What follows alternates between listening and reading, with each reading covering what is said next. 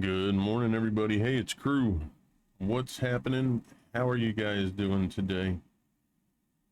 Welcome in. Happy June 1st.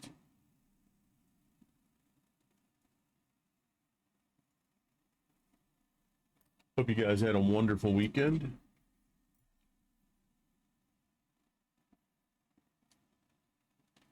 So we're back on Roadcraft. It has been a while, so forgive me if I am gonna possibly struggle with some controls here. So I do hope that you bear with me.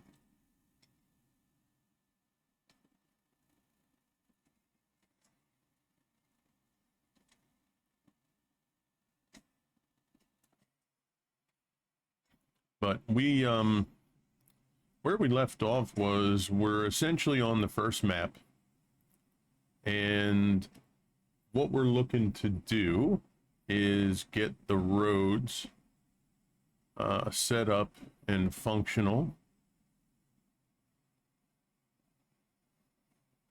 and get things going with the road network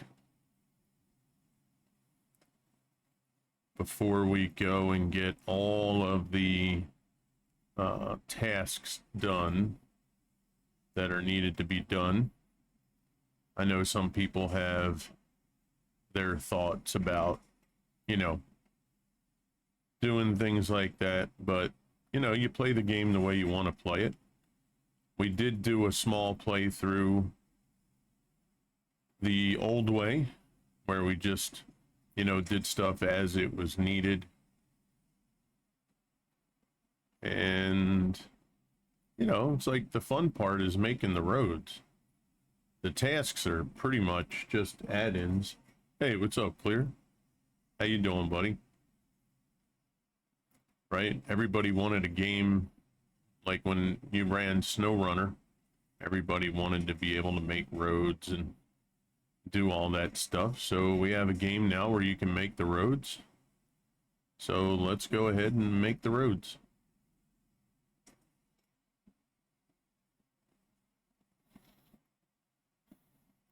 So I'm trying as best I can to flatten and equalize the roads, but I think some stuff is going to be inevitably out of whack unless I were to, try to fill the sides so that they're even. So we'll have to see. We'll go through and we'll do what we have to do. What's good with you, Clear? Hope everything's all right, man. Good to see you this morning.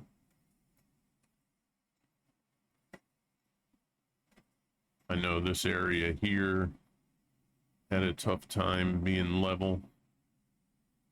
Plus the ground, if it slopes left and right and stuff like that, you have to fill in some more area to try to even it out.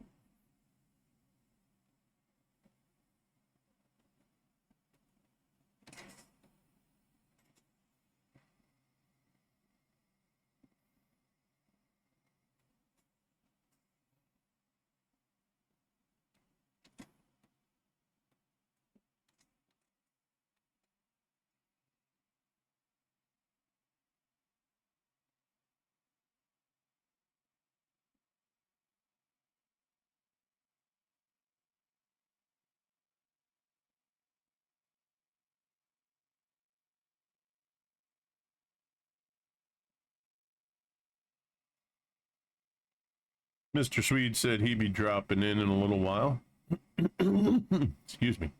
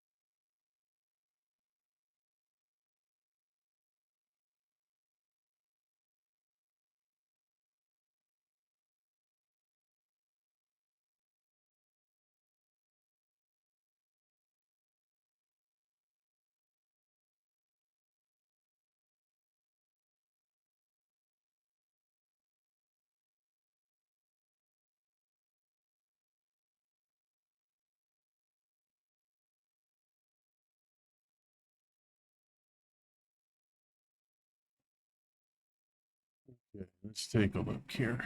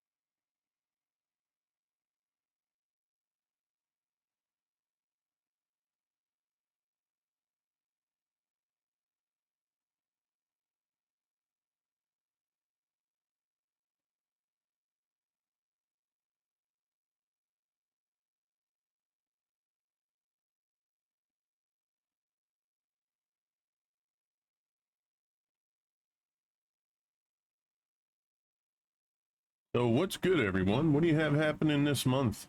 I know we have our youngest daughter's graduation Thursday. She is the last of our children to have to graduate, at least high school. She will be the first and only that'll be going to college, actually. She's going to go, she wants to become a paralegal. So she will be starting in August. Program that she is in is a 2-year program. So she's looking forward to that. Yeah, see out here, it's just, I feel like no matter how much sand we put there, it just never seems to level off. These little ripples and stuff, they're very annoying.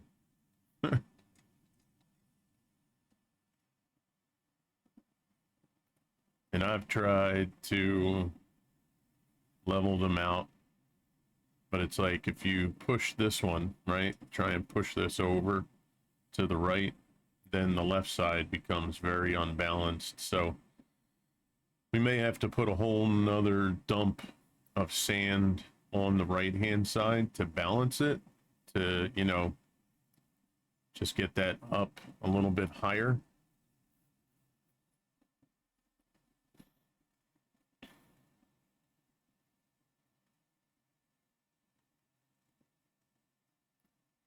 Yeah, you see how it just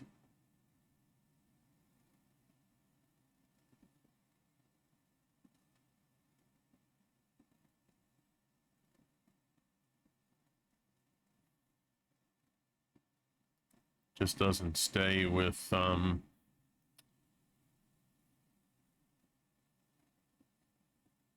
that area. Now we do have to fill this in.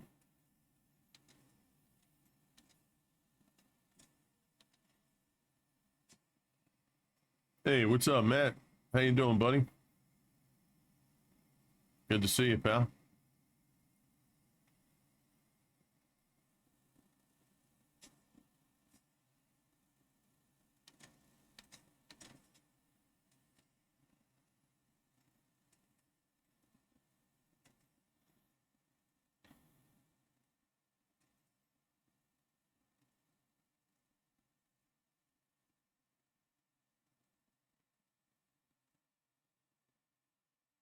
Oh, you haven't tried this game yet? Okay.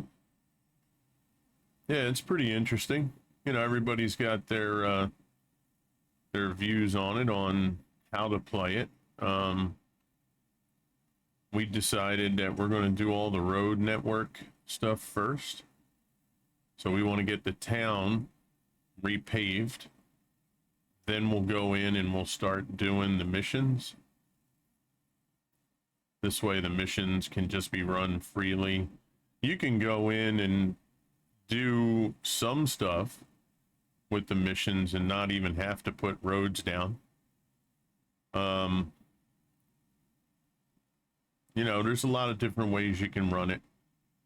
It's really completely up to the individual on how they want to do things. But yeah, you could see once I go and try to get that all leveled.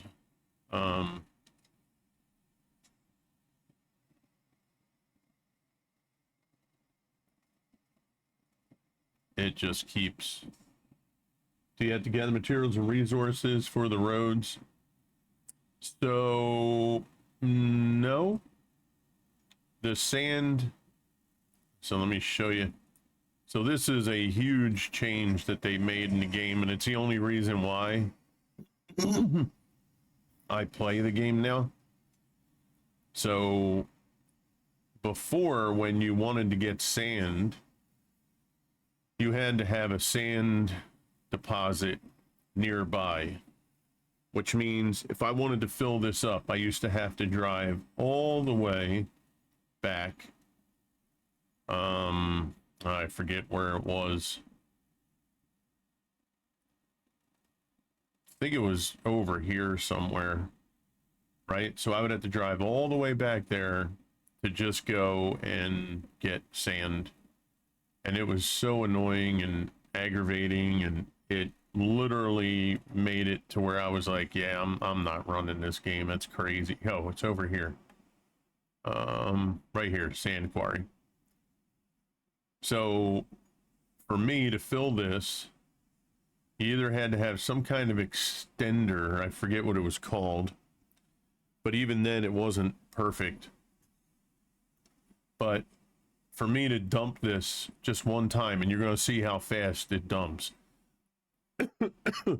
Because this road isn't connected, I would have to drive all the way back around here to a sand quarry, and you can get into a certain distance and it would register, but it just was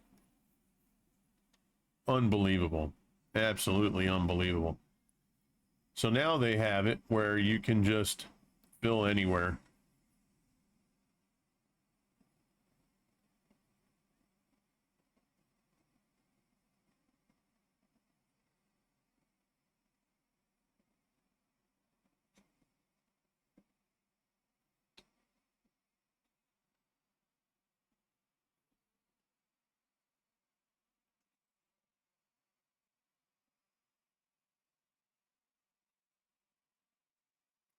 Yeah, if they didn't do that, I wasn't going to be running this game again,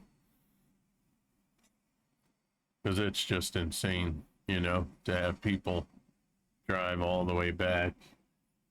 Yeah, so I was like, all right, well.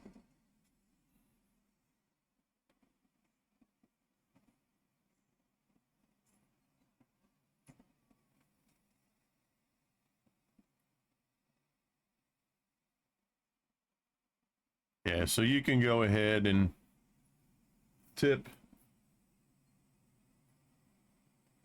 Now there is a bigger tipper. I don't have that one just yet. Right, so you can just go hit refill. Then you're good to go. Right, so that's extremely helpful, you know.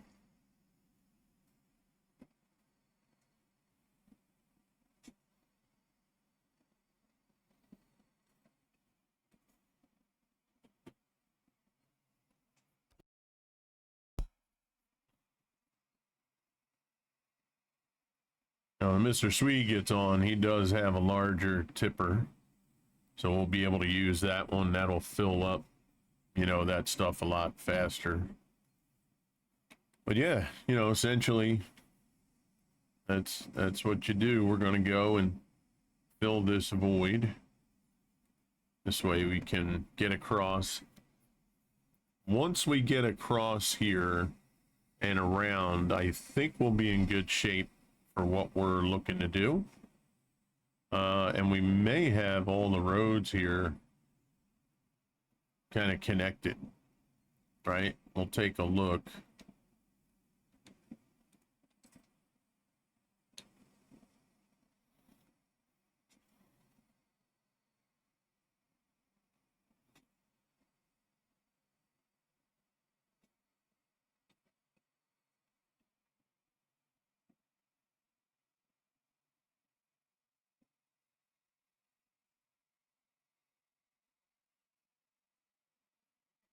Now what we'll do here is bring the leveler through, see how much we can get this spread out.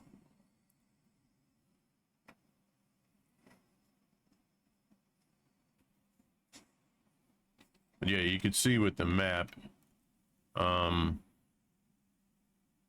know, we have all this paved. We do have this right here we have to get to. Now we have to decide if we're going to go over this right here, if we're going to come out into the water, right? And then bring this back over here and then across the bridge. Actually, yeah, you know what? We still have all this to do over here.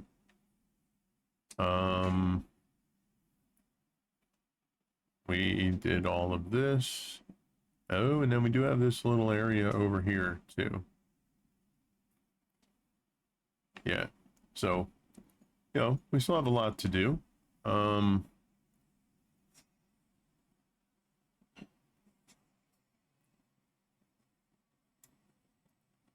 But that's for me, the making the roads and then having everything just transport across the roads properly and effectively is going to be more fun, I feel. Anyway, hey, what's up, Mr. Swede?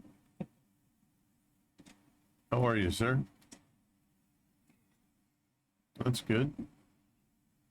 We can build a bridge over there instead. Oh, yeah?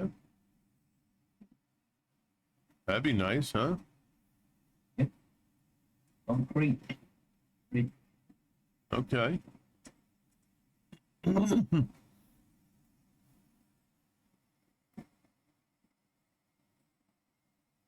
So what do we have to do that? Just gather the concrete? If you have unlocked bridges, If I have bridges unlocked, how would I know if I do? you see you have 9 concrete, right? Uh-huh. And we did a bridge over at behind you, I think. Yep. To your right. Uh-huh. Then it's good to go. Then Okay. we have the bridge. Okay. So where do I... Is it like in the menu somewhere to build the bridge? Yeah, in the menu. So what would that be? I can. Bridges. Oh. Wide concrete bridge. Throughout the game, we use different types. Maximum angle. Select available bridge type and start planning. Okay. Yeah. Wide concrete bridge. Okay. To select A, to select start and end points. Right stick, set the angle which bridge ends for smoother transitions. Remember the bridges have a limited maximum length and cost. Okay. Oh, well, here we go, Chet. Should not be a problem there. I can tell you. Yeah. So let's see. Don't forget to rotate. You see the stick should be at you, facing towards the vehicle. Right stick. You turn it. You turn it right. Inline. How come? What do I use to rotate though? Custom marker. Alignment, flat ends. Alignment, inline, flat ends. Yeah.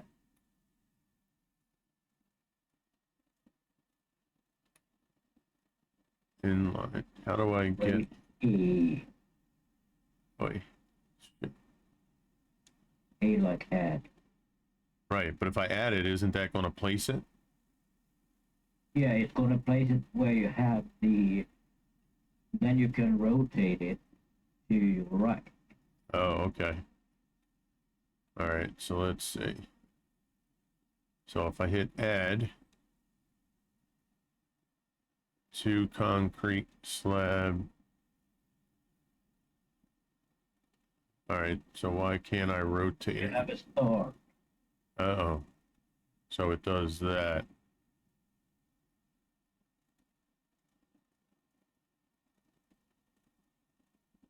You see, now you're rotating which way you're going. Gotcha. And do it a little further forward. Then it's going to be a little bit easier for us. That we can do is we make it wider at that point that you're now. More sand right there. Or if you want to do it that way. Yeah, we could just bypass that whole thing right there and just do that. So that's Yep. 7.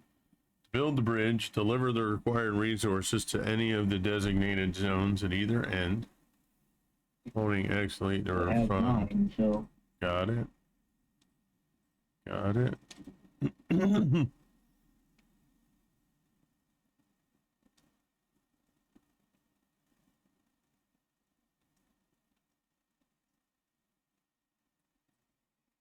Okay. Bring resources to the zone.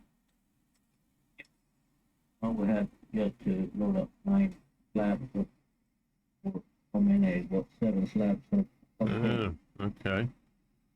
you portal your vehicle to your garage where the load it up and go around the other side. But that's the closest way from the other side. Yeah. No, we haven't done it that side yet. Yeah, let me get this out the way. All right. Okay. Now let's take a look.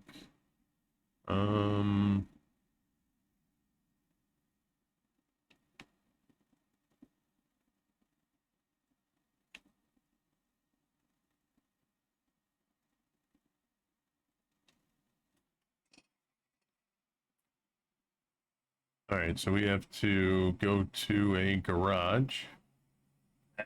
Over there. To your right. Right into the harbor on your left side. Go to your right after the containers. There's a garage, Right I there. believe, right there.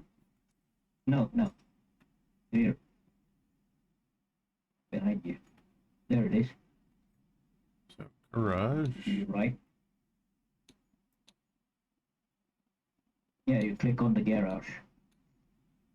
All right, so mule. I believe that's the one that has the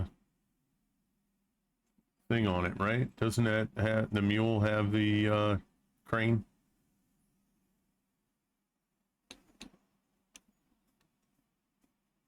Yeah. No, this one just carries.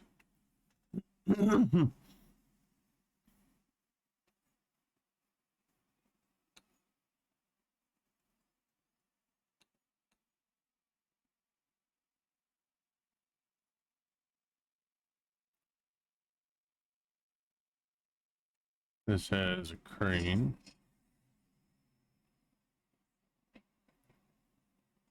And the warehouse, I think, is right here.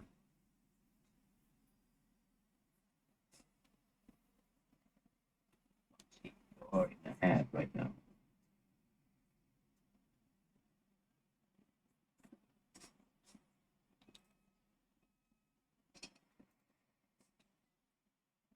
Resource storage. Concrete slabs. There's one. We need how many? I think 7, right? 7. There we go. Okay. Let's go to the mule.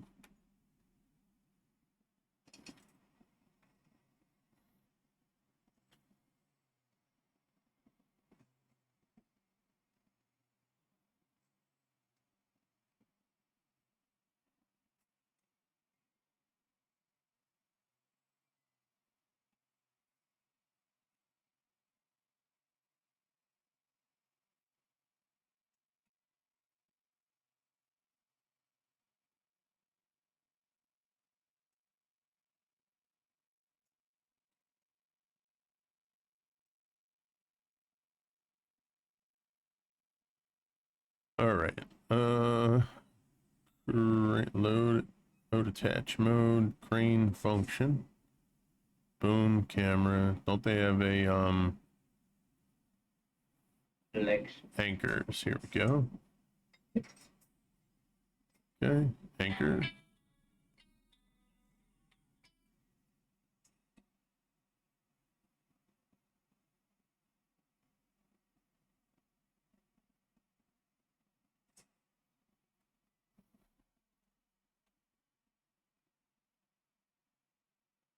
Toggle attach mode, crane.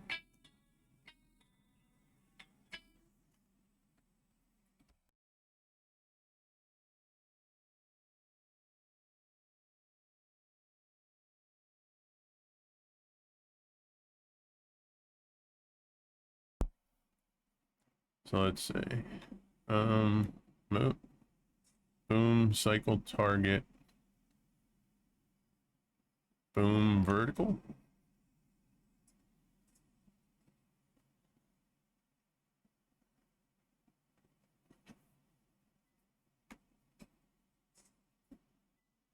Attach load.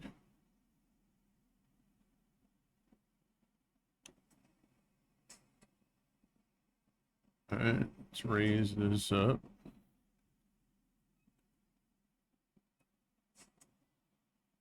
Rope length, shorten that.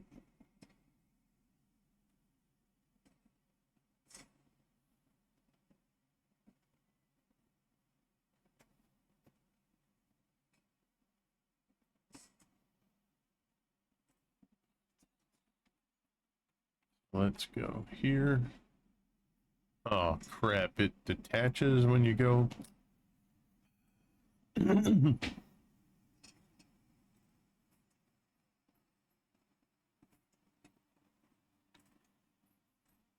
That's stupid. Okay. Attach load. Rope length. Okay. Rotate.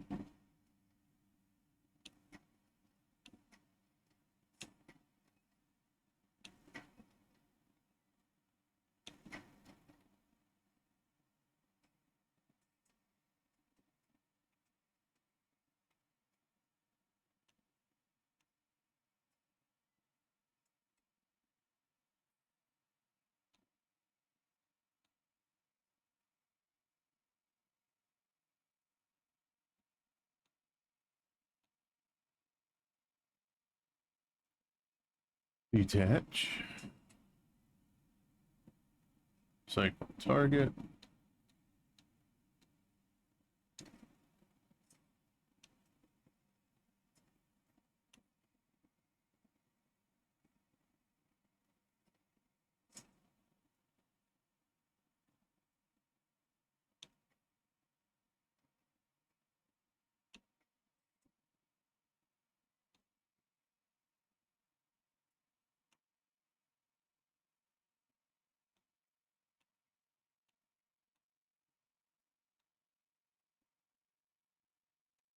Detach.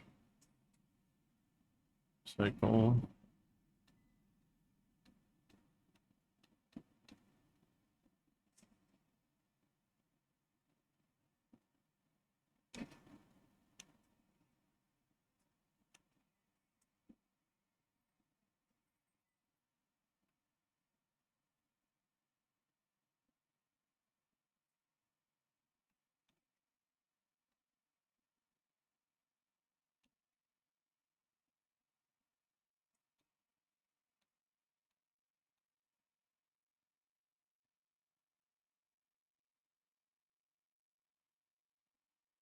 Hey, what's up, Clear?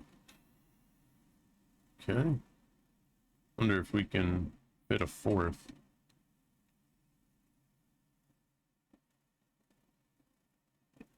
We do it the sideways.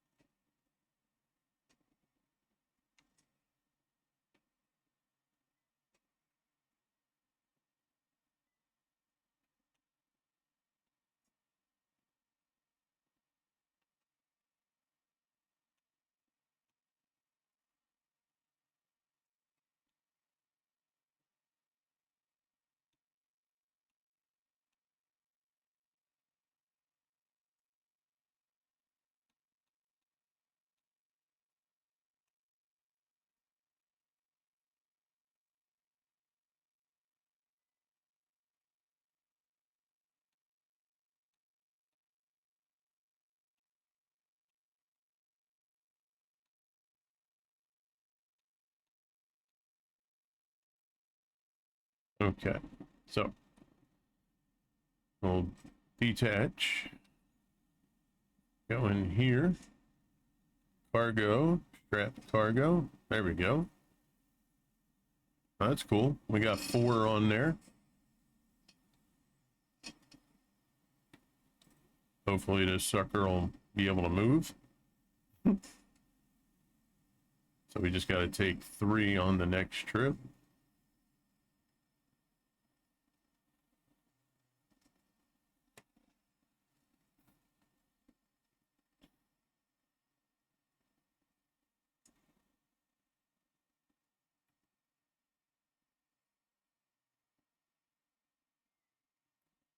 And then you'll be able to see the roads that were done.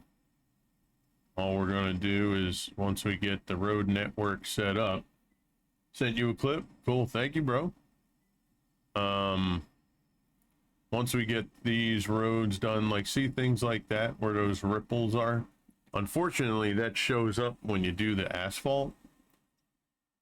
So, you know, you either have to just accept it, or you have to put more sand and try to level it off better.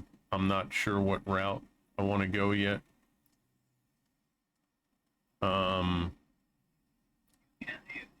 Pave it first, and then fill it with sand and pave it.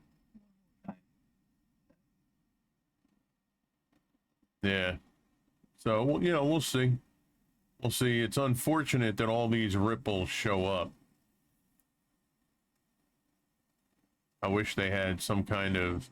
I even tried to run the roller over the sand to try to make it level, but it doesn't work.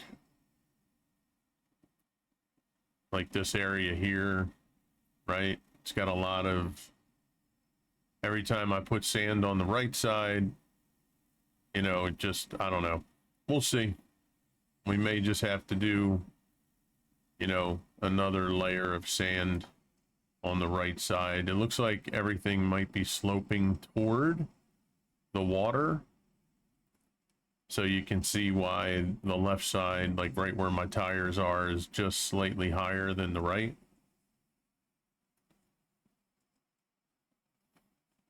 But we wanted to go in and clean it up in this area here. I even went, like, there's a big rock right there that you can't do anything about. I even went and dumped sand like right up to the entranceways in between, just to dress it up a little bit.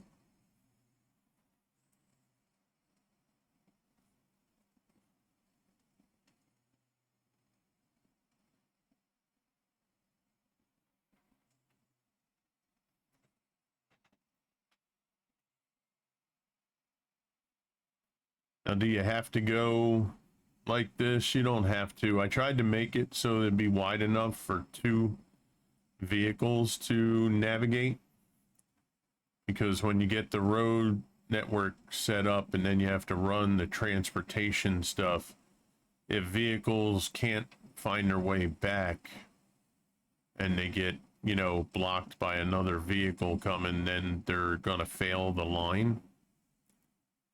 So I figured I'd make it wide enough for 2 vehicles. This way you can set the vehicle going out on the right side, and then the vehicles can come back on the left side. We've had that happen a lot of times where it'll come up, you know, such and such failed.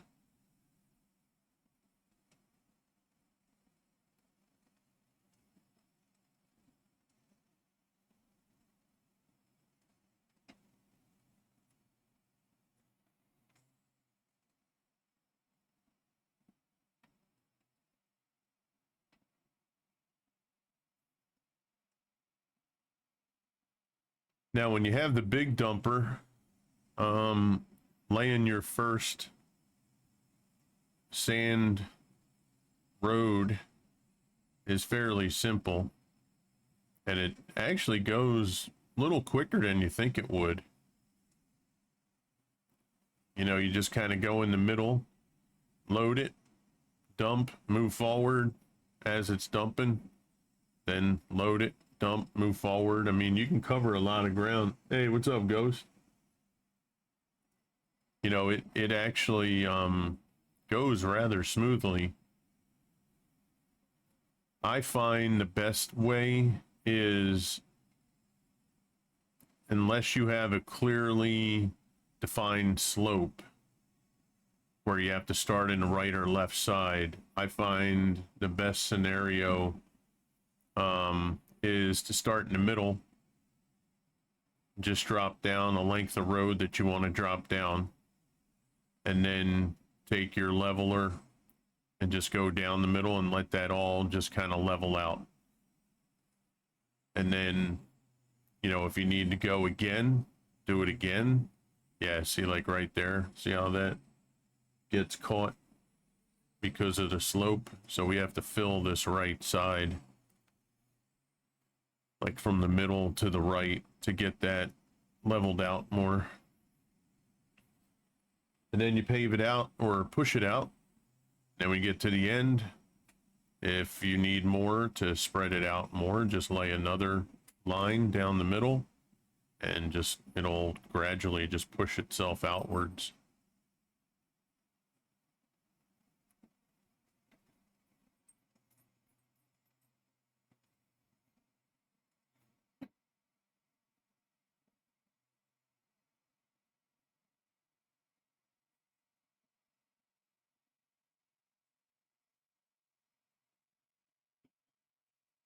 What's good with you, Ghost? How's everything?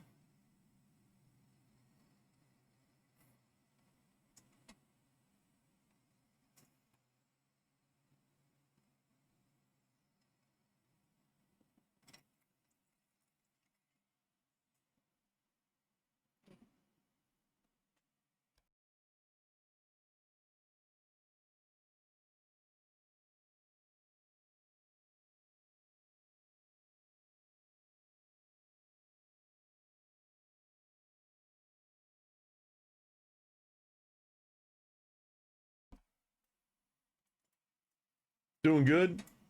Friends just working. Okay. All right. Well, you're here to just chill and hang out. So there's nothing wrong with that. Let's see. So I wonder, can I move this thing to the garage? I think I can, right? I think I can. I think I can. Garage. Mule. Nope, that's the Tego. Retain. Okay, and then deploy. And that is what you called fast travel.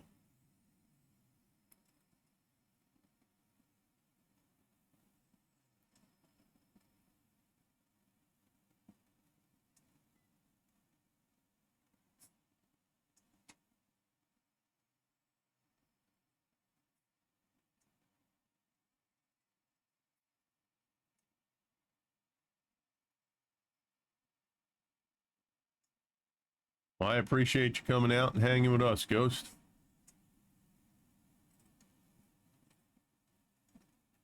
Okay. All right. Let's see. What are we doing here? Cycle target.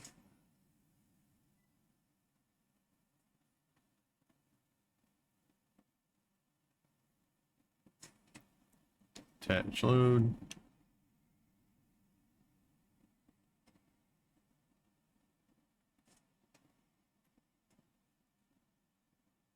Um,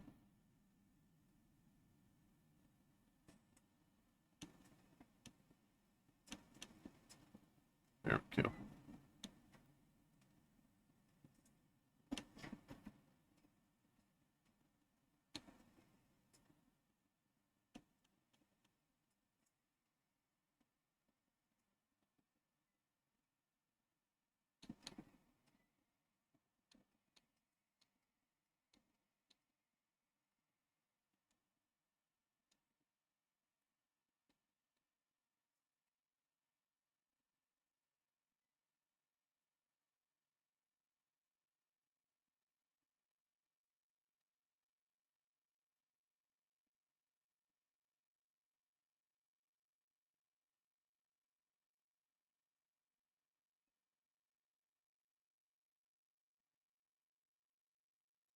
Is it not showing the 4 connections?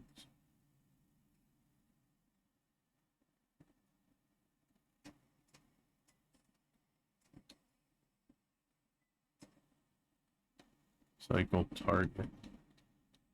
See, it used to have the 4 connections. Why does it not have the 4 now?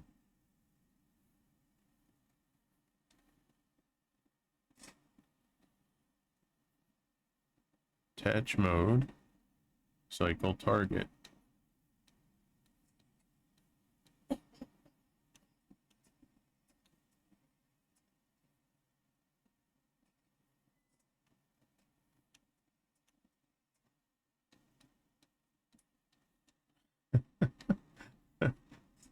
So why?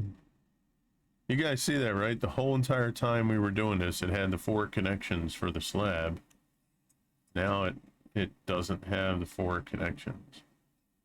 Why would that be?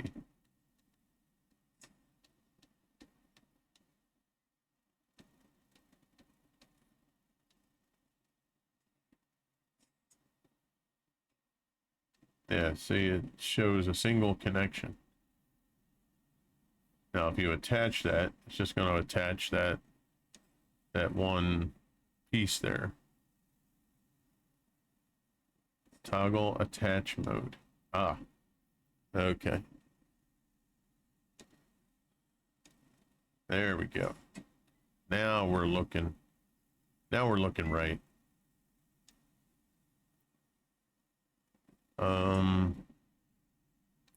Cycle target. There we go.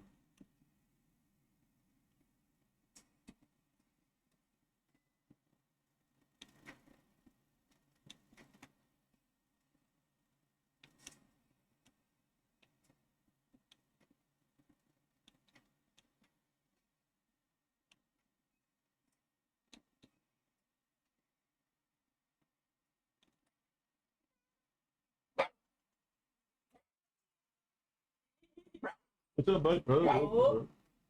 Hey, Chad. Good morning. Good morning.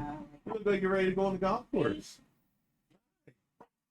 Oh, my big buddy. How are you? Mwah. I love you. Mwah. Love you. Yeah. That's the game. You want to go golfing? You ready for it? Yeah. Want to go hit the links? We're going to go hit the links and go. 4.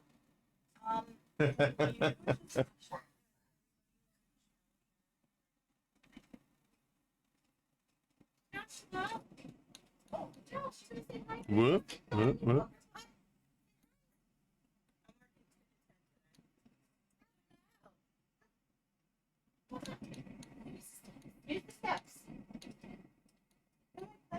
There we go.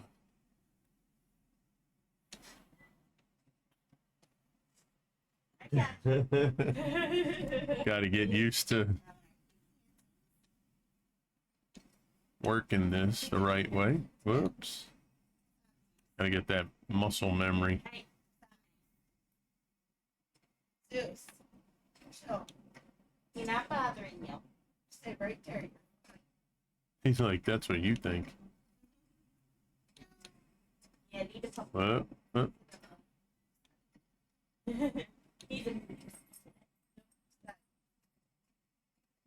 Even booty coming. I know. He and old man. Oh, he and grumpy old man today. You ready to go see my mom? Oh, don't hit. Don't hit. That's you.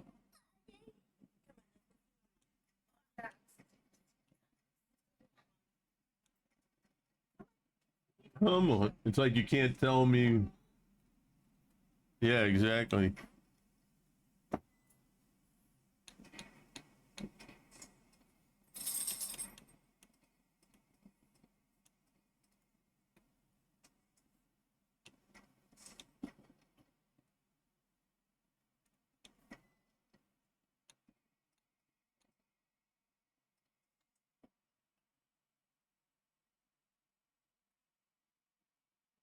Detach.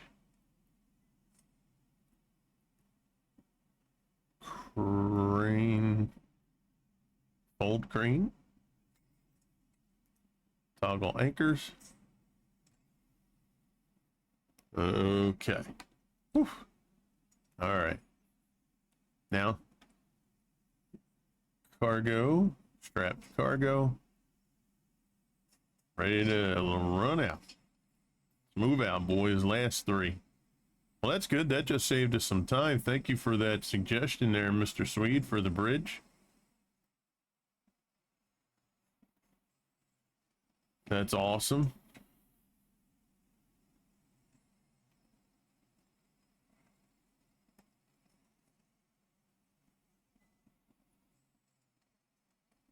Yeah, Ghost, that thing's just like, yo, I'm gonna do what I want to do.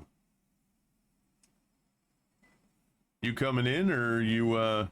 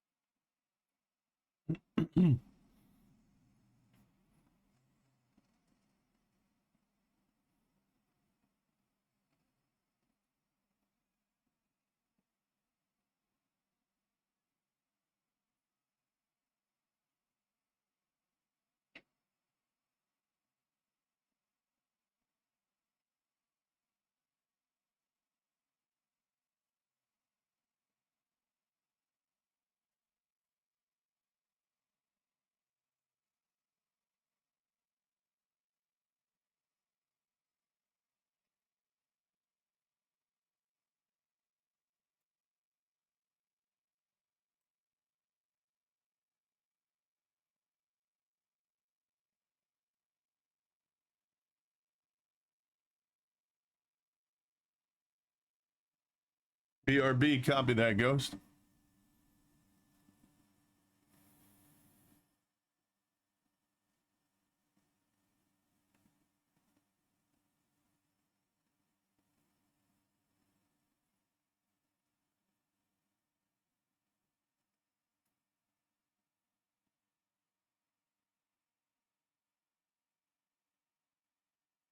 Yeah, water looks nice, doesn't it?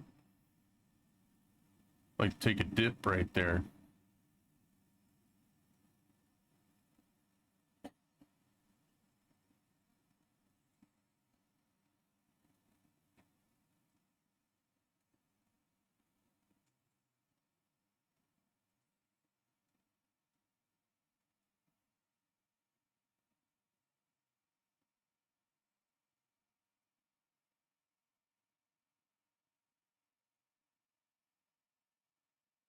Gotcha.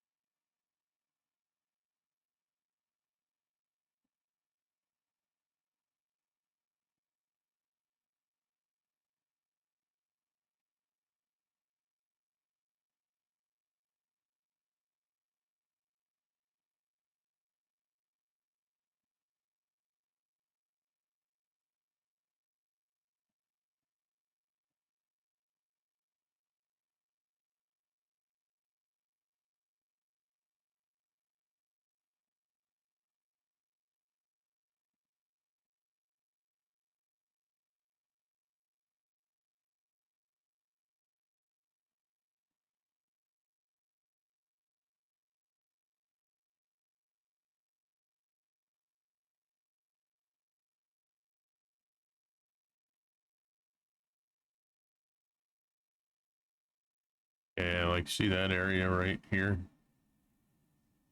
It looks like we're gonna need a layer or two more of sand because it's just not level with the other side.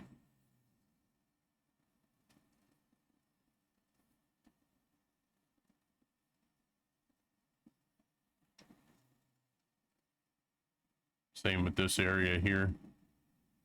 Looks like it just needs a whole nother layer.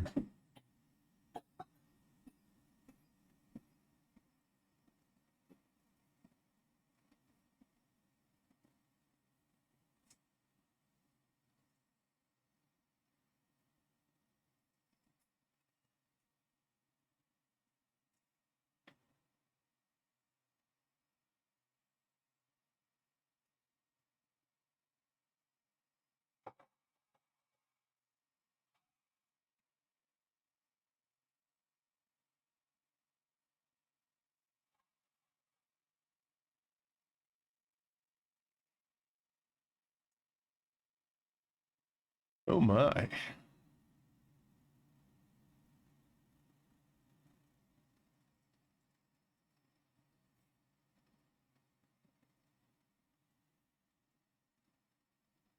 Okay.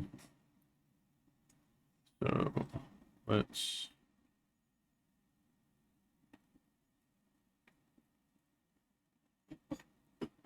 go garage, mule, retain. Okay. Now we'll go into leveler.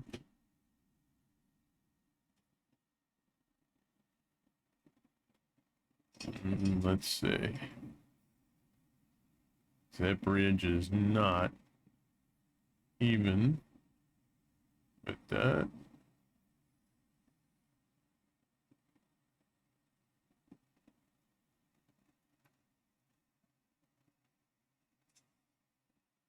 Okay. Yeah, so we can just bring some sand up to that. That'll be good.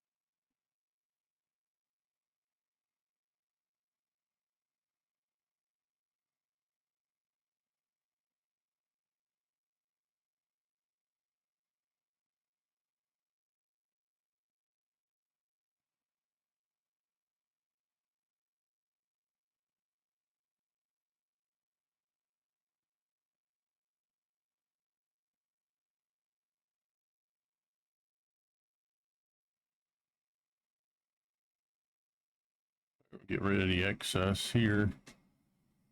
Level this off.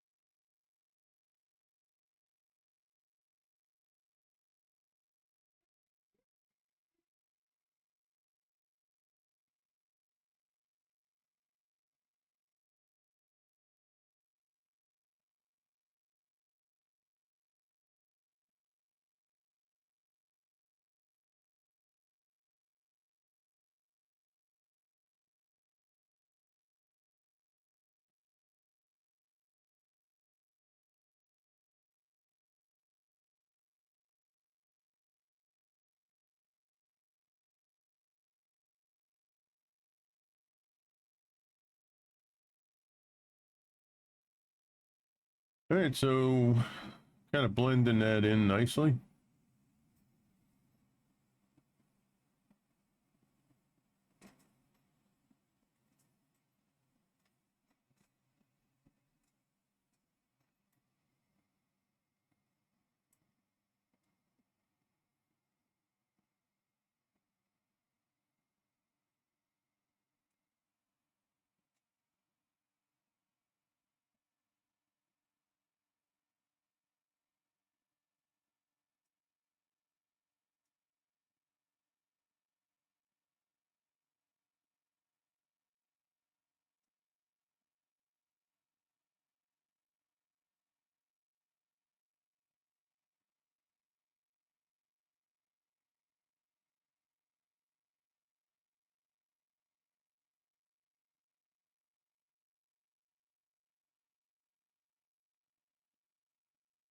All right, let's see what we got on the other side.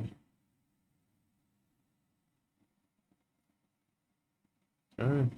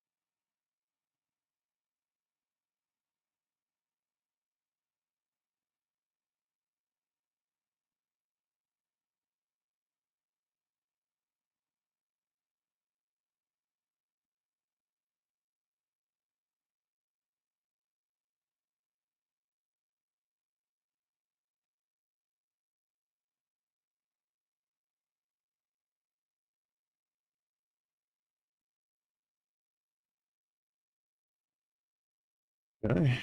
So we just got really just lay the sand out and we'll be in good shape. Couple things here and there, bust these up.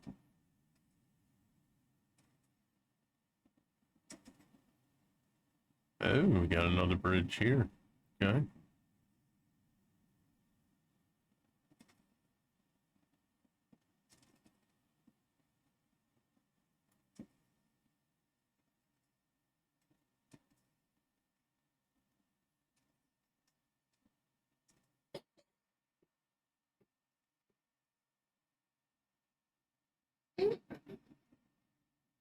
Let me move that. No. Nope.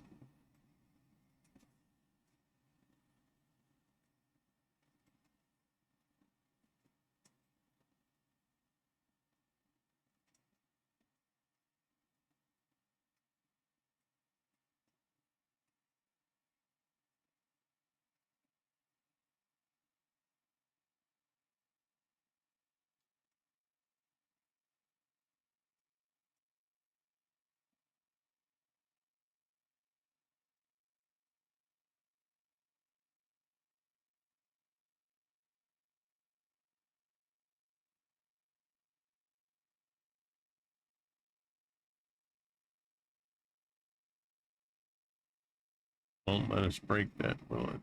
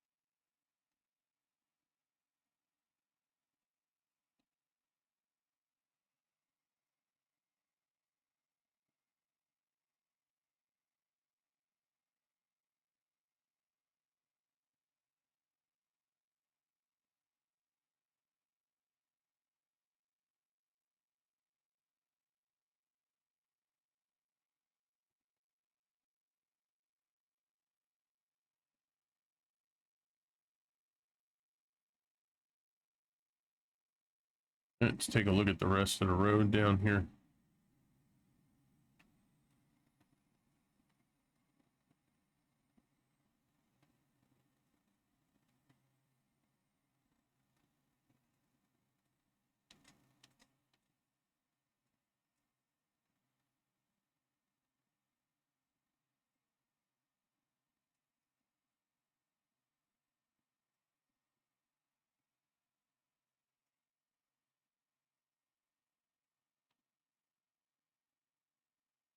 Yeah, I don't even bother with the stones that much.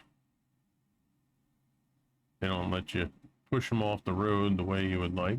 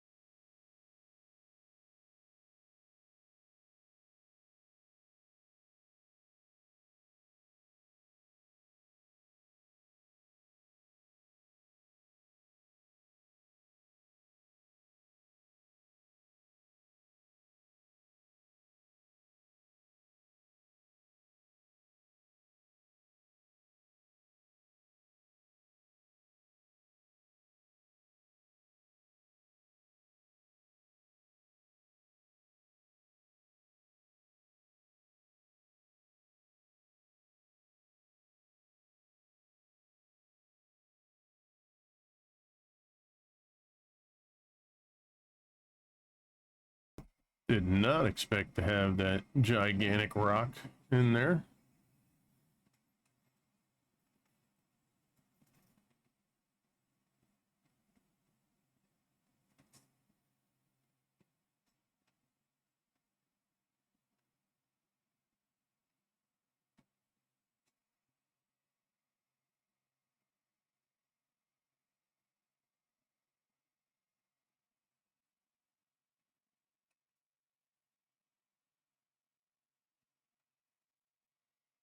Oy.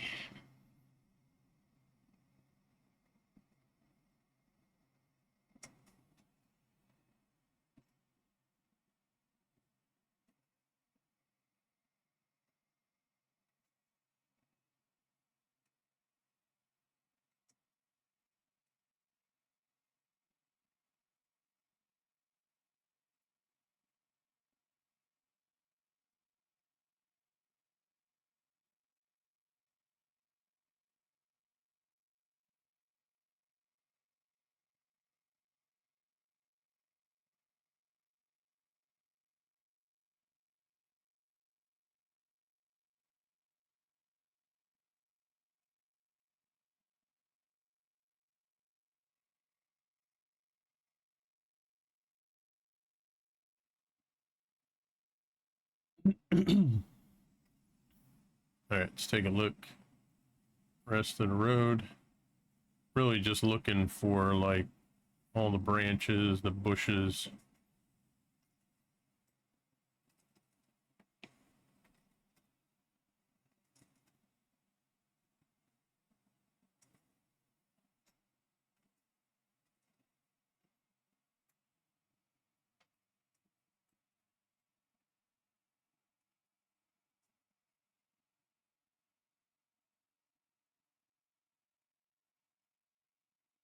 No game sound? Oh, okay. Let's check. Settings. Audio. Yep. Sure enough, that is off. Apply. Okay. I thank you for that, Wilcor. Nobody said a word. Appreciate that, buddy.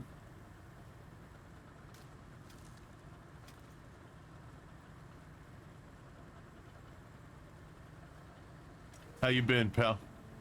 Hope you're doing awesome.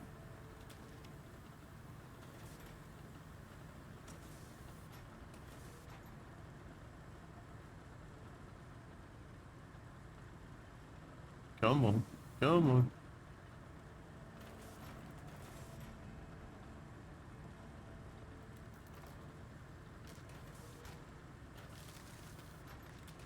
Yeah, this is the spot where, you know, do you go over that area right there? Or do you go around? The first time I played it. Oh, no kidding. Oh, that's awesome. First time we played it, we actually went around this way, which I think is going to be the easier scenario, so I still might do that.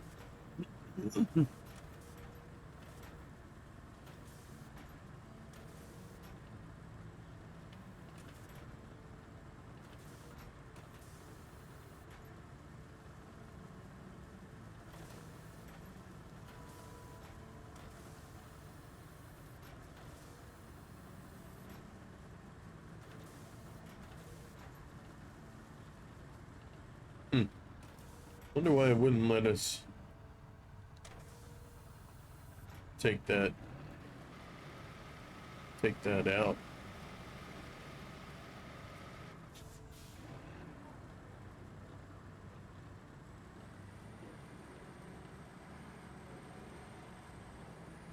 Yeah, that's awesome, man, with the new puppy. Very good.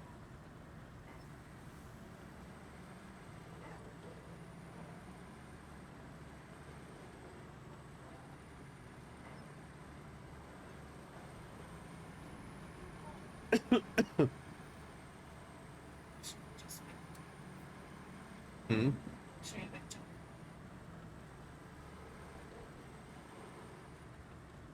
Set a reminder for 10:30.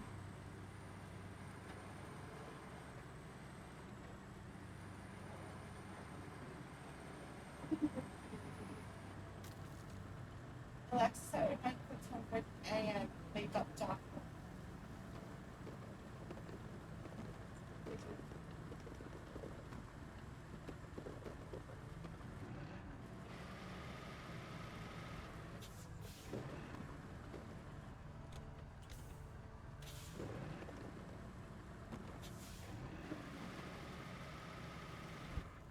So how old is the puppy?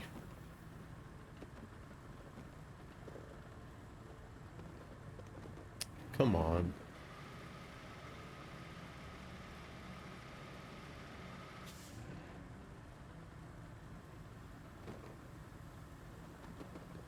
Oops. Yeah, oops is right.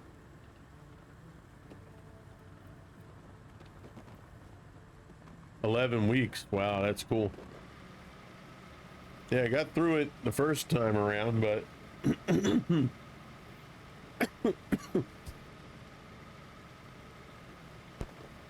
looks like the second time around is gonna be a little tougher.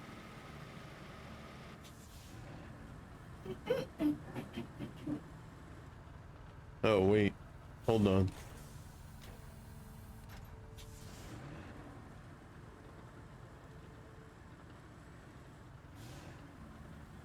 Wonder why. Oh, I thought when you had them folded up like that, that just kind of took them up a little higher, but apparently that was asphalt destruction mode. So that's probably why it was a little tougher to get through there. You need a crew.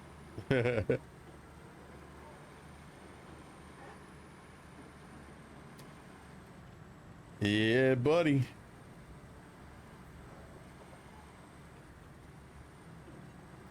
So we just got the bridge put in over here. So I think what we're going to do is we're just going to start dropping sand.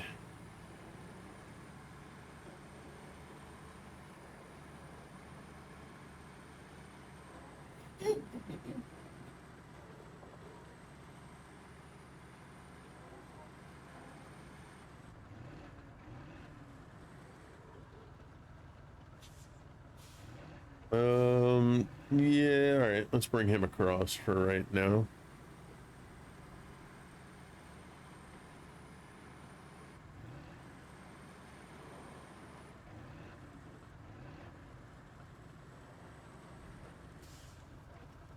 Oh, they have mods for this game? I didn't know they had mods. That's cool. Do they have them just like in the Steam Workshop?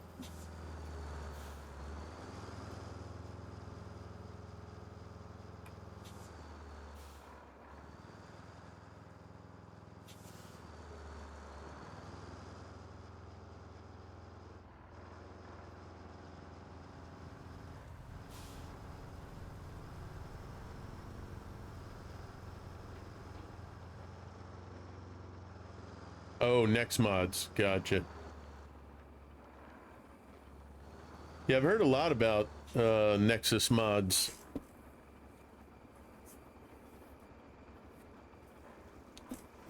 Yeah, they have stuff for like so many games from what I understand.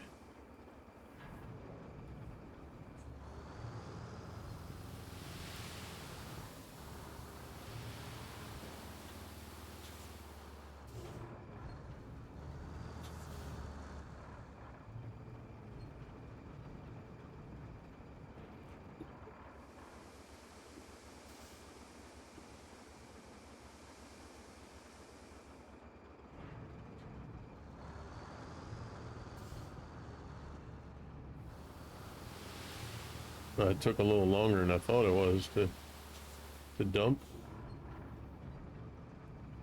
Yeah, so we'll get our initial scenario started here.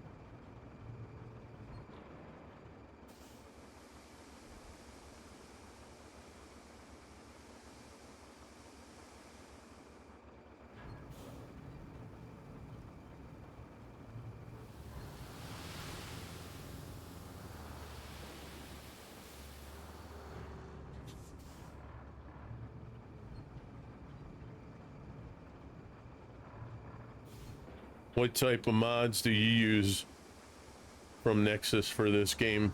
Like, what do they have? Just like, you know, a couple rough examples.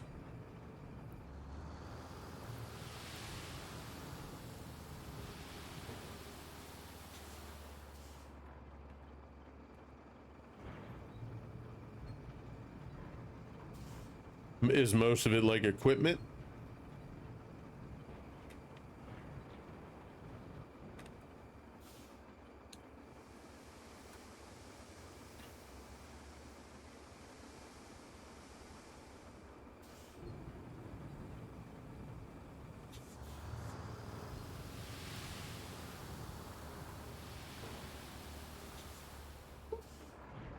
More of the quality of life types of vehicles? Okay.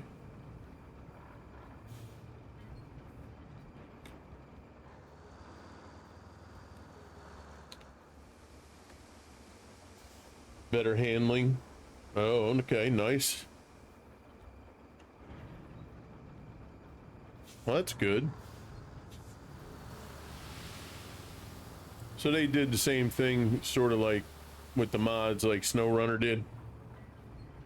Just get you some stuff in there that's gonna kind of help you out a little bit more. Now, are those mods cross-compatible too?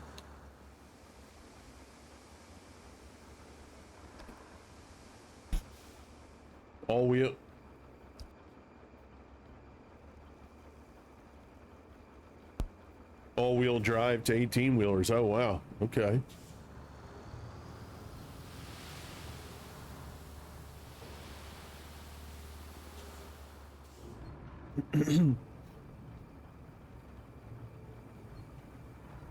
Just BC, gotcha.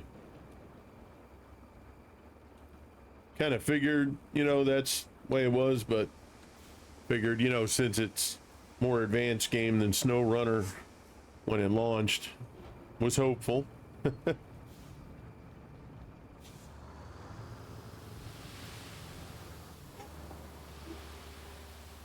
Yeah, I guess they would have to get their own mod hub, mod browser like they did in SnowRunner for that to happen, which, you know, maybe they will in the future. I don't know. Yeah, more suitable to the terrain and stuff. Yeah, it makes sense.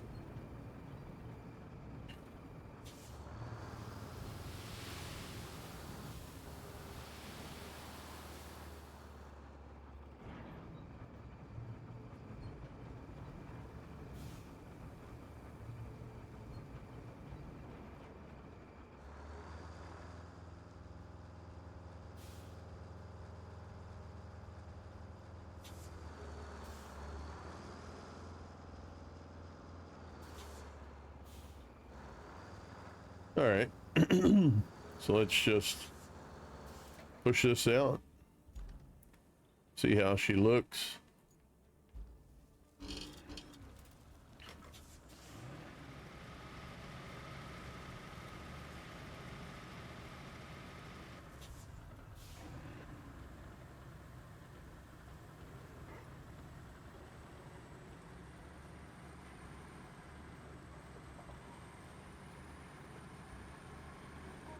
Now what I might do, I might try to bring that sand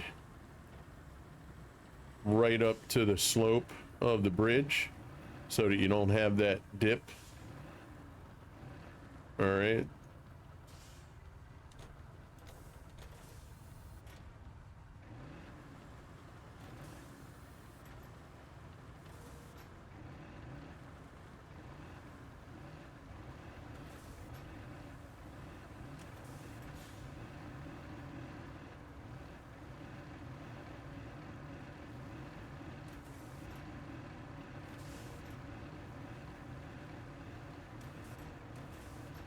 Yeah, I'm not a fan of how this turns, because when you're trying to get like a nice gradual turn, it's, you know, it's got kind of herky-jerky with the way that it turns, whereas the other thing that you use in the beginning of the game, because it's on wheels, it, you know, it turns a little more true.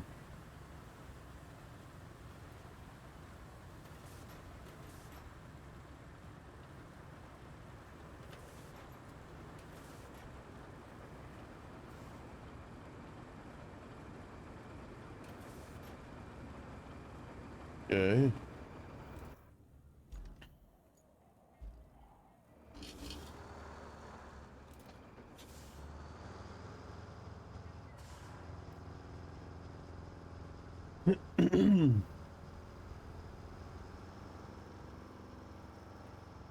Now the debris, yeah.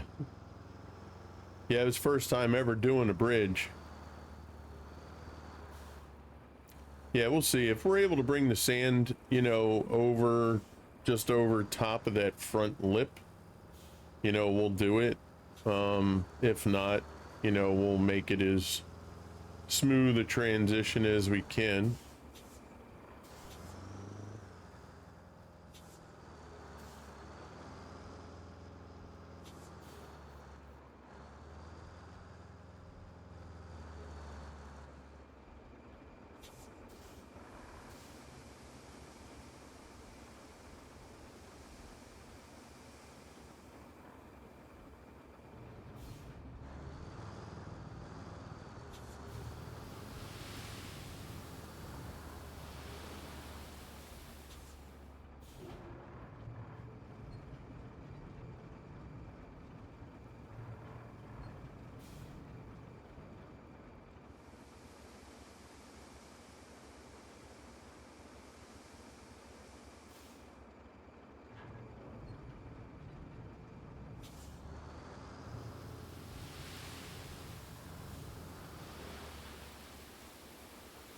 It would go under it. Gotcha. Yeah, I'm putting the sand down first and paving, then the bridge on top. Gotcha. Fair enough. Okay. Well, we'll know that for the next time. Yep.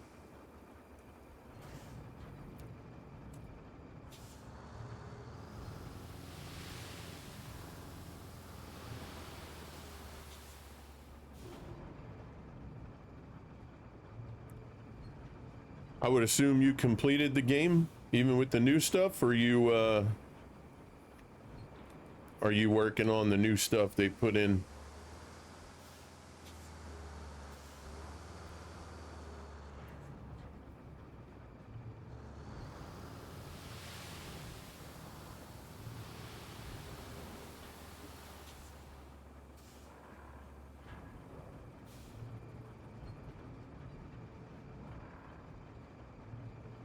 Mostly completed on all? Nice.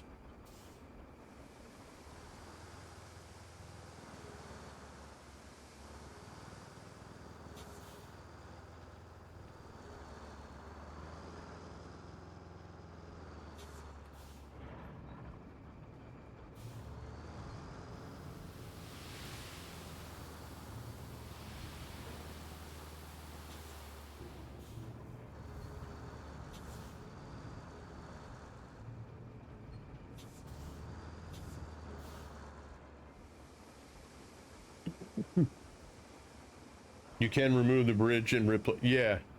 Yeah, I kind of saw that they do have like a delete that you can do there.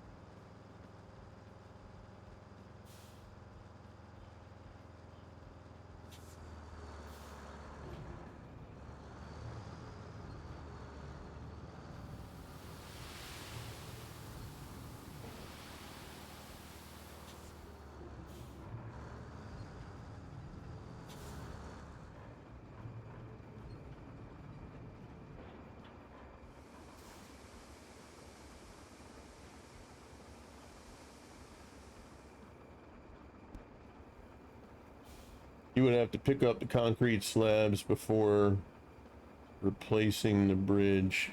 Gotcha. Now, when you delete, do they send the stuff back to your warehouse, or do they just drop it on the ground?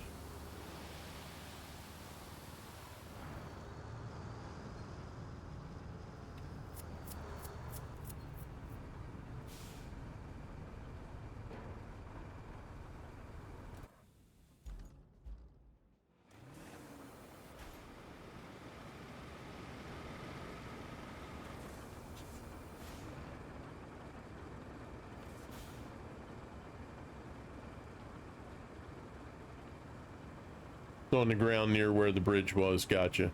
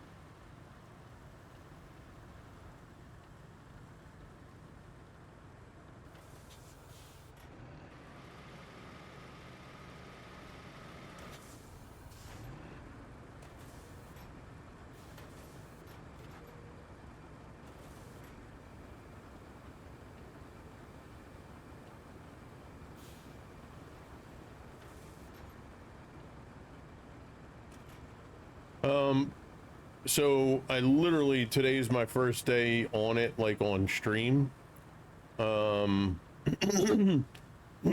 Excuse me. Yeah, I was getting on. Mr. Swede plays the game a lot, so I figured I'd get on this morning. Because he wanted to, you know, kind of run the game. Figured it'd be one we could try and run together. But yeah, that's it. Whether or not it's a long term, you know, that'll be determined, I guess, after we kind of run it for a while, maybe.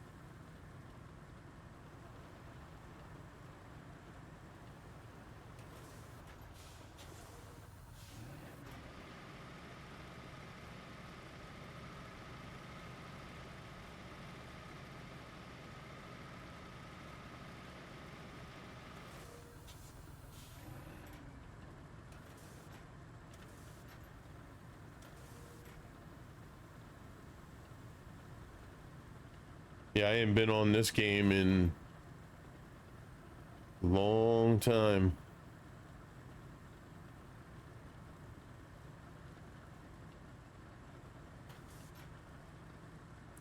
Yeah, it's kind of weird, I guess, like, my taste in games or just games in general. You know, I've kind of had some difficulty in finding what really keeps my attention for a sustained amount of time, you know?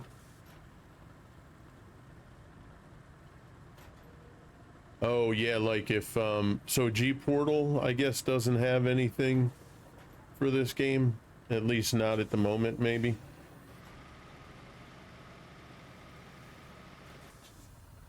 Yeah, this would be a real good game for a dedicated server.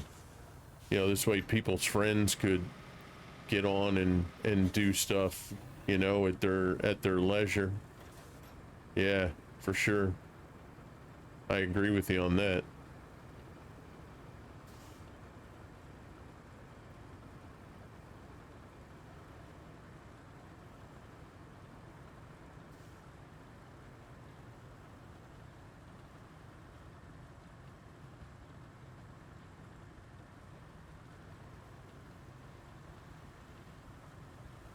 Yeah. Yeah, that's true. Like we started PoE 2, what was it? Friday, I guess. Friday or Saturday. I think it was Friday. And I got Jaffa who who ran it Saturday with me. I think Clearview actually grabbed the game yesterday, or at least the free version. Today, it either ended today or the last day is today for the free version of it.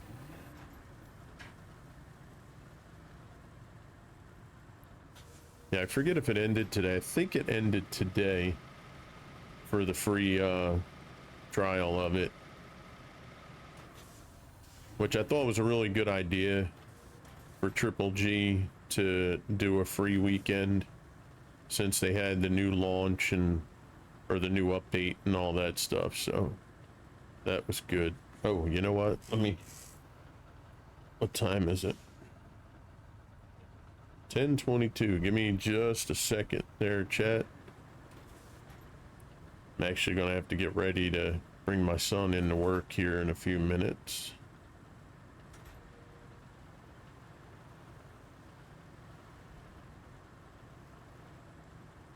Yeah, plus we have ATS that we hit up over or during this past week.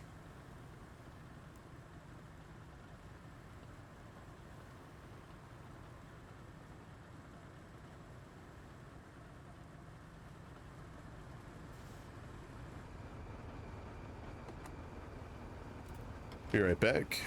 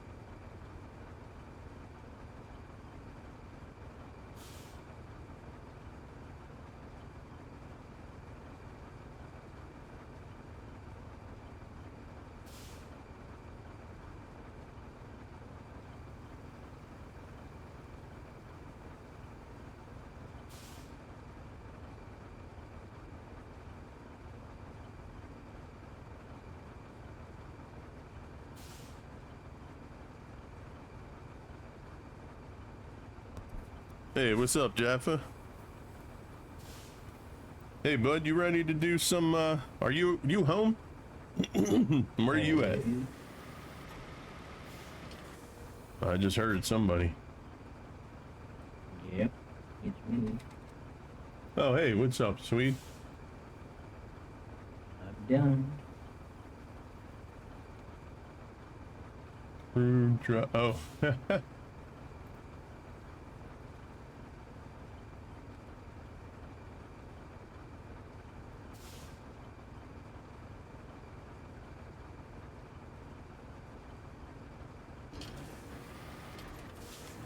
All right, let's see.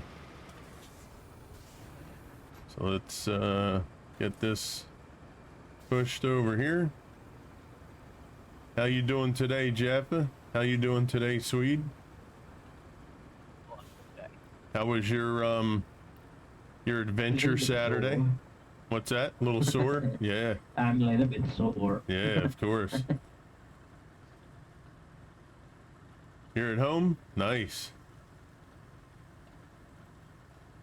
So we're gonna have to get some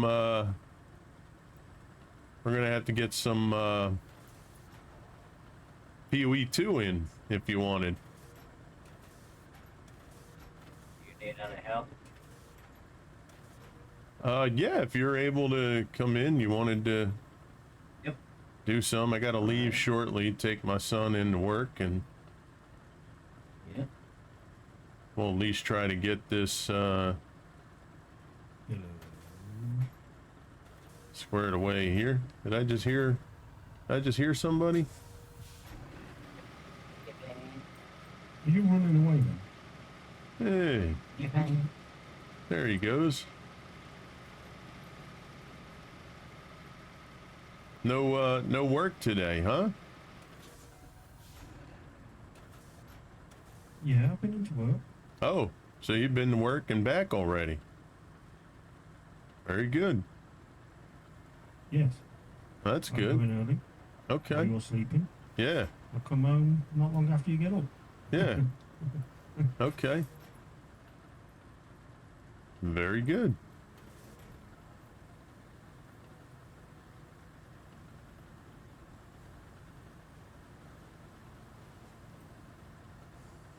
Yeah, I figured I didn't know about any work scenario, and I know the microphone scenario thing was driving you guys bonkers, so It is.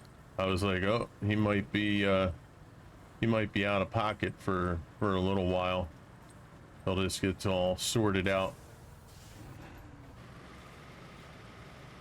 Yeah, it's still not sorted out. It's still being dealt with. Hmm. But I'm using it right now.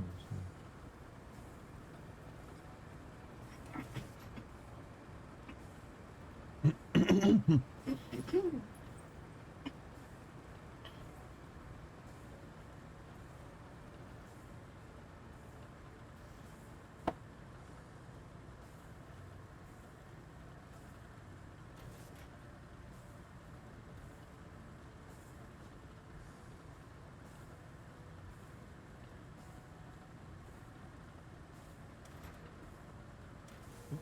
Sweet's gone. Hmm. Sweet's gone.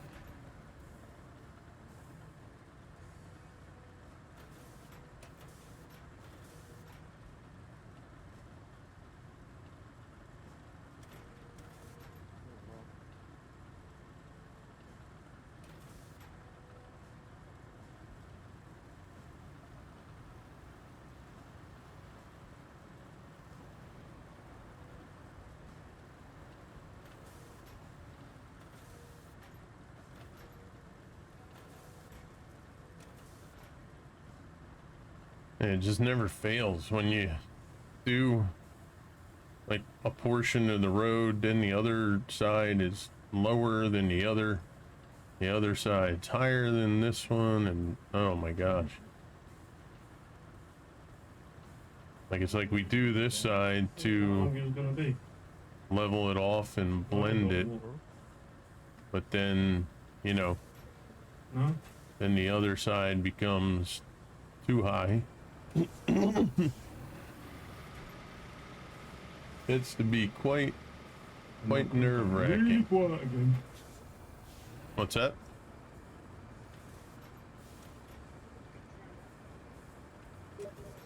So I don't know. You need to send a code. Code? Yeah. Like,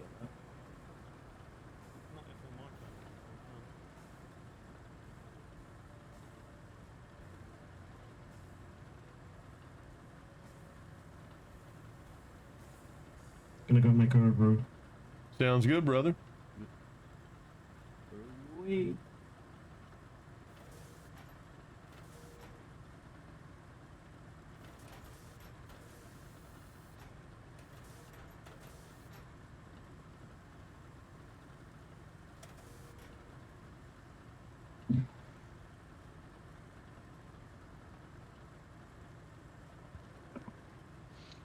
All right, let's see.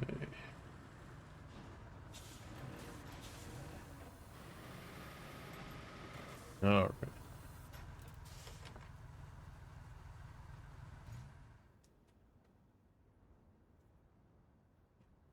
All right, what do we got to do here?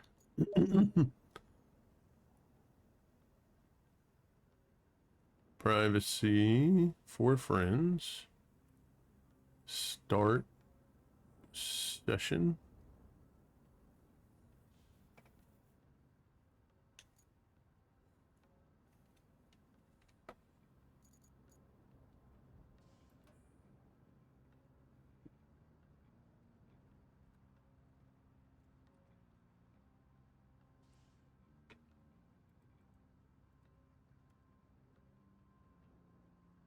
Okay, there's that.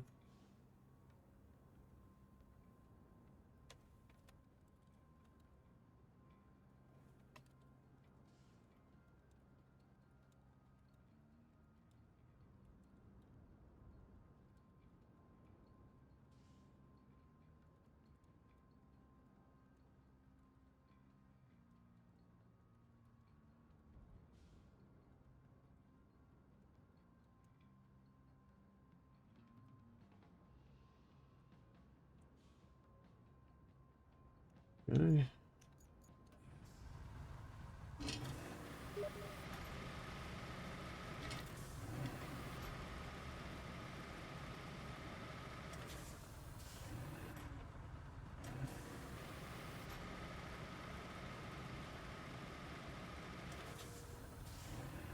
So let's see. Yeah, it won't let us do anything right there. Move up a little bit.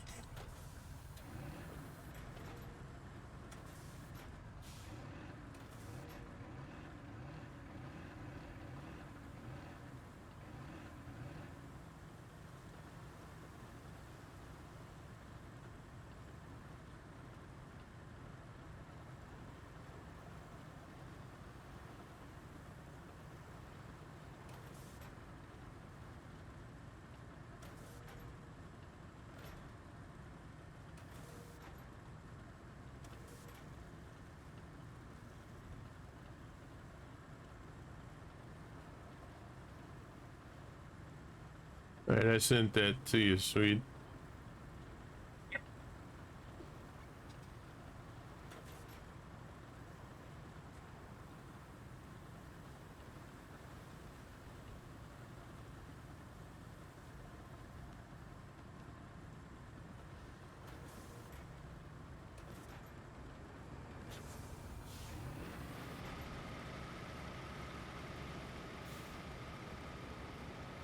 All right, let's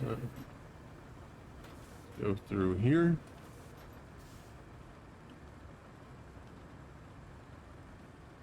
Let's see.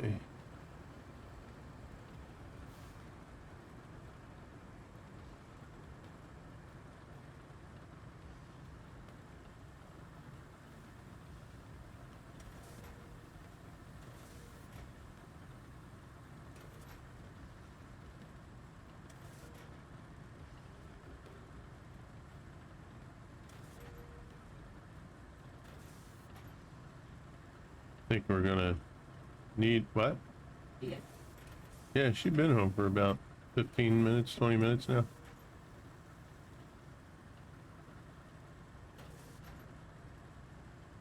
She did pop in here and you were sleeping, so.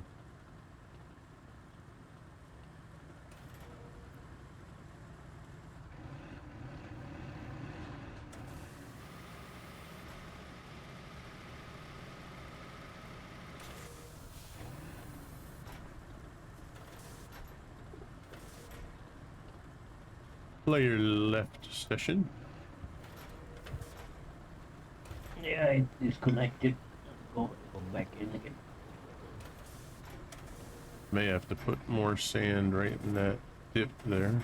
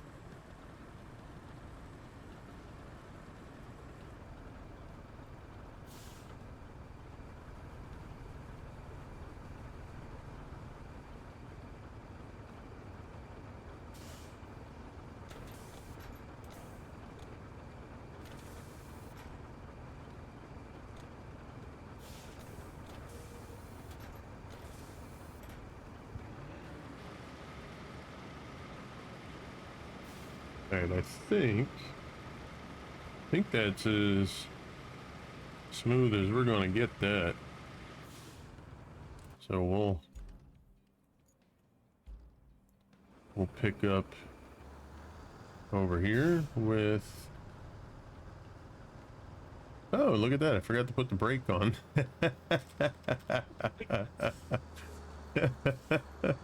That's awesome. Did I do that? Yeah, you did. I sure did.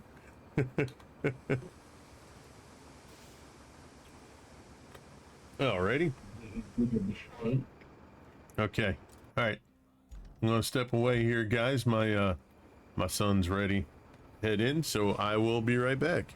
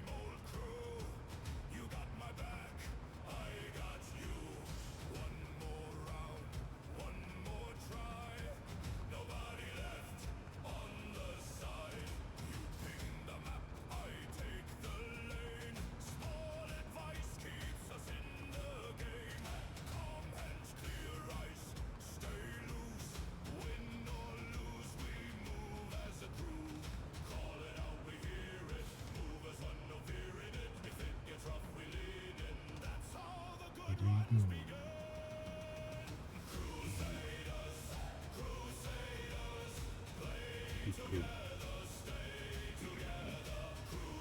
I bet. Hello.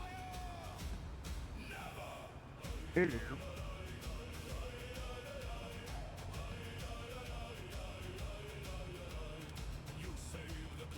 What's up?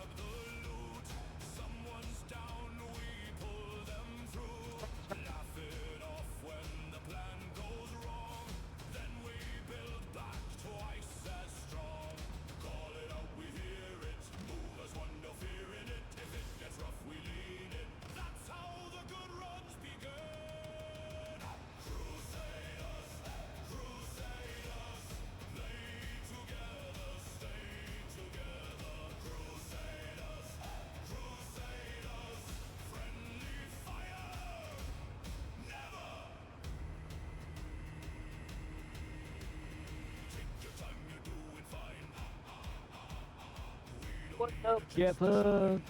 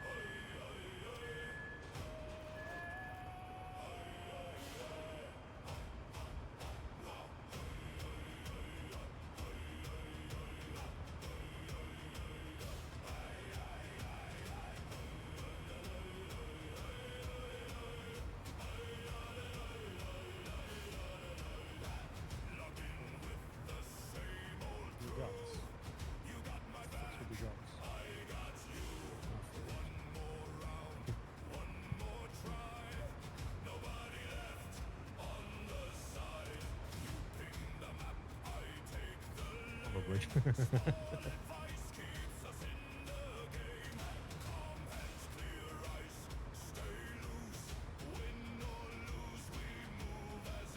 I don't really know what styles I have. I didn't like these ones.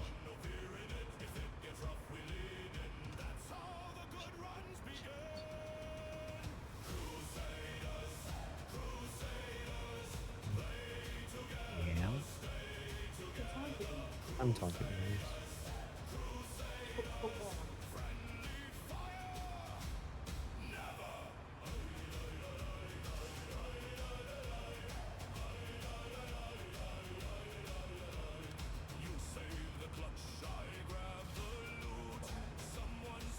Because these.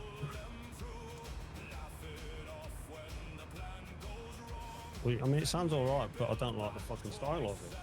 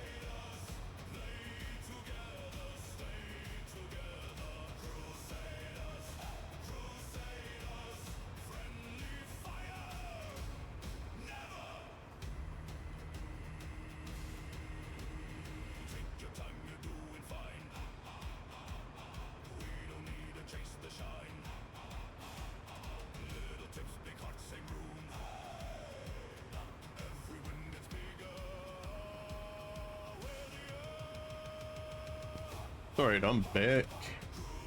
With the bag.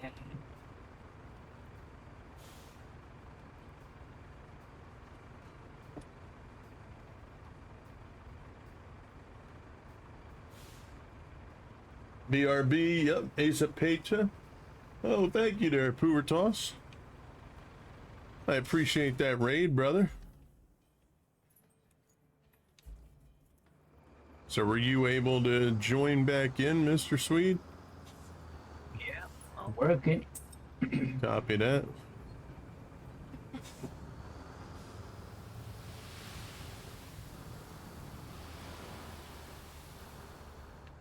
You need to have my vehicle behind you on your right side.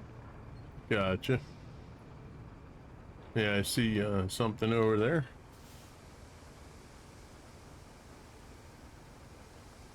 Yeah, if you look back at the bridge, Mm-hmm. I have another vehicle there. Yep. With sand in it. What is it that you're doing? I'm coming with the mulcher, take the tree out with the where the bridge is. Copy that.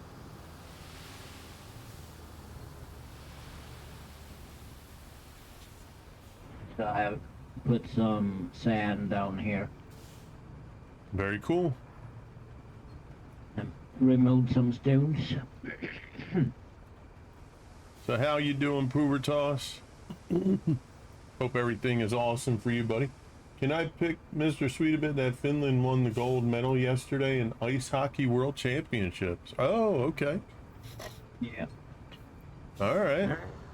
Who did they play against?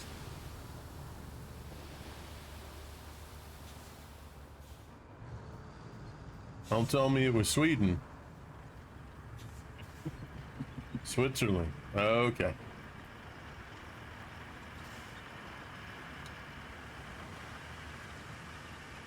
Yeah, my team, the Flyers, they had a couple of Swedish born players, if I remember. Kjell Samuelsson,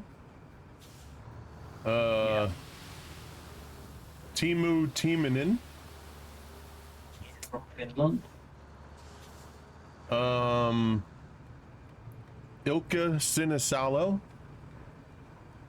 Yeah. Yeah, so they've had some representation, if you will. They may have had some more. I just can't go back and remember all the names, but yeah. Yeah, Kjell Samuelsson, man, he was one of my favorite. Dude was like 6'8" without skates.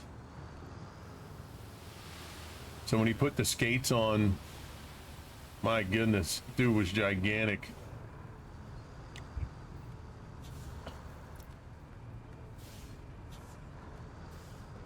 He had the longest arms I'd ever seen on a hockey player.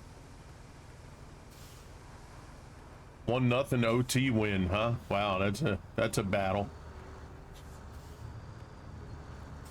So who you think's going to win the NHL Stanley Cup? What's funny is you have a couple. So the Vegas Knights, you have a couple of players on their team that used to be a part of my team, and their coach Tortorella, he was the Flyers coach last year. He said he learned a lot when he was here in Philly on like how to do things, I guess, a different way out where he is now. It's like, oh great, it's you know, I'm glad we could be your training ground so that you can have success. It's like, yeah, it's just what we wanted.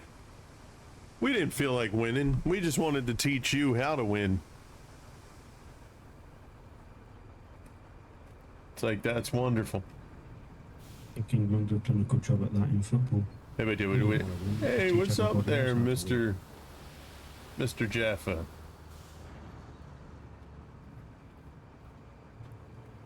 You said you had the same scenarios with football? With England, yeah. Yeah. What club? But they don't win. They don't win any football matches. competitions at least. They got play. 1966 the last time they won. Who's that? What club? England. Oh, just the club That's England. Gotcha. Is that your rooting interest? Is just England?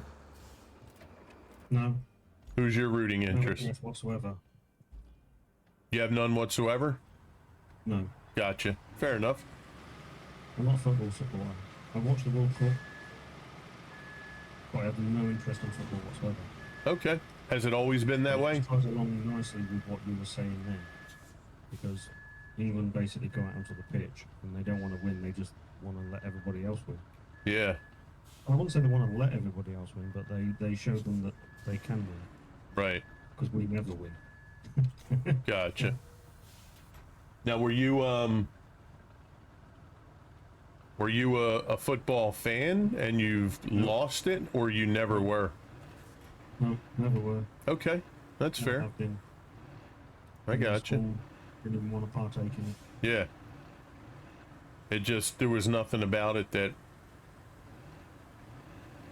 you 22 found. men running around a pitch kicking a pigskin around. No, not really. Okay. I'd rather come and play soccer.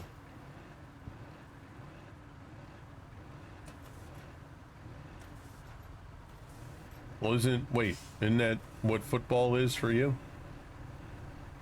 No, football's football. You've got soccer. Yeah. I just got confused. So, you said you'd rather run around and kick, I'd rather come and play soccer. you'd rather play soccer? Yeah. So what's the difference? The You tell ball me. is You guys different. called it something different. They call it rugby, crew. The rest of the globe called it football. You guys called it soccer. You tell me what's the difference. Ball. Soccer, That's football? not round the ball. The soccer is not round. So wait, what my brain is like on overload. So let's Okay, let's establish what things are. So American Okay. football versus Okay, soccer. I put it this way. If he so says football, it's a round ball. If he says soccer, it's an oval ball. What you call it rugby. And the Flyers or the No, we Eagles. call it rugby. We call rugby. yeah, so you Completely different don't. approach. So you're not a fan of Yeah. American football? No, I didn't say that, although it would be a true statement. Okay, so you're not a fan of More exciting football, than our rugby. which is our soccer. Correct. Okay, so growing up, you were not a fan of soccer or slash football, if we're speaking I guess the correct way, for 98% of the rest of the world. Okay, now American football, also not a fan. Correct. Okay. The closest thing we got to your American football is rugby. Correct. Are you a fan of any particular sport in general? Motorsport. Motorsport. Okay, Welcome to the club, Jaffa. fair enough. And that's generalised. I don't actively go out and watch it and follow it. Yeah, of course. But if I'm flicking through the channels on the TV and it's on, it stays on. Yeah. Okay, that's fair. There Now, was a time I used to watch the Grand Prix every Okay. season, almost religiously. Okay. Now I'm too busy with life to even give a damn. yeah, of If I'm course. free Yep. and I'm flicking through the channels and it's there, Yeah. I will stay on that channel. Okay. But that'll be the same for monster trucks and Yeah, I gotcha. GT and things like that. Yeah, whatever you come across, it's like, Yeah, I'll give it a whirl. motorsport orientated. Sure. Yeah. Now, growing up, you were never a fan of any of that stuff other than motorsport, potentially? I was more interested, when it comes to playing at least, I was more interested in tennis and badminton. Okay. All right. So it's safe to say that football, the proper football, from when you were a kid was not anything you were ever a part of. Correct. Gotcha.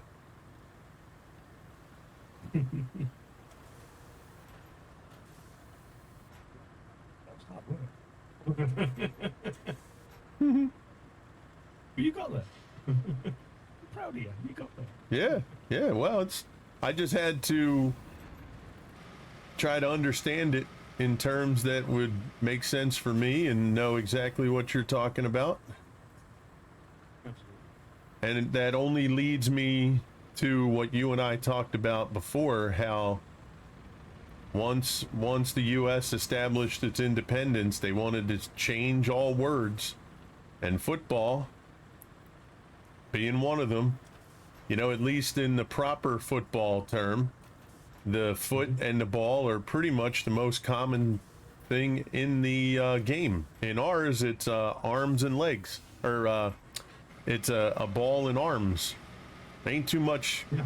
use in the leg in our sport. They punt the ball, they kick the ball off, but outside of that, no legs are used throughout the majority of the game. So No. once again, they just changed it because they didn't want it. They wanted it to be different, and they used the same term, which is kind of strange. You know, you would think they would have went with a different term, but then when it came to actual football, they decided on soccer. I don't know where that term comes from. Well, What's that? because it's Yeah, I don't know. I guess. And it's weird because for the longest time over here, football or soccer was not very popular, but it's actually grown in popularity, I'd say, over the last 15 years, 20 years. Yeah, and you guys have actually started putting out a national team, haven't you? Yeah, Started to compete. yeah, yeah.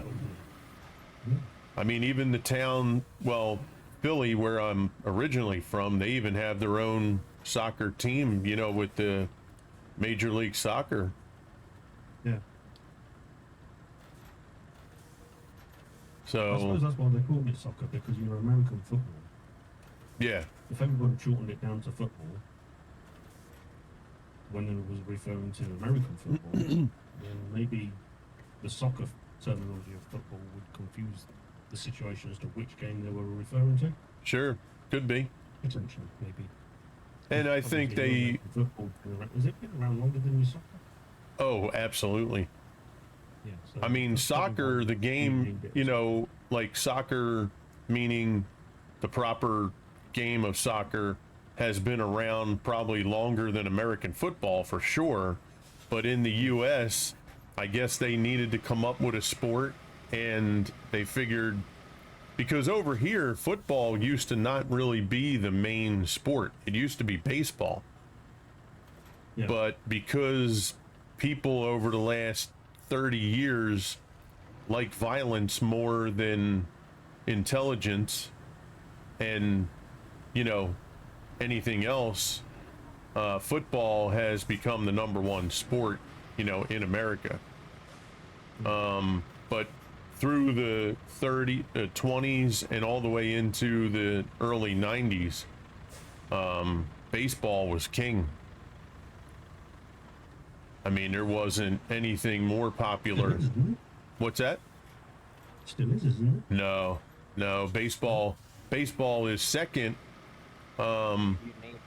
Basketball would be the third most popular over here, and hockey is the last. But baseball throughout time up until, you know, like I said, the 90s, early 2000s, baseball was king. But it's all switched now. It's still right up. Oh yeah, it's still very popular, Huge following. but Yeah. nothing like it used to be. Yeah. I mean, baseball used to be on Monday night baseball, Thursday night baseball, Sunday night baseball. Now you're lucky if you can get, you know, Sunday night, Monday night football. They used to compete and almost do better than Monday night football. But Monday night football now is king. What's that? Because the wrestling's took it over. Yeah, The WWF and the WWE and your Raws and it's the SmackDown and- yeah. I mean, WWF used to be just Saturday morning, yeah. 11 o'clock in the It's morning. huge now. Yeah. But all that, you know, it's the violence. I'm telling you, I still say The Rock was the best. The Rock. Yeah, he was your favorite. He was my favorite. Yeah. Yeah, as Like Triple H. as an orator, I think The Rock was top of the line. Yeah. Yeah, he could just, you know, his wordsmithing was tremendous. And that's a skill. That's a skill, man. That's not easy to do. That is not an easy thing to do to between him and Dusty Rhodes. And I'd say you could put the Macho Man up there too. Yeah. But yeah, that's not an easy thing to do, you know? I mean, it's not a simple thing. All right.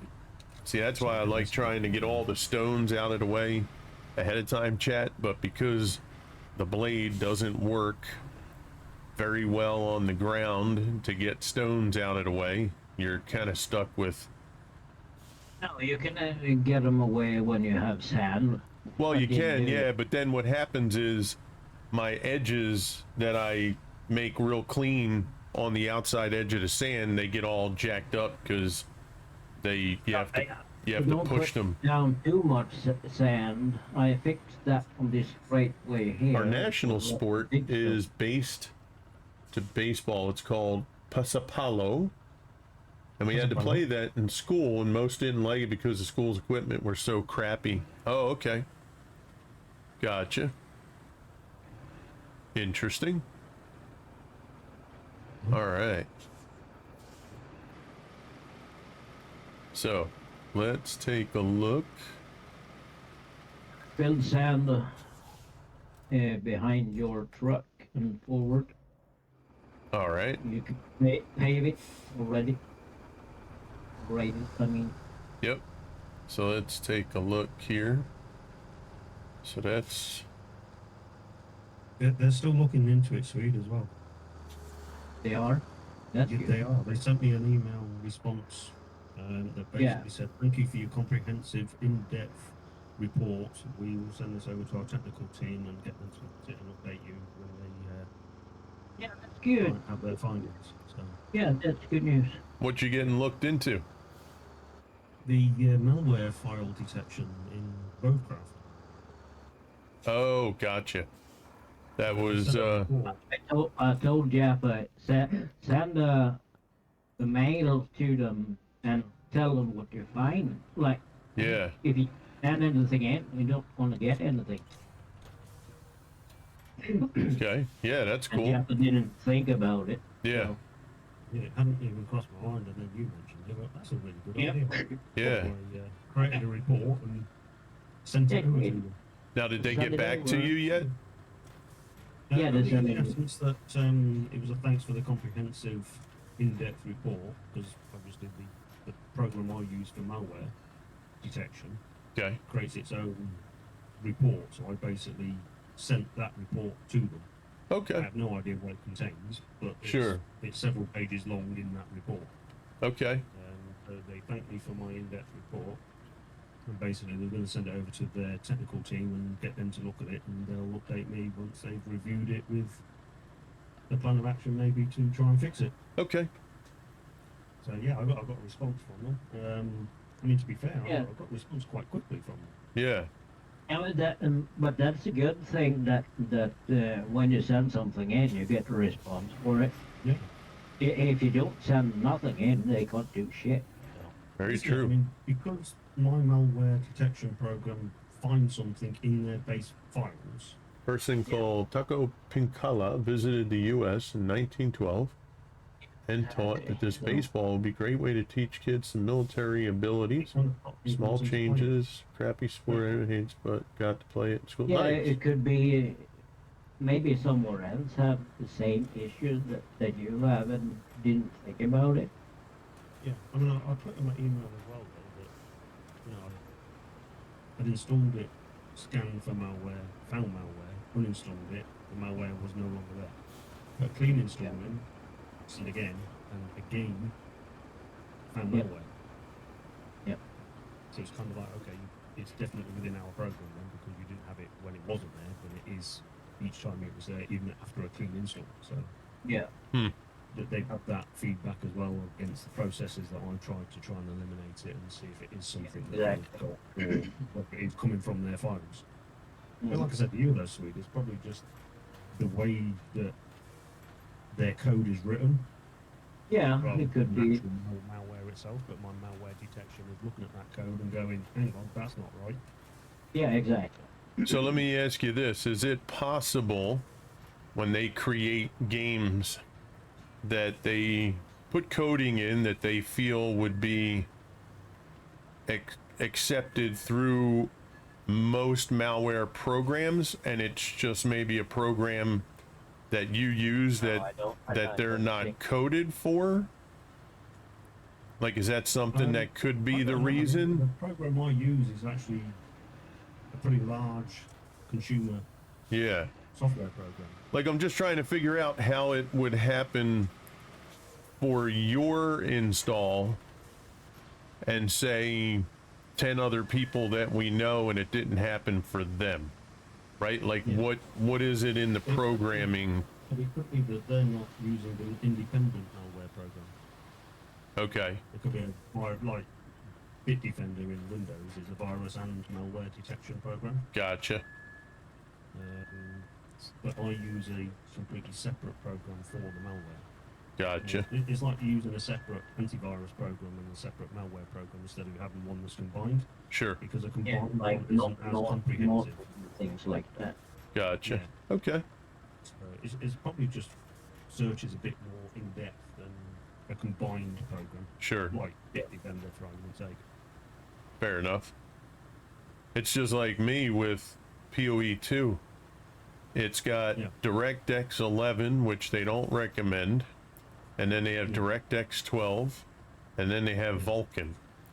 When I put Yes. DirectX 12, which is the recommended usage, it looks fine, but it won't show up in OBS. Gotcha. So I can't stream it with DirectX 12.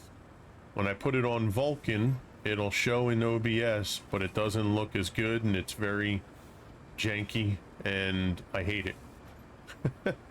That's why I couldn't stream it before, and more than likely I won't be able to stream it now, because even though I streamed, for a couple days there with it, it was a nightmare, and it kind of sucks because the only way I can stream it with DirectX 12 is to do OBS with the screen capture. Does it not work on DirectX 11 at all? I know Vulkan's a bit more of a powerful. Oh, 11 looks and acts horrendous. Oh, okay. Yeah. Well, Mystical was just saying she was having a very similar program with problem even with PoE2. Yeah. And she literally opened it as a window in the game instead of full screen. Okay. And then in OBS, because she'd use an OBS as well. Okay. If you do it then as a specific window instead of a game capture, then it will see it then. If it's not the right way around. See, now I do have it set for specific window, but I don't have the game Yeah, in but windowed in mode. the game itself, though, you're using it as a full screen application, aren't you? Yeah. Not in window mode. So Oh. if you change the setting in game to window, full screen window, Yeah. your OBS2 Might just pick it up. yes, because she was having that problem yesterday. Oh, see, now that is a potential solution. So I like that. Borderless window, she's saying. Borderless window. Okay. Yeah. So it's still window mode. Yeah, of but course. It'll look like full screen, but it'll be in Yeah. window, so your OBS should then see it. Okay. Well, now that is a very, very viable solution and option to try. And I thank you guys both for that suggestion. Yeah, that's quite cool. She's gone, hang on a minute, there's something else as well. I don't know. Yeah. He's up and down the stairs like you know, right? Yeah, because I was very, very disappointed because that's why I stopped streaming it and playing it really the first time. Yeah. Well, no, that's not 100% true. It's part of it. Part of it, the other part is I had some struggles with getting past the one boss and nobody else was playing. So I was just like, all right, you know, to heck with it. I'm not able to stream it. I'm not able to get past this boss, so I might as well just move on instead of being frustrated. If the stream part gets taken care of, that would be good because then that part of the frustration is eliminated. Sweet, if you could put another dump around the turn there, that would be cool, unless you're in the middle of something. Nope, I'm waiting for you. Yeah, go right around that turn. Straight ahead there. Well. Yep. And then, because I may have to push that out into the water a little bit further. Tell you what, crew. Yes, sir. When you're ready to give that a whirl, Yeah. to try, let us know. Yep. And if you do have an issue halfway through it or whatever, and it's not detecting it still, we'll get Maxine to run through and basically go through the steps that she went through as you're doing it. Yes. And hopefully you'll be able to get it up. Yeah.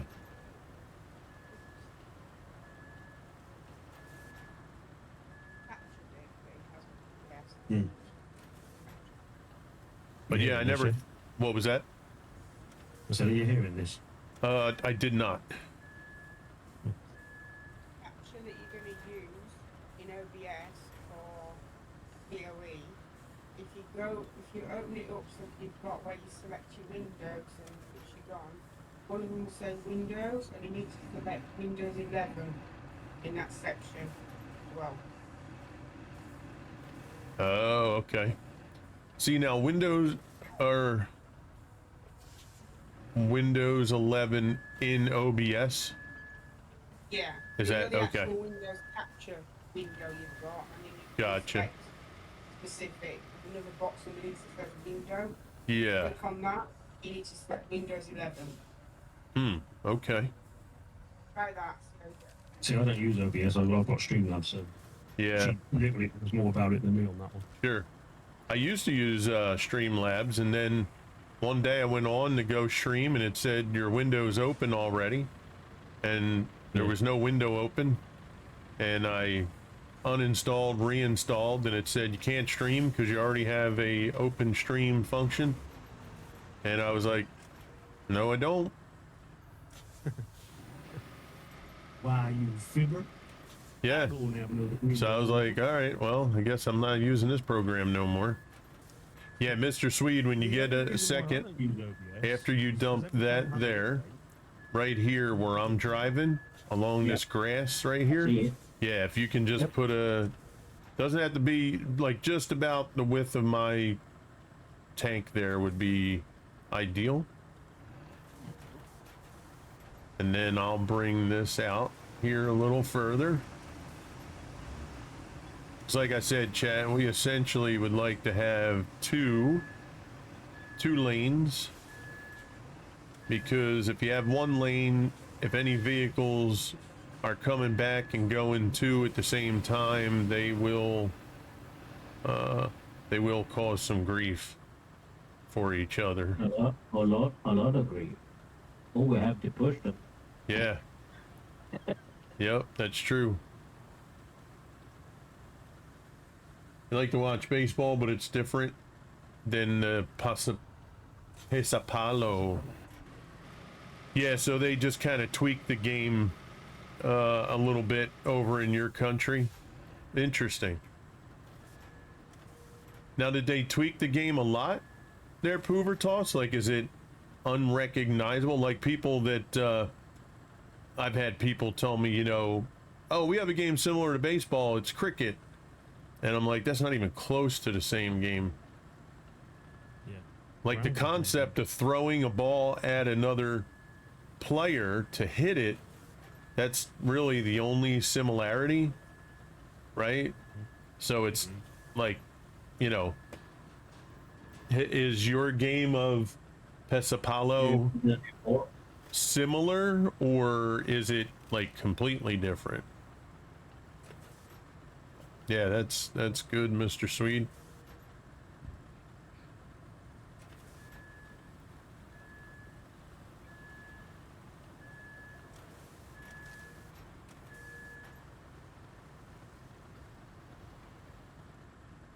Yeah, you know what? This section Or here, another side. well, I'm see. thinking, yeah, this section that you and I are in, we should probably Yep. try to cover like those stones that are behind you. Yep. And a little bit on the edge of the road where I was at right there. I think that would be, It'll also be more flat. yeah, I think that would be Where you good. have the blade. I think that would be good. I'm gonna go hit this edge that you filled over here.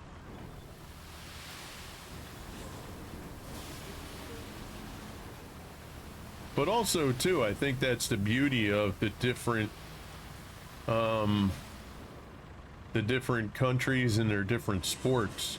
Like for me, I played soccer not like in an organized fashion, just, you know, me and my buddies, you know, getting together to run some, but I actually more recently have gotten a bigger appreciation for the game itself. Now, to be fair, the biggest problem that soccer or football has over here is the lack of scoring. It just, the American the American way with that stuff is getting 40, 50, 60,000 people to sit through a game and it's 1-0. That's brutal. That's why baseball doesn't do as well anymore, because that's why they juiced the baseballs, if you will, back in the day, and they let the guys do steroids, because the American public, they want high scoring games. That's why football, there's so many rules now that changed in football so that they can score more points, right? It's just difficult for Americans to sit through and watch people run up and down the field and maybe get 20 potential scoring opportunities. It just doesn't fit with the American psyche.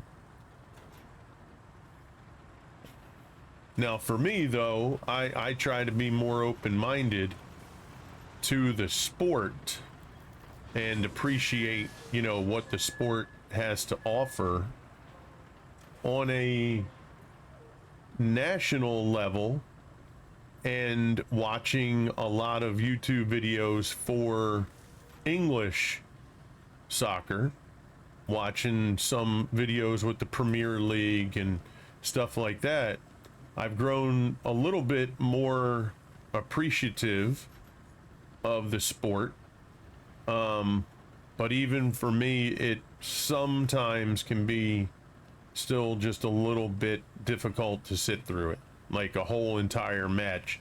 Now, watching the championship matches, I can, no problem. That's easy because it's a higher stakes game, right? But when it comes to just, you know, game number 2 in a however many games they play in a season, that's a little more difficult. But I do appreciate the game, and I appreciate the, you know, the athleticism that goes into it. I still get a struggle with the rules, especially when they throw an offside. And I'm like, how was a dude offside?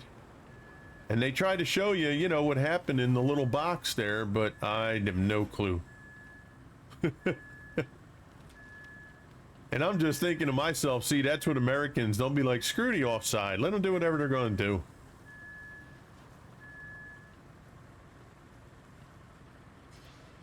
When I see some of the goalies and some of the saves they make, it's like, God dang, okay.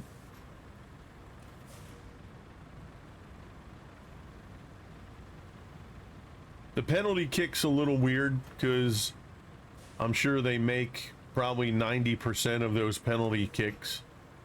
It's almost like a free goal. England don't. Which is unfortunate, but England definitely don't. England what? England definitely don't. They don't make 90% of their penalty kicks. Oh, really? They probably make 0.5%. No way. Seriously? Oh my gosh. If the World Cup goes to penalties for England, we are as good as out. We are that bad at it. Damn. Every single time we've gone to penalties. Okay, maybe not every single time. But Yeah, but I see what I know what you're saying. Yeah. 99% of the time. Yeah. If we go to penalties on a knockout stage, It's a wrap. we're the one that go out. Yeah. Wow. How are they that how can they be that bad at it? We're shite at it. Yeah, how can they be that bad at it? I do not know. I mean, at best you should be 50%. Or at worst rather, you should be 50%. Right? It's either left or right. And if you can get 3 out of 5, then you know that's a bonus. Yeah. Yeah, I mean, at worst it should be 50%. Oh, at least get it on target, right? Yeah, I mean, if you miss the freaking net entirely, then you're yeah. Yeah, I mean, if you miss the Maybe net that- entirely, that's even worse. Don't get me wrong, we have a lot of saves against us as well. Yeah. Yeah, it's not like they're, you know, they're whiffing or they're hitting it over the crossbar every time, but Yeah. but Just still. the other team is usually better at taking them. Yeah. Wow. Because it is a bit of a 50-50 when it comes to penalties. You've got such a short space, there's no build-up of play. You can't judge how the ball might fly or where it's going to be going at. It's literally a stand-down contest. Yeah, and it's basically their goalie trying to say, I think he's going to go left, or I think he's going to go right. I mean, that's it. Yeah, I think the goalies personally make up their own mind which way they're going to go before the kick is taken. Yeah, And just go with it. that's it. Yeah. And let me have the nerve to stand there long enough to see which way it's going to go.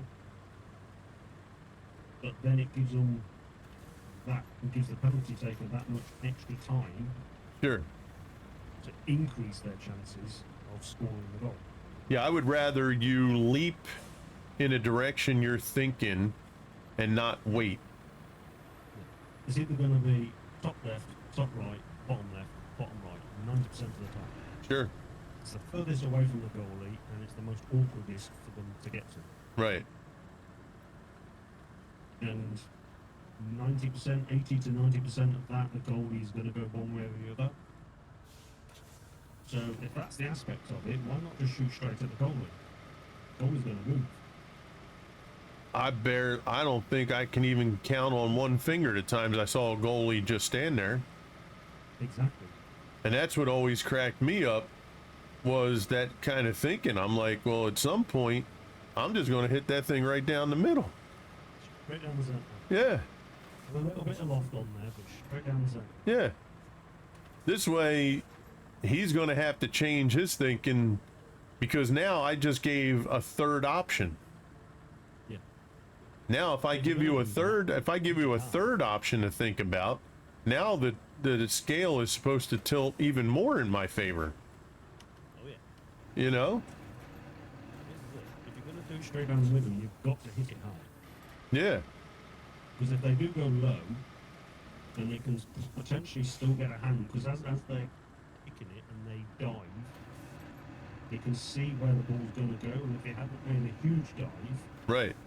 potentially they can still get a hand or a foot to it. Yeah, there's still a little bit of movement left for them to do. Yeah, there is that chance. For Sure. Well, it's If you just hit it hard, you get a hand or a foot to it, it ain't going to stop it. right. Yeah, exactly. VAR is ultimately going to say whether it crossed the line or not. Now, let me ask you a question, because I don't know if I've ever seen it happen. When you take a penalty kick, if the goaltender does block it, are you able to then go after it and kick it in, or is it a one-shot done deal?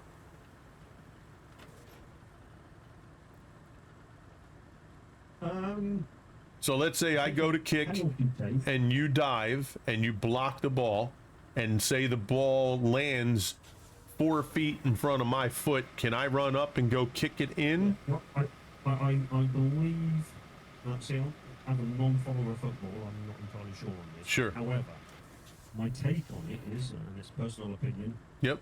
might be wrong if you want, I don't care. Yeah. But my personal opinion is, on a penalty shootout, you get one chance and one chance only.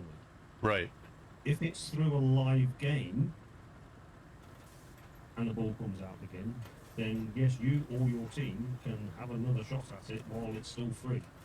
Oh, so you're saying if it's not like end. You get the one opportunity to get it in the net. Okay, so if it's end of regulation time and it's a tie game and we have a penalty kick shootout to decide the winner, you're saying that potentially that is you kick, if it's stopped, next person. Yeah. But if it's in within the 90 minutes of play and there's a penalty kick, then you potentially might be able to just kick, and if he blocks it, like essentially you're saying that in the midst of the game, a penalty kick is a free kick, but it's still a live ball, and if you block it and that kicker can go up and just kick it again right by you, then it's good. Yes. Okay. Yes. Potentially, again, if that's the rule. Well, in a penalty shootout, I've never ever seen anybody run up to the ball. After it was blocked. Right. Yeah. Okay. Because the minute it's blocked on a penalty shootout, That's it. everybody's like, Yeah, save right, it." exactly. Or Yep. Post, and the shooter then is walking away with his hand between his head between his hands. Sure. Where in a game, if the ball's flying after a rebound, then essentially Yeah. everybody can go and try and get it in. Yep. Hey, I literally just said I don't know because I'm not following football, so I'm not even making out I know. It's my belief, and Yep. I told them they can call me wrong if they want to. Yep. That's just your. He's wrong. You were given your opinion. That was my opinion. That's right. It may not be the opinion of the nation. And it might not be the right one. It might not be the right one, but it's my understanding, it's my belief. And That's it's right. My word. And you can always say, I'm talking to an American. I can tell him whatever I want. Yeah, what the hell is this guy gonna know? Yeah. Yeah, he don't know the difference. He even said he don't know the difference, or else he wouldn't ask the question. I put some more because we have Yes, a they can little depend on the bump time. there. Yep, I got you, Swede. I was thinking we level that slope out. Sure. Yeah, that's funny. Well, it's just Yeah, like gotcha. over here with you know, with baseball, you know, you have the pitcher who throws the ball to the batter, and Yep. that is the ultimate, you know, me versus you scenario in the sport. Can I throw it somewhere, get it past you, or trick you to where you think it's going one place and I throw it in the other spot, right? And all you ever hear about in today's game, because back in the day, pitching was considered an art form in the sport. It didn't matter if you could throw the ball 98 miles an hour. It didn't matter if you had a curveball that, you know, went from what they call 12 o'clock to 6 o'clock drop. It mattered about trickery. Having the term that they use mostly is have the batter off balance. So if I'm a batter and I know you only throw 2 pitches, well, you know, I just have to guess right. If you have a pitcher, though, that can throw only 2 pitches, but you never really get a feel for a pattern of pitching that he does, like first ball fastball, second ball curveball, third ball fastball. You know, you make it more difficult for the batter to guess correctly. And the problem in today's game for pitching, for me anyway, just because I've seen the game for a long time, is all they ever talk about is the guy, if you can't throw 96, 97 miles an hour, you're not going to do well in this game. And it couldn't be further from the truth, because the professional batter, they can hit 100-mile-an-hour fastball and hit it out of the park for a home run. Yeah. So it has nothing to do with the speed. Obviously it helps, but you have to be able... If they're bowling slower, then it gives the batter more time to see it, contemplate the shot, essentially. Right. But unfortunately... But it's there. Right. But unfortunately, they've put it all into the game as far as the speed, because there was a pitcher, many pitchers. Hey, how you doing, Rango? Greg Maddux is one of the more famous pitchers nowadays, because he just retired maybe about 7-8 years ago. But he was a pitcher who barely threw over 93 or 94 miles an hour. Yeah. But his thing was the mental side of pitching. And I saw a documentary on him on YouTube maybe about a month ago. And he said, you know, they interviewed him and they were talking to players, and catcher especially, because the catcher and the pitcher, you know, they're always trying to be in sync with each other throughout the game. And I appreciate it, Rango. It's great to see you, man. So, you know, they were interviewing the catcher, and he said, you know, give us an example of the mental side of Greg Maddux. He said, okay, we're in, you know, game whatever of the championship in the season. It's game like 32 out of 162 games. He said, and he's got so-and-so up to the plate, and he throws a pitch, and this guy is a home run hitter. I told him to pitch it outside. He said, nope, I'm going to pitch it inside. And the inside part of the plate is this guy's wheelhouse. He sees the ball well inside, and most of his home runs are hit when the ball's pitched on the inside. So Greg Maddux, the pitcher, does a shake off, meaning the catcher tells him I want this, and the pitcher shakes it off saying, nope, I'm throwing this. Yeah. So when the guy throws the ball, the dude hits a home run, and when the inning was over, the catcher said, I went up to Greg and said, yo, what the hell are you doing? Like, why did you put that? He's like, because if we meet in the playoffs, he's going to think that I'm going to put that pitch outside, and I don't want to throw inside. I want him to know now that the expectation that he's going to have of me is I will never throw a pitch there again. So they go to the playoff game, and sure enough, the scenario comes up where he's against this dude, and he kept throwing pitches outside. So now the batter is even more like, yeah, this guy isn't going to throw it in my wheelhouse. Well, Yeah. next thing you know, he drops one right where he didn't expect it. The guy got called out for a strike. Game was over. It's like, And no pun intended, but here's a curveball. yeah, exactly. Yeah. And he said when the strikeout happened, the catcher said he went walking toward him, and he said from that moment on, I never questioned one thing he ever did, because I knew he was on a different level mentally than most people playing the game. You know? He was in it for the money.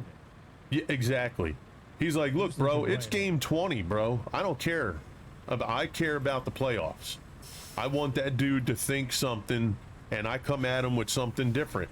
And that's the beauty for me for the sport when it comes to pitching, is the back and forth, you know, trying to figure out what they're going to throw, what they're going to do. And a lot of pitchers in today's game, it's all about overpowering the batter. And these guys are professionals too, man. They get paid to hit the ball. And to be successful in baseball, you only have to hit the ball 1 out of every 4 tries. That's a 250 batting average. If you could be a 250 batter in today's league, you can make 20, 30, 40 million dollars a year. So you don't have to be right that often. And that's the part of the game that today's world doesn't get. It's all about, you know, the power, how far the ball goes out of the field. There's no minutia to the game anymore, and there's no mental side to the game. It's really just, you know, kind of ground and pound. That's it. And it's like, no, man, that's not how the game's played.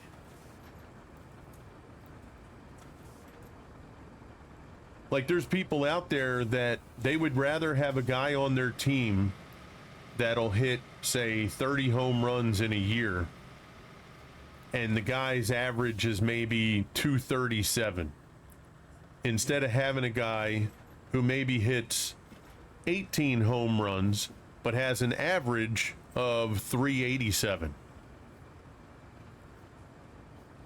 Like, there was a guy, Tony Gwynn. He's in the Hall of Fame. Unfortunately, he passed before, you know, his time. He was very young when he passed away. But his lifetime average, if I'm not mistaken, was like 394 or something. Like, this guy almost averaged 400 every season he played. And that's unheard of. Yeah. Like, in today's game, my team, I just heard on the radio today because they had a long weekend series in the West Coast. And my team's overall average for the whole team together is only 222. That's like terrible. It's just in another league in comparison, isn't it? Yeah. I mean, they got guys on teams hitting 35, 38 home runs, and their average is like 227 or 232. It's like, what on earth? It's either home run or nothing. And, you know, it's just, that's not the way to play the game. You know, it's about trickery. You know, when I'm up, and as a batter, if I'm up, if you know that I'm just going to be swinging as hard as I can to hit a home run, doesn't that make it easier for you to pitch to me? Most of the time. All the outfielders as far back as they can. But, Yeah, yeah. You wouldn't hit them that hard then. Yeah, exactly. It being caught. You have to have some of those infielders. Yep. Now, yeah, you might catch one every so often, but I'm going to take my chances because I know you're like Pete Rose. He was considered one of the greatest baseball players in the history of baseball. I mean, he's the only player to have, what did he have? 3,000 hits or 4,000 hits? He was a guy, he could hit everywhere in the field. Every part of the field, and he would almost tell you where he was going to hit the ball. Like, he was that good. And he would do little things to make sure. He would choke up on the bat. He would tighten his swing a little bit. He would, you know, he wasn't swinging for the fences every time he hit the ball. Yeah. But he could hit it out of the park.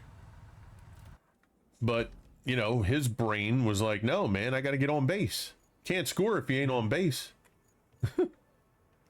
So, yeah, the little subtleties of games, I always find fascinating. The mental side of sports is always a fun thing for me. I enjoy the mental side, whether it's football, hockey. Hockey's a little tougher with the mental side for, like, you know, hockey, it's just nonstop. You know what I mean? There's no pause. You know, the only pause you have is when the puck is stopped or an icing, you know, but for the most part, it's just go. And because of the constant movement, you know, your scheme could change at a moment's notice because the puck bounced, you know, a different way. Whereas in baseball, you know, it's very methodical. You know, the pitcher controls everything from the beginning to throw the pitch. Football, the quarterback is in control. He can either throw it, run with it, give it to somebody else, you know. Whereas hockey, it's just nonstop. And I would probably say with soccer or, you know, English football, it's fairly similar. Not to say they don't have like designed plays and ways of trying to trick the opponent. You know, I'm sure they have their own set of I mean, like falling over and hoping the ref awards a free kick. yeah, you know, there's Happens a lot. yeah, of course. And if that's part of the plan, you know, that's the thing about games too. When they start putting, you know, the replays and stuff, I'm okay with it for certain things, but for other things, I think it should stay the way it was, because if you have a referee that calls a game a certain way, you have to account for that in your planning. Yeah.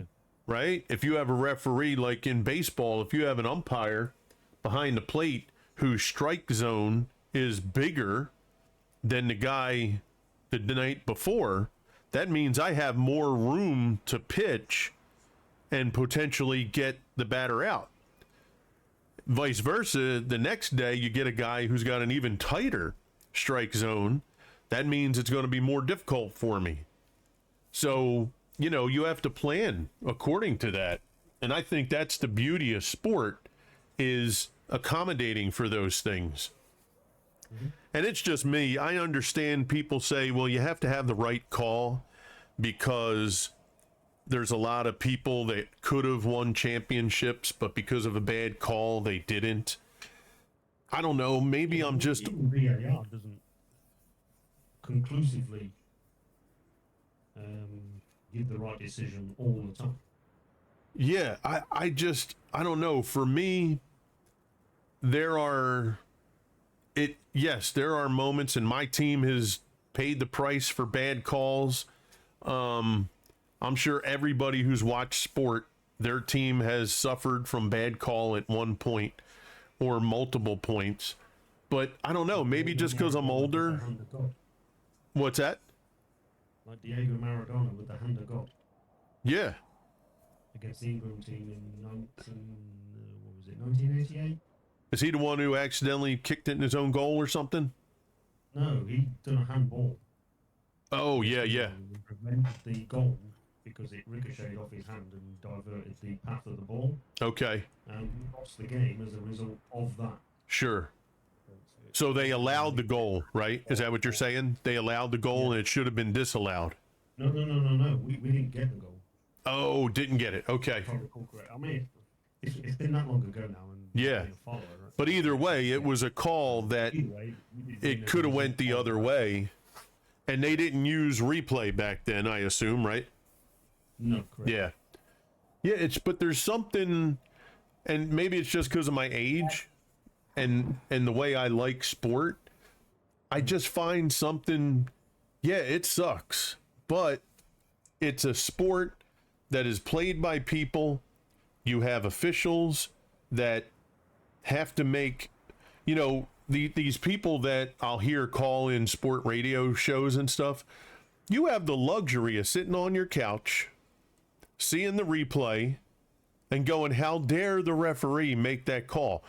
The referee or umpire has, a second to make the call amongst the chaos and other stuff they have to do.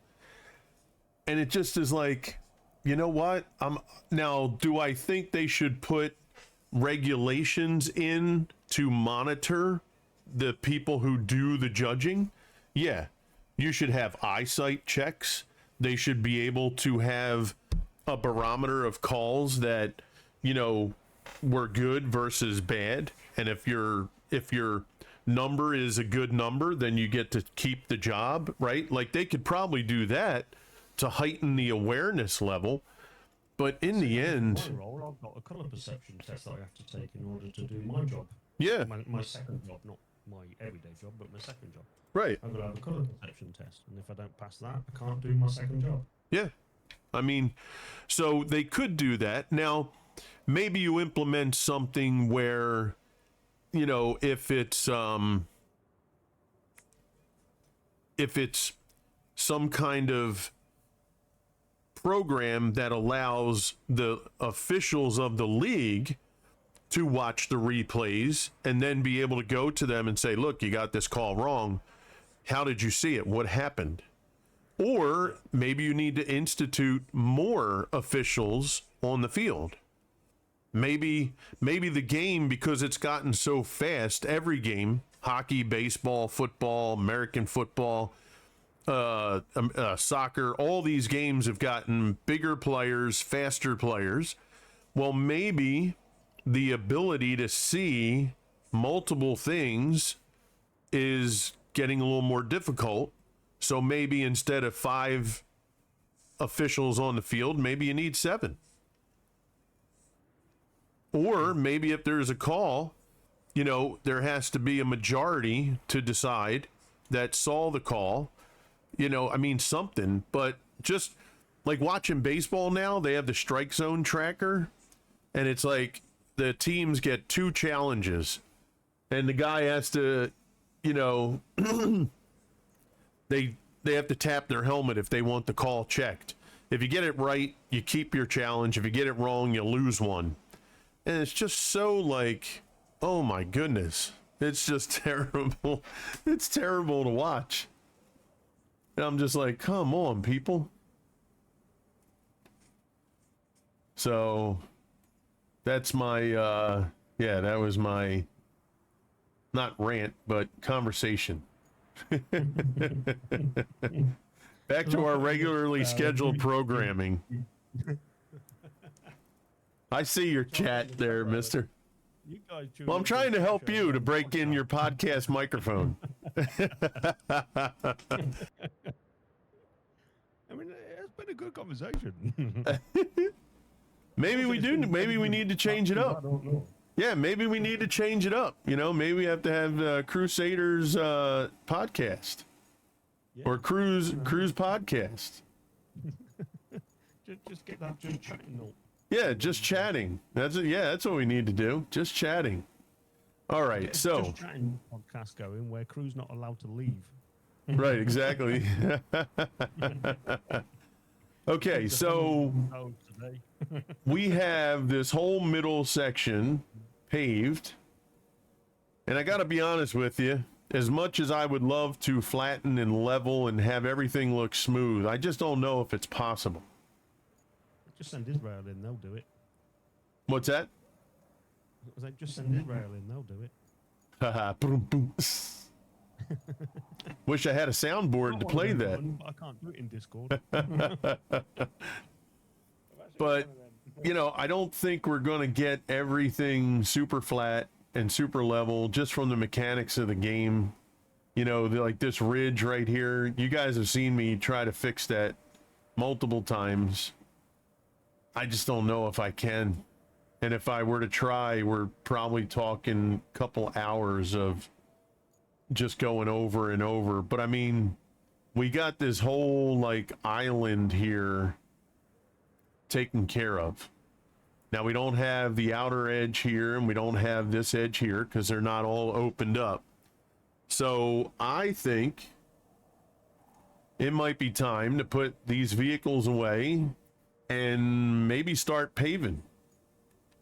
I have the Once uploaded, loaded on the truck already.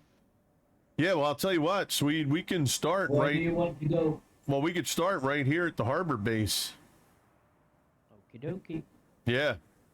I'm gonna go around and put or go around. I'm gonna go to the harbor base garage and I'm gonna put my stuff away.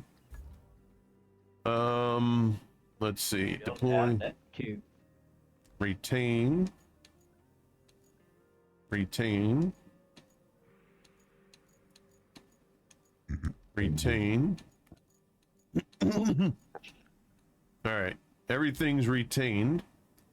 Now, Mr. Swede, how did you want to work this? Obviously, somebody do something and then the other, Yeah, I can roll or you pay, but it doesn't matter to me. wait, is this mine? How come I can't put this away? no, it's mine. That's yours. Oh, you know, yeah, this one. Oh, you know what it is? I think you have to at least have one vehicle out, don't you? I have it. No, I mean as a player, not you personally. So let me take my truck out. So we'll deploy the truck. There we go. Now, if I go into the garage, I should be able to retain. Yeah, there we go. Yep, that's what it was. Okay. All right, so where are you at? I'm going to the bridge. Oh, this one down here? No, to the other side.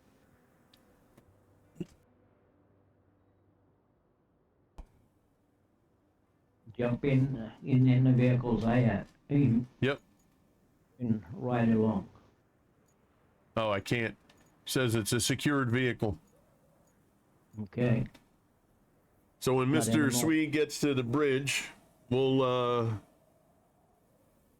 I guess we'll start. Maybe I'll start paving. We'll let you guys see the paver. So we'll I'm do. at the bridge right now. Should I go past it or to the other side or? That's a good question. I would say, yeah, maybe go to the other side, and then we'll start where you are right. Yeah, we'll start where you are and loop around.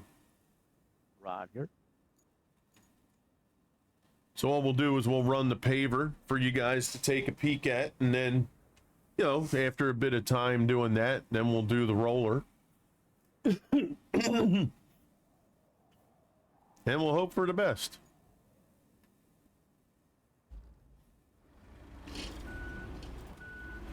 All right, so we're going to take the roller off here first. Excuse me.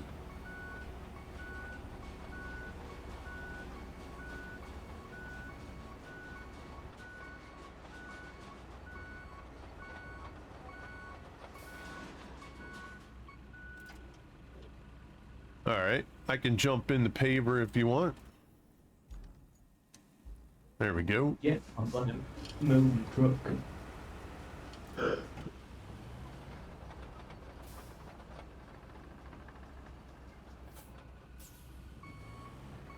Yo, Mr. Teds, what's up, buddy?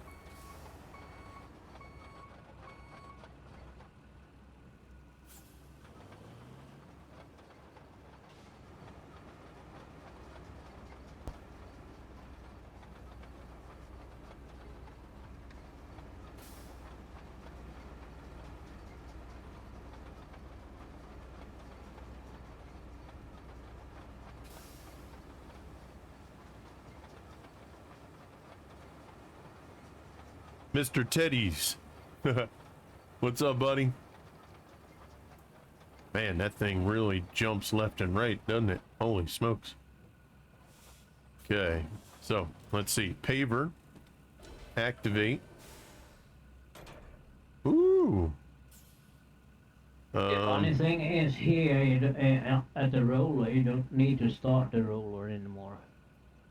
Oh, okay. You just roll. You just gotta roll.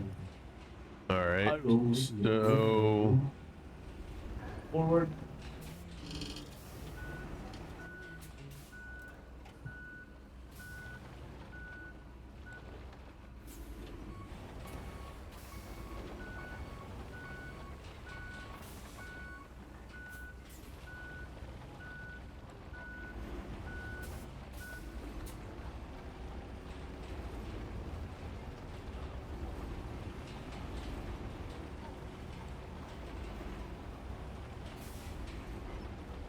In work at 4 a.m. wish they had a cruise control on this. Yep. I wish we could have an AI do it. Yeah.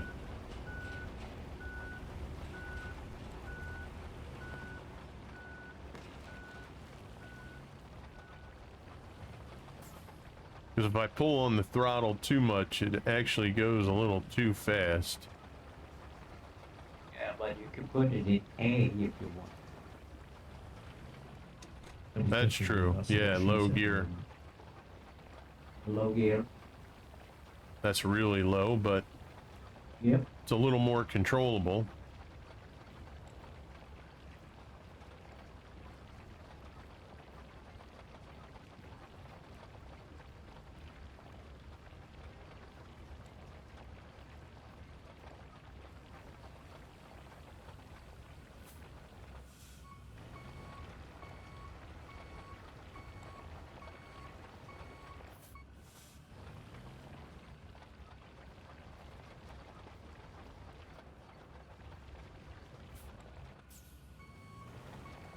All that like movement side to side there, chat, you see, is just bump like it's the ground. It's the bumpiness of the ground. It's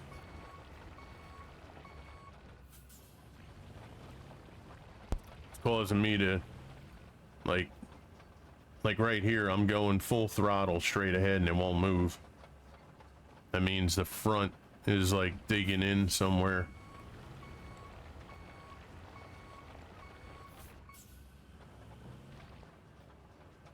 I'm trying to move it, but it no move. Go like when you push.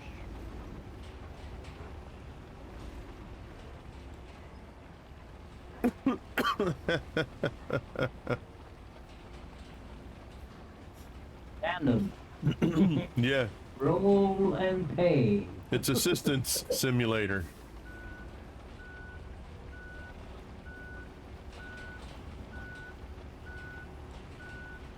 See, Swede wants them to be able to hook up on the back of the paver the actual roller with the homemade weight. Yep. That could be fun. Yeah, that'd be right up your alley there. Coming in DLC. Roll the paver. Yep. You roll and pay at the same time. Yeah, It got the same time.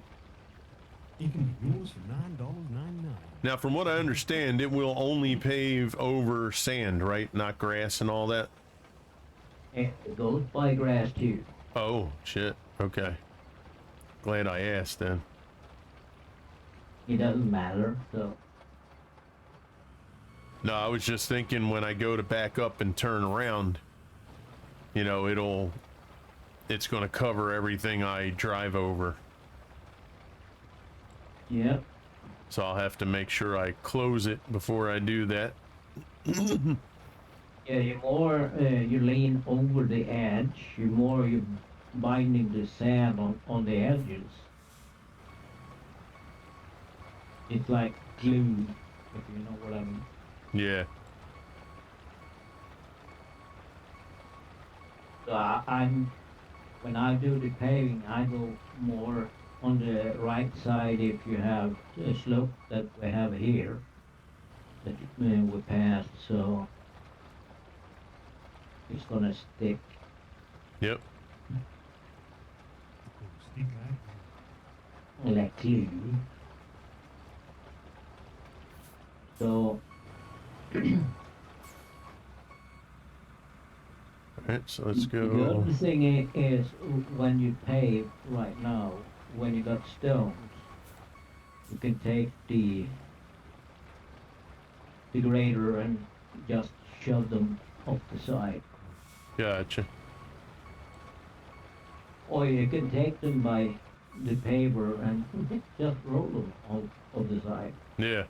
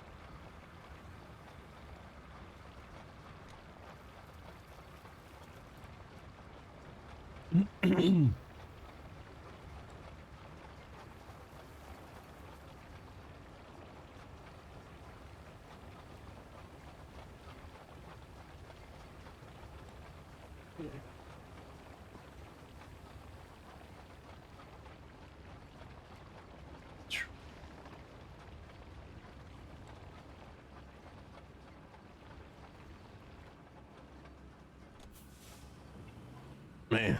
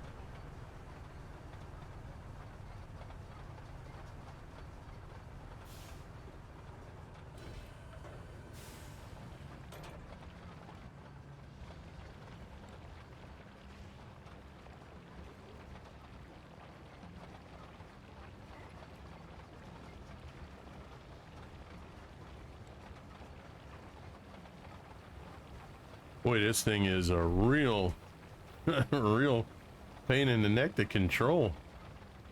I can do it if you want. I'll do it. Hey, I'll finish up this segment here, and then I'll switch it up so they can see the roller function. But yeah, I mean, it's some micro movements, and I often use the other roller because it's wider and better for me, I think. gotcha. I blame the driver. It's probably right. Yeah.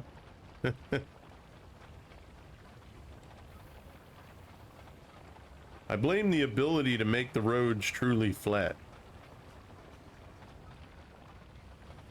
That has to be a part of the complaint process.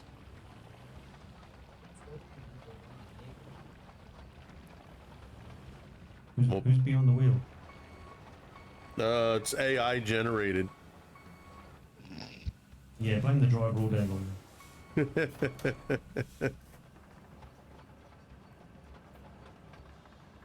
mean, to be fair, it didn't matter what the answer was going to be. That was my response. Very true. Very true. And obviously Mr. Ted's response too, so.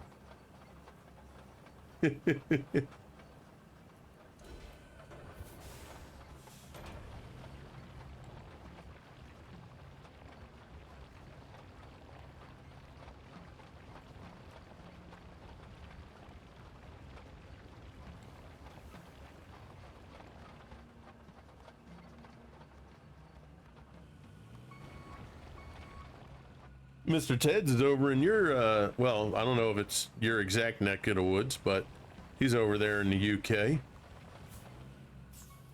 If I remember correctly, it's been a while.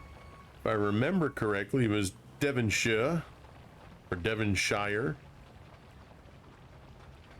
Yeah, that's not particularly close to it. Gotcha. It's 3.5 hour drive probably at the very least. Oh, wow.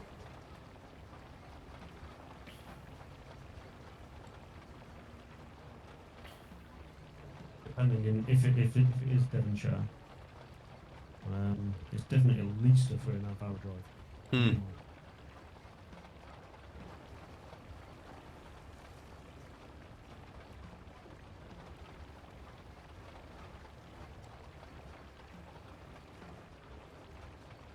But still in the same country, so yeah, it's close.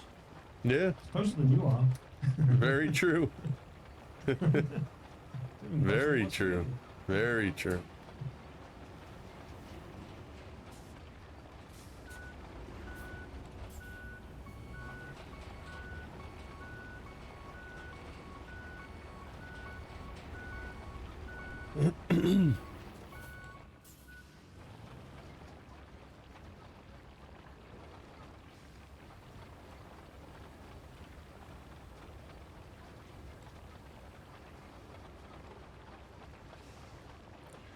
What's crazy is you look at this and how this thing bounce around and has the weird activity to it.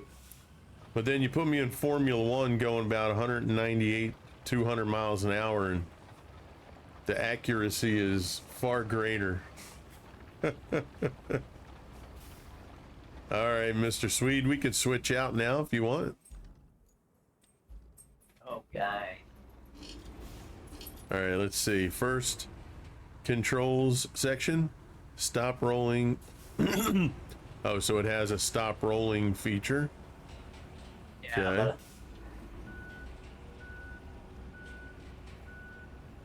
And it also covers when you back up. Okay.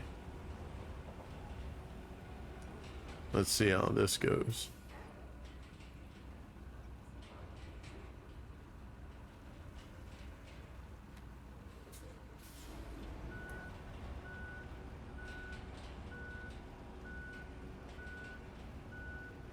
So it's just deciding that those spots are not important enough to change. Okay. Which means you probably got to go over them in a different direction, maybe. Oh, It's too, those spots is too low.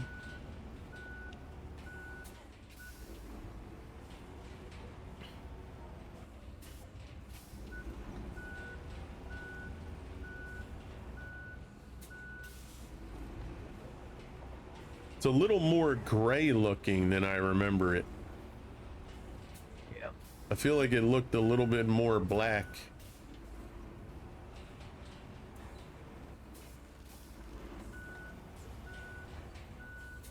Yeah, it really just doesn't want to cover that. Okay.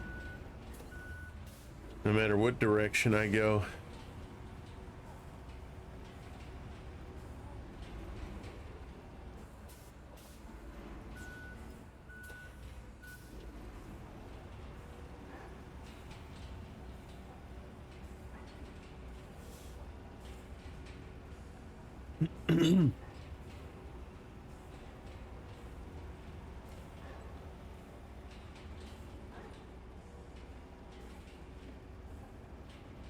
Yo, Sim Game Matt, what's up, buddy?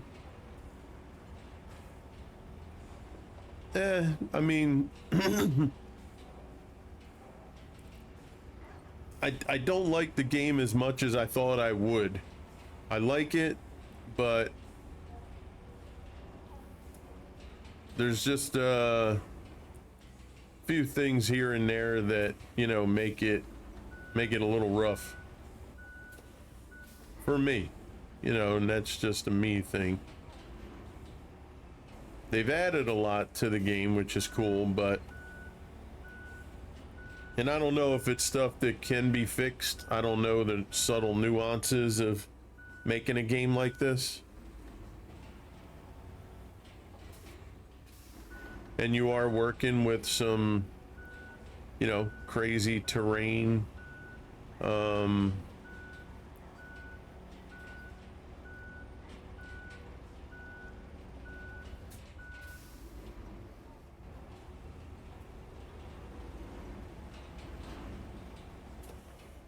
But you know, we're having a go at it.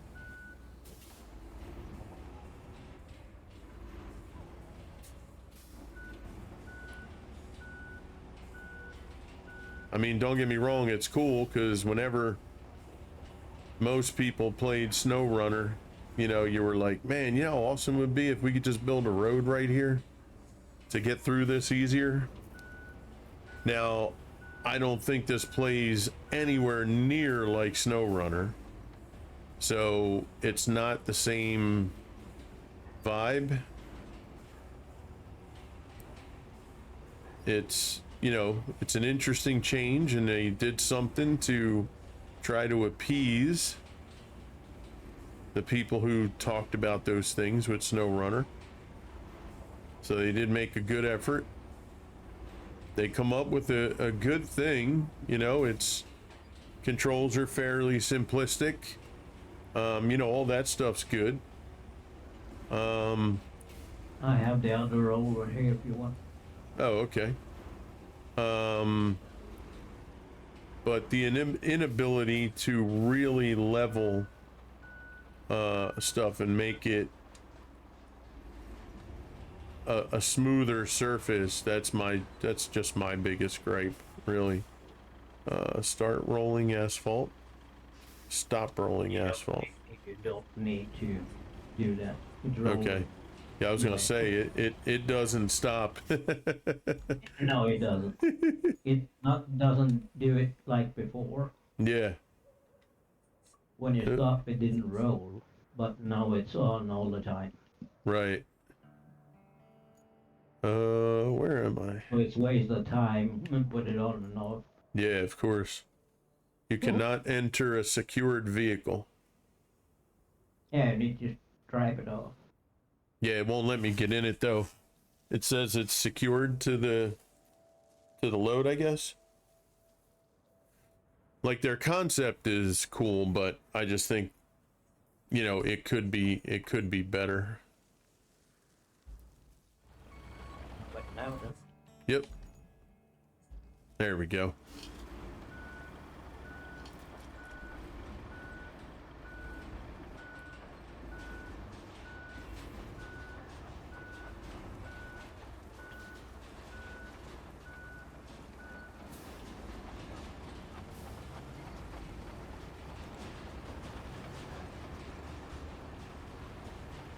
Yeah, like the rock moving, being able to move the debris off the line.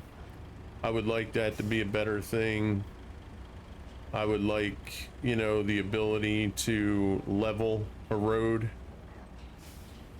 have it, you know, be the same on across, so that when you do this, you don't have all these hiccups. But, you know, it is what it is. It's the first ever game of its type, so you have to start somewhere. And they've done a great job as far as putting together something that should satisfy folks that, you know, wanted to do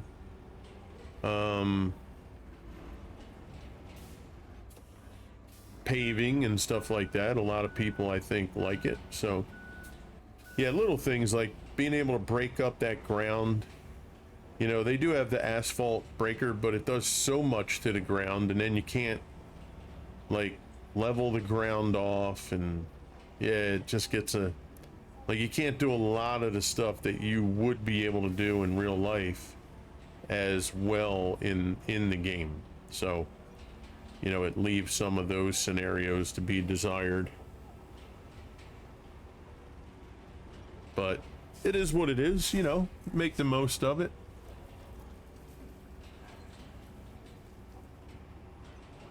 I just want to see, in doing this and then doing the tasks, I want to see how it works for us, because when we first started playing, we were doing the tasks and we would just kind of fill in roads where we needed to, and I was like, it seems kind of unfun that way. Like, I would rather, you know, you get the crew and you say, okay, we got to get our road network set up, and then we're going to be able to get everybody's deliveries and everything done. Or one thing we have to consider, What's that? it's only one thing, because we need to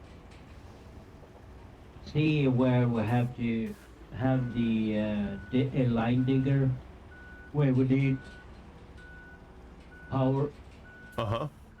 before we do the pavement. You can do the sand. You Right. can smooth it out with afterwards before we pave it. Yeah. That's the only thing we have to calculate on. Yep.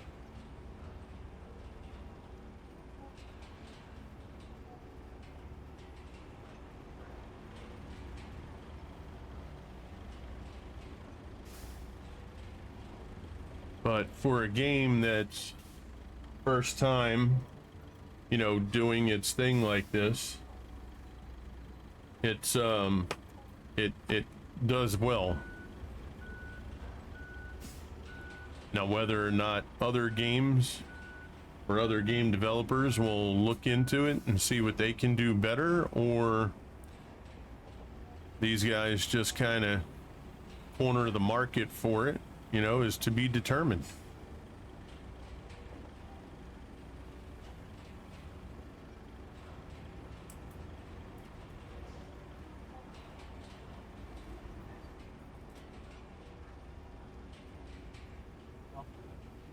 Yep. DJ ready? Cool. All right, Chad, I'm going to step away for just a moment. I will be right back.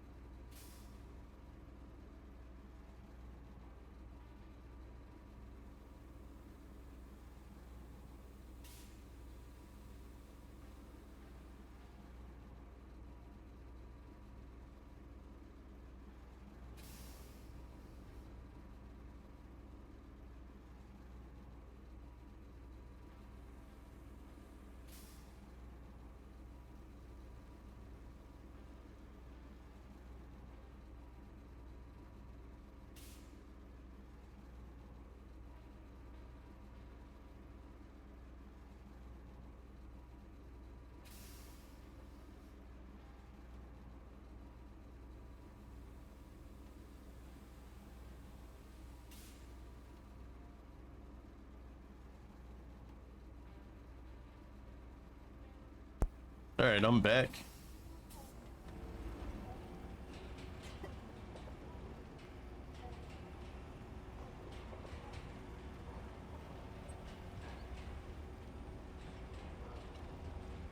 Delania 36 Tickles. How are you? Great to see you. You still there, Mr. Swede? Yeah. Cool. Jappa's still here? Hey, dude.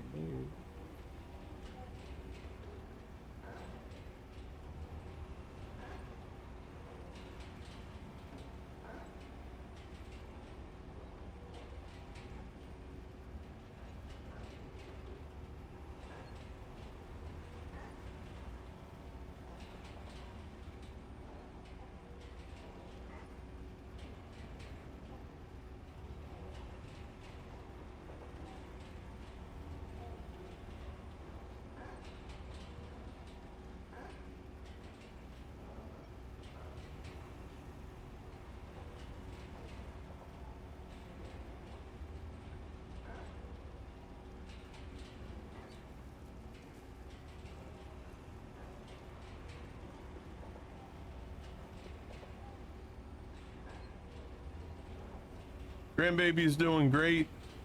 Mrs. is doing great. She actually starts job Wednesday. She hasn't been out in the outside work world since our youngest was born, so 18 years. Because, you know, we pretty much worked here at home taking care of my mother. So she'll be doing some part-time work. So she's really excited about that.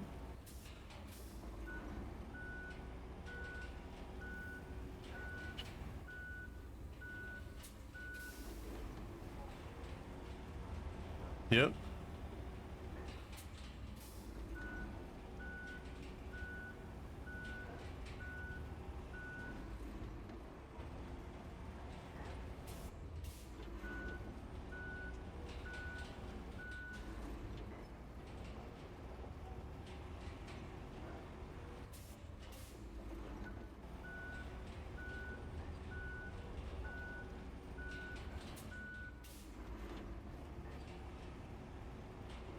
That is a severe drop off right there, isn't it? Holy smokes. Yep.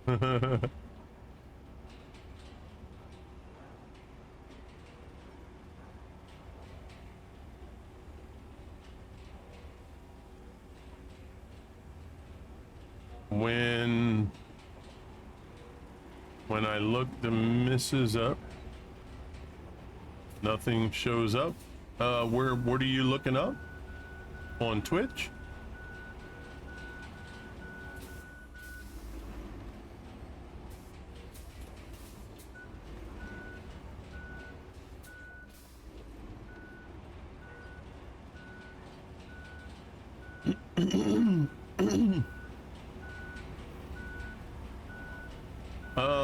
I think, if I remember correctly, I think her channel is Dodgel Crew's wife, not Mrs. Dodgel Crew.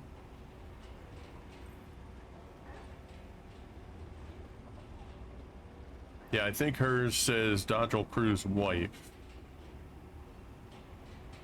if I remember correctly. She's not here at the moment, or I'd ask her.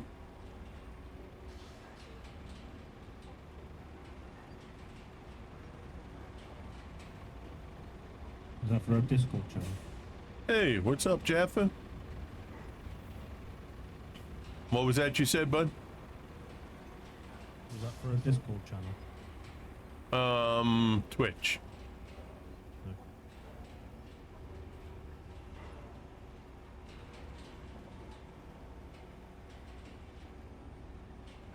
I'm searching.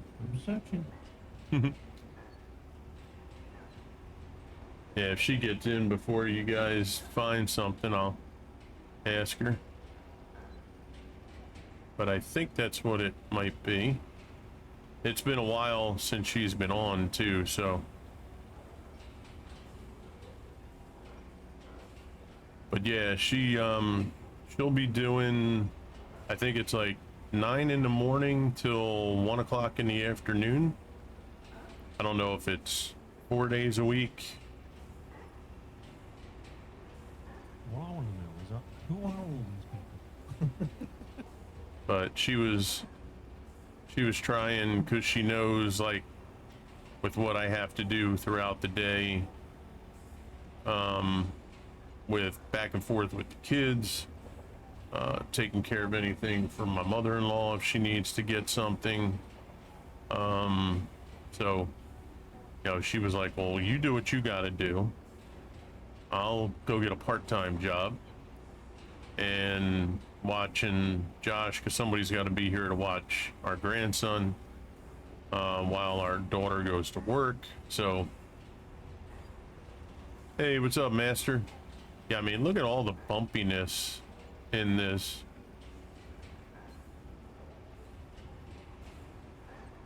It's just crazy. And it's so flickery. Like the back of the thing is so flickery. It's not like a smooth transition.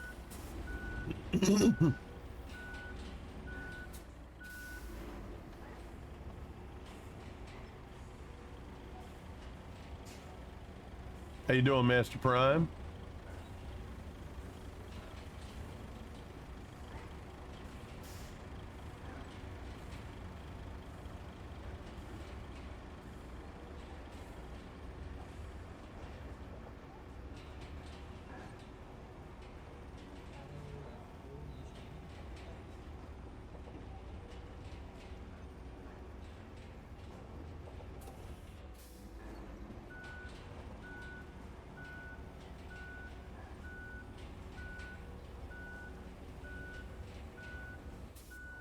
See, so why does more of it get covered when you go backwards too?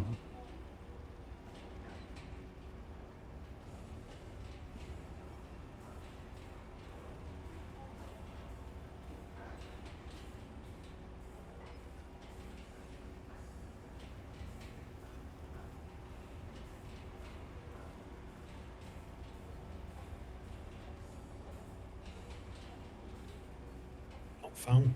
I don't have her. I used to have her.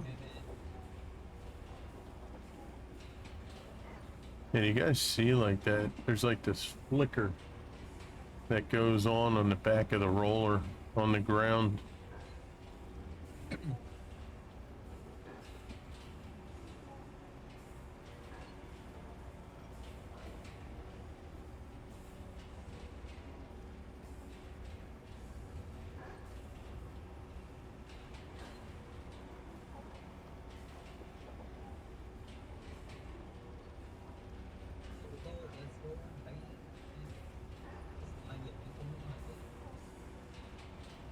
Watching Bumblebee, huh?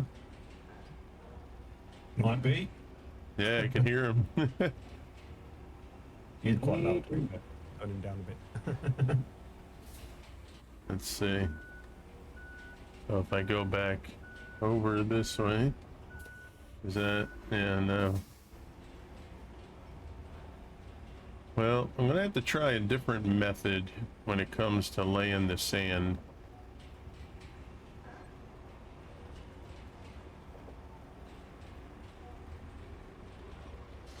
I'll try something slightly different as far as like quantity.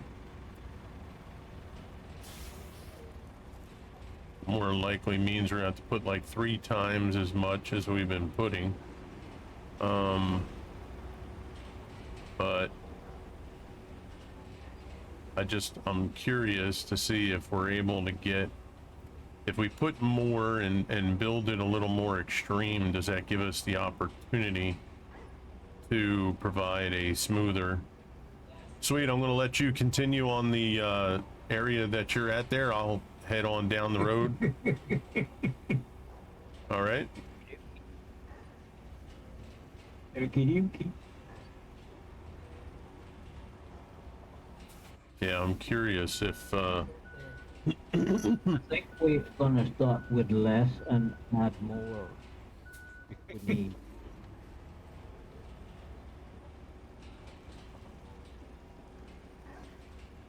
dodgy asphalt. Yeah, buddy.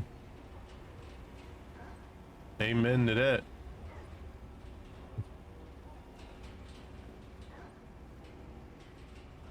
And the gray color. I'm surprised at the gray color. I'm not sure why it's a gray color.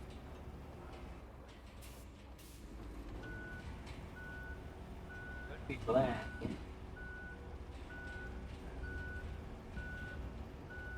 Like, I don't know, you know, why it's not black. Is yours gray on your screen too, Sweet? Yep. Okay. I was gonna say, because I don't think there's any color settings that are messed up. Grey on mine too. Yeah. It was black before. They've definitely changed that. Hey babe, your Twitch channel, is it Mrs. Dodgel Crew or Dodgel Crew's wife? It's Mrs. Dodgel Crew? Okay. Try to change my TikTok.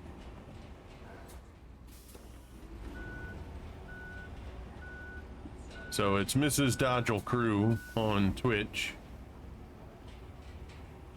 So I was wrong. As usual.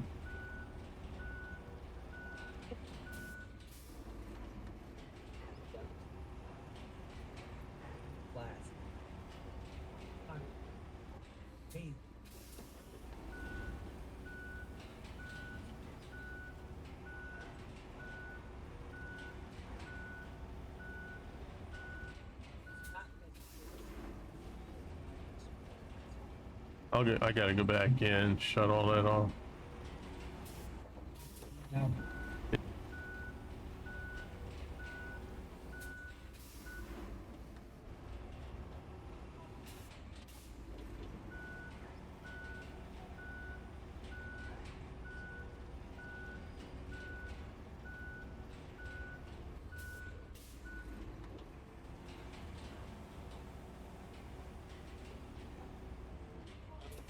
Shamalama ding dong. Ding dong, walla walla bang bang.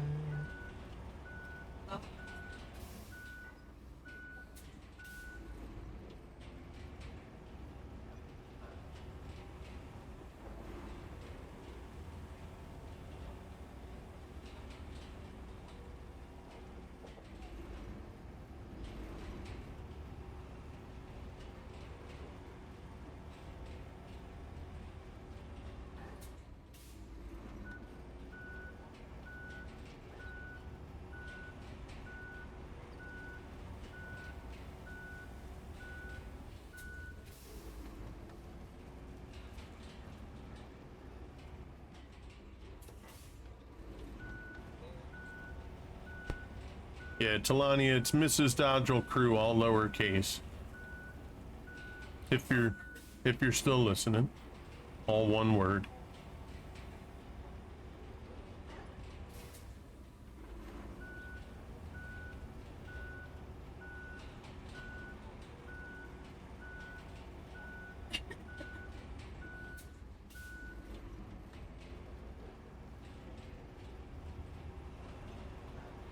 Man, look at that stuff, like, when I go over it, it still shows it, and then it, like, melts into the ground.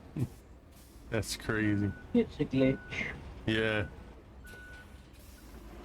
Because I go over that you missed. Yeah. When I roll it the second time, it's gone. Yeah. Mrs. Crew says hello to everyone. Man.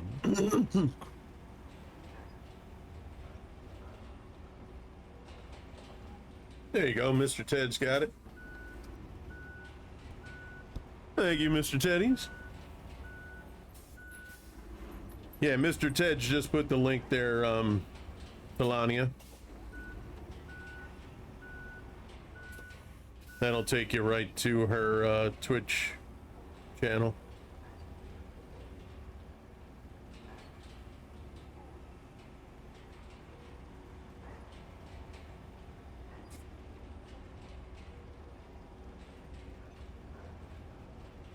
What's up, Buddha? How you doing, buddy? Hope you're doing amazing.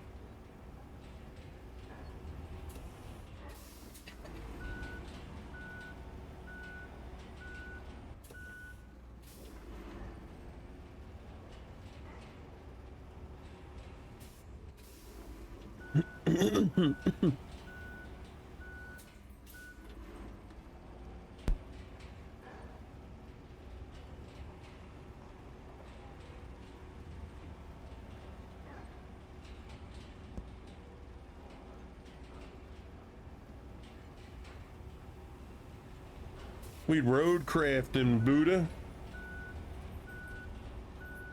Moving into a new place, nice setup, nice. Okay, good for you. Congrats.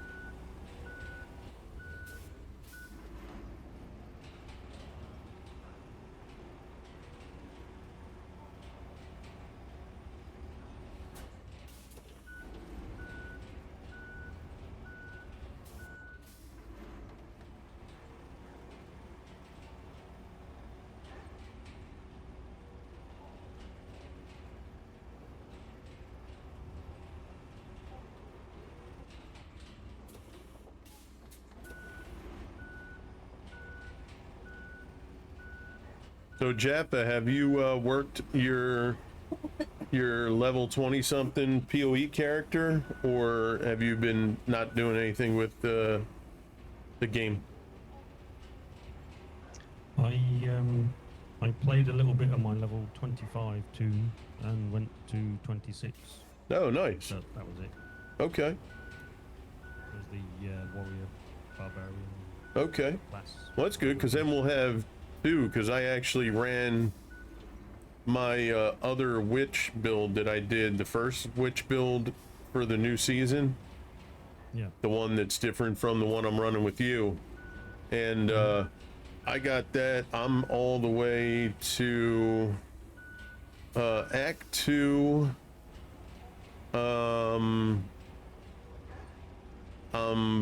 Read the part where you have to like remake the horn part. So, and that part is my least favorite part, because I never understand like how I'm supposed to go and where I'm supposed to go next. It's very, very like doesn't guide you through very well. It's my least favorite part in the whole game. Big bloody desert car thing. Yeah, that's what I'm on, the caravan. Yeah. Yeah. But there's a part that you get to where it says retrace the steps to make the there's a horn you have to make, because then you have to go to the front of the caravan, blow the horn to open up the gates. So yeah, it says to retrace the steps, but it doesn't say like where to go. It just puts a bunch of markers on the map, and it's like, all right, am I supposed to go here first, there first? Like, Well, I think that's the purpose of it, actually. Show you to find all these different locations and see if you can recall any information that may be useful I guess. on the scenario. It's kind of almost like you're backtracking for data. You know when you lose something and you go, right, where did I go last? Mm-hmm. Go there. Oh no, it's not there. Where did I go before this? Oh, I went there. Yeah, That kind of scenario that they try to recreate digitally.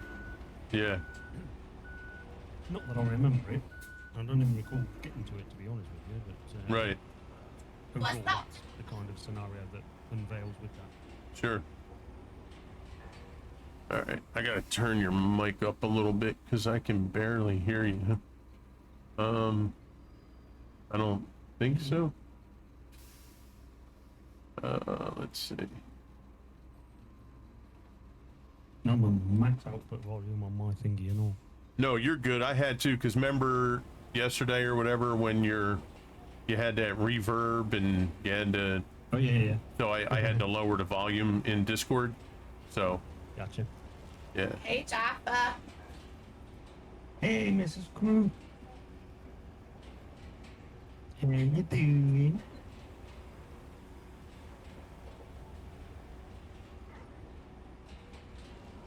All right. Well, we're doing pretty good. I mean, we got this whole section here, sand. We got a really good portion of it already paved. You know, we're moving along here. I'm hoping we're able to go enough here, and you guys can kind of see the deliveries and stuff that have to get done. I don't even remember how to do all that, so that might in itself be time consuming. But we'll get it sorted out.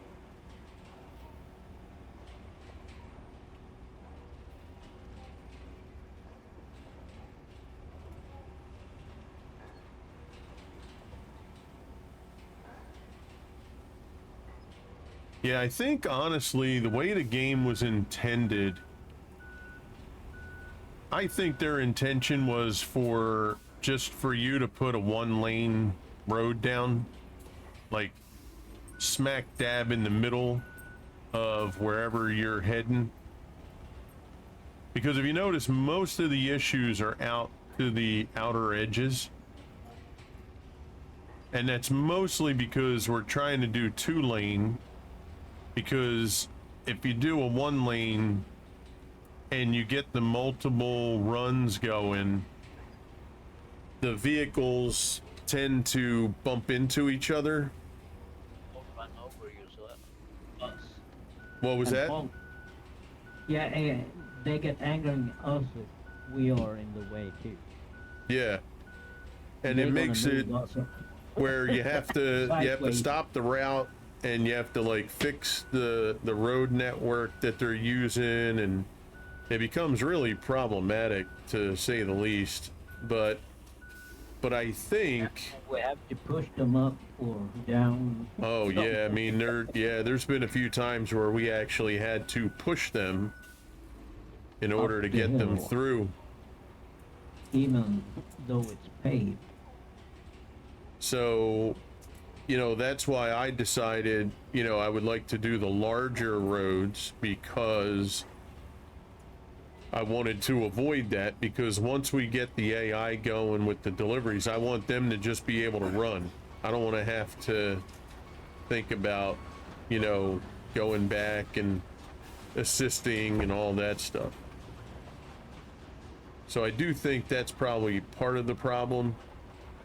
I think when it was designed, it was, you know, just make this road single lane right down the center, and all the stuff on the outer edge, you know, won't matter. So we're going against, potentially going against the grain, or, you know, going against the way the game was initially set up. But, you know, it's okay, because we're doing this, and it shows you guys, if you were thinking of doing a wide road like we're doing, it's either gonna compel you to say, wow, that's an awful lot of bullshit, I'm not gonna do it, or I'm gonna try to find a way that's even better than what they did. Or, okay, so it's a long, tumultuous grind, that's fine, I'm good with it. So either way, we're helping.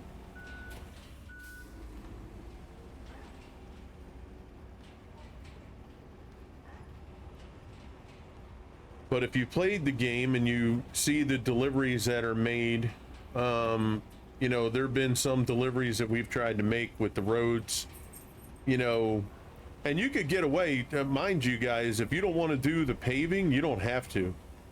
All those deliveries, if you wanted to run them with just the sand, they'll be fine. The only areas you have to worry about are areas of sand that are like sloped. They could spin their wheels there. But if you just want to sand the roads and just move on, you could do that. Mr. Teddy said, I'm just going to buy better asphalt. That's true. Might be the supplier. Or maybe I should buy the better AI instead. Yeah, it could be the supplier. You never know.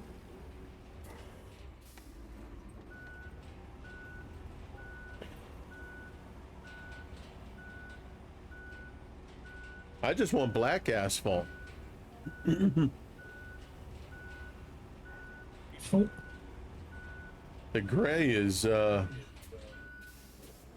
rather strange. Whose fault is that? Probably the developer. You missed the punchline. What was that? No, we did not, Jasper. What? You did not. He did. He did. What did I do? I missed everything, and I continue to miss it. What happened? You might have got into it, but Crew definitely didn't.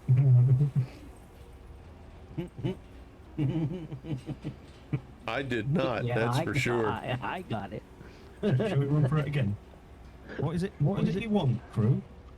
I give up.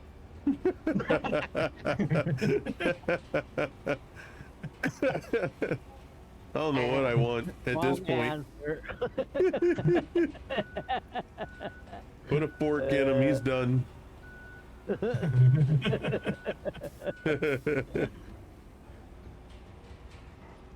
You've got this. Come on. What was it you was after with that you're doing?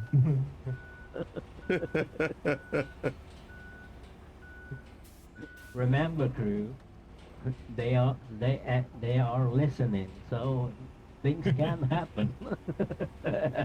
Yeah, that's true. So don't be shy on that part. Yeah, maybe this will be like Farm Sim was. Yep. Yeah, what was it? We had at least 3 things, I think it was, in like a 8 or 7 month More period. Than 3. More than 3? Yeah, it was Yeah. crazy, chat, and some of you may have been there. Every time we said something, next day, a few days. Yeah, it was really like, wild. Yeah, it was like it was nuts. We would be sitting on Farm Sim, and I can't even remember the real examples, but it would be, let's just pretend it was, Yeah. you know, they should have solar panels available for this shed. And it was like, you know, at least if you do that, you can make a little money. The next day, we went into the new stuff that came in, and sure enough, there was an update to the sheds for solar panels. And then we went in and we said, man, it'd be really cool if they had, you know, grass that would grow a little bit longer. Next day, we go in, yo, crew, did you see the grass? No, what about it? You can actually grow the grass longer now. And I'm sitting there with Swede, and I'm like, bro, who's listening? Who's lurking? Or are like so many people talking about the same exact thing? Like, it was just the weirdest coincidence.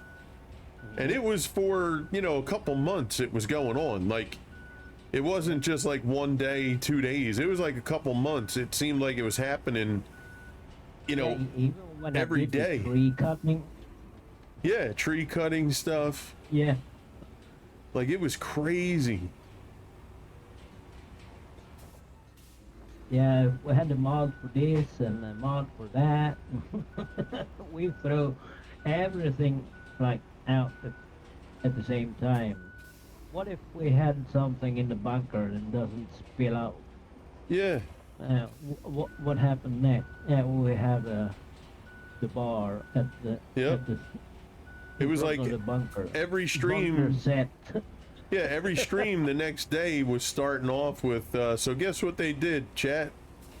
You remember yesterday at about, 1:30 in the afternoon, we mentioned, This, that, or the other. and it was like, yeah, look, go look in your thing. You're going to see it's all better now.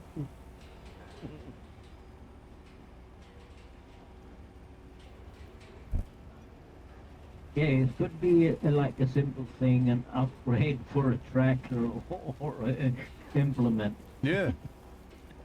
Yeah, it was absolutely Yeah, like- wild. You remember what we had the tow bar and the homemade weight? I Oh, wish they had I didn't realize you were something going that into goes faster. Yeah, They put that in. I know, right? Hey guys, I'll be right Yeah. back.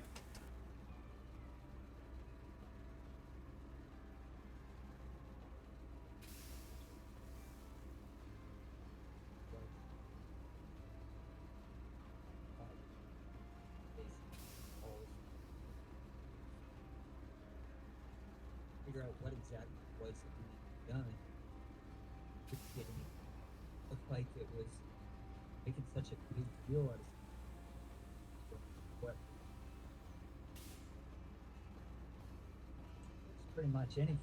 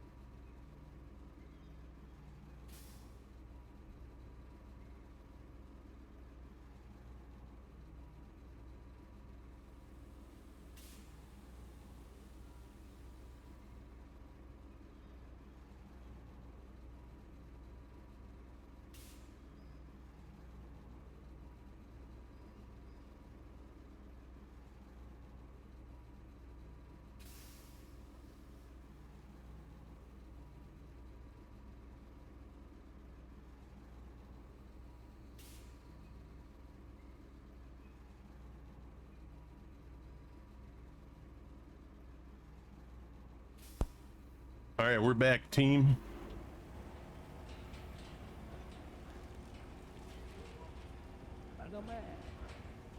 Thank you, sir.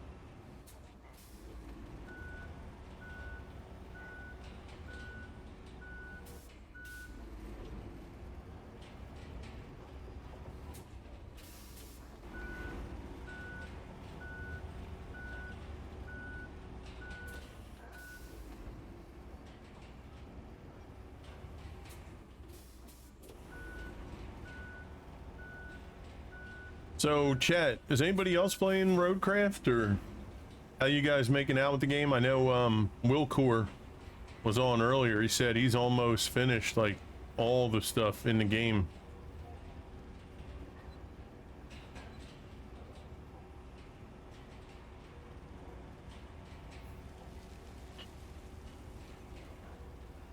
Or, you know, how was your weekend? What did you do this weekend? I was on the boot camp. Yeah, Mr. Swede was at Hell's Angels camp.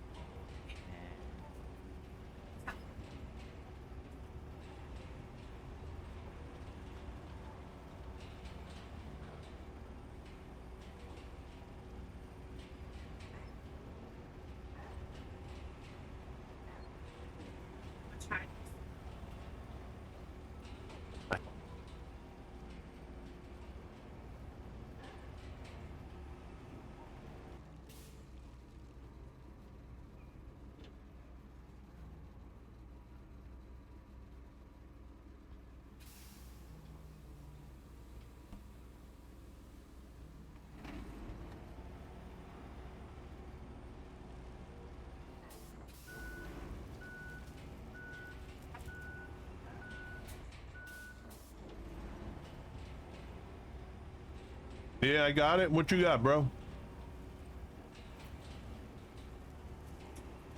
What's Jaffa got?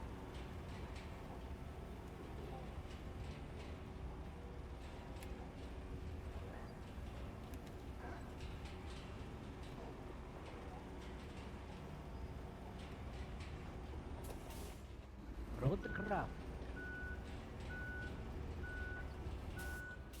Man, you just can't play it yet.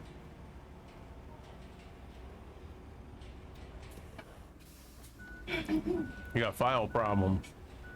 Yeah, I know. Yo, you know it was crazy? Mystical Marmite, she had asked for a refund through Steam the other day for a game. Got the refund the same day. Nice. Jappa said that like that happens for them all the time. Why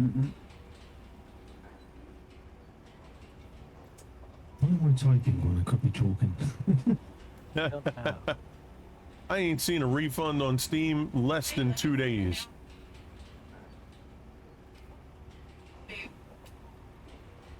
And not to mention, that was on a Saturday or Sunday, a weekend.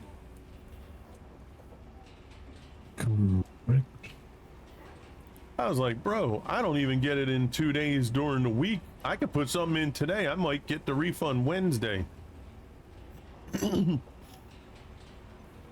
Oh, Clear got PoE 2 last night too. I think the free version, or he bought it. Just so you know. To be fair, they've got it on sale at the moment, so it's nice and cheap. It's, So it's the best yeah, time to buy it if you 50% haven't already off. got it. Yeah. Yeah. Now it will be free, just so everybody knows, when it's full release. So anybody who wants to play the game, if you don't want to pay now, it will be free when they have the full release. The payment that you're doing is only to get it during the entire early access time.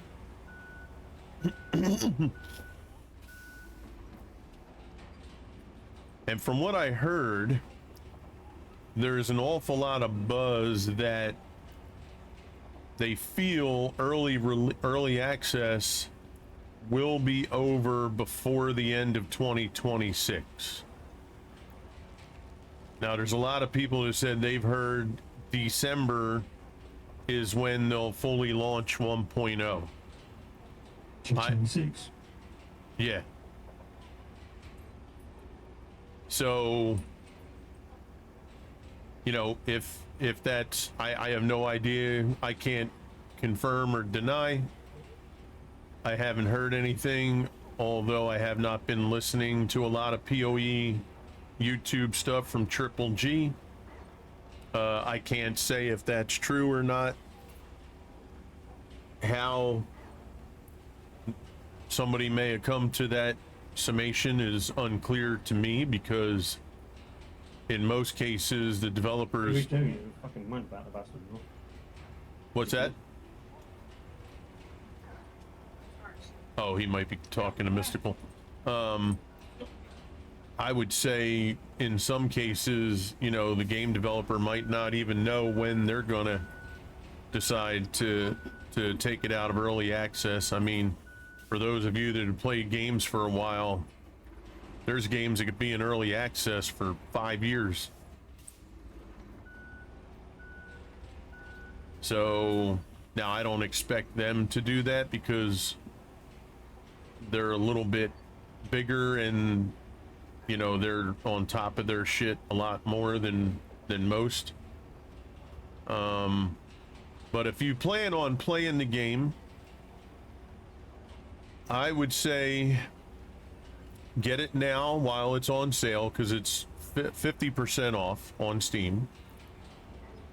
But be warned, understand that the game does not play like your other RPGs. If you play Diablo, although the genre or style of game is similar, the way you attain your stuff and the way you make your gear and all that stuff is nowhere near the same. So if you go at it with the concept of Diablo, then you're gonna struggle mightily. It's way more detailed. There's more that goes into it. The skill tree, what would you say, Jaffa? The skill tree is about 1,000 times bigger. The skill tree is a labyrinth of dots all over the world. Yeah, that's a great way of saying it. Now, to be fair too, probably 80% of the dots you're never even going to need to look at if you kind of know what you're doing. They do have it though where you can go and pick anything you want. You know, you're not stuck. Now, to be fair, if you pick a path, let's say you're running something with mana, obviously your skill tree for mana is going to be one of the main features. But you can run cold if you're a sork, you can run fire, you can run poison, you can run gosh, what else? You know, volcanoes. You can, you know, there's a lot of paths that you can choose, and the labyrinth of Skilled as a warrior if you wanted to. yeah, if you're a Sorc, you can take the skills in the warrior tree, right? So you are not limited the way you are in Diablo 4. Now, Diablo 4, this last update, did open things up for people to be able to do more, which is great. But just don't go in thinking Diablo 4. Play the game unto itself, or else you will be thoroughly confused and probably annoyed, and probably won't give it the time it deserves. It's more complex. The repetitive nature in the same area is not there. So once you get through an area in the movement of the game, you won't have to worry about going back there again. You're not going to visit, you know, the same area hundreds of times throughout your playthrough. You know, like yesterday, I defeated about 4 or 5 bosses, and I'm never going to be there again. I mean, maybe when you do the end game, you somehow visit it again, but that would be your end game. You're never going to need to do it again in the campaign. You know, so that's a good thing. So you always feel like you're building up and moving towards something. But it is difficult. The bosses you come across, you know, if you don't gear correctly, you're gonna get swallowed up. I have the luxury of being through the bosses up to Viper on multiple occasions, so I kind of get a feel for them, and you know what you need to get. A lot of things are important in the game. When you fight the first boss, he does a lot of ice and cold damage. So if you don't go in there with some cold and ice resistances, you're gonna die pretty quick. Even a simple ring for 25% cold resist will probably allow you to almost win every single time. If you can do more than that, great. You know, so little things like that you're gonna have to just go through to figure out, you know, how to approach the boss. But they are tough. They are very tough. If you're not a regular player to these types of games, like, you know, like I am, you know, I've played, but I don't consider myself, I still consider myself a novice. But you do. Let's just add a little bit in there, though, cool. Yep. They're tough, but they're not Dark Souls tough. The what's tough?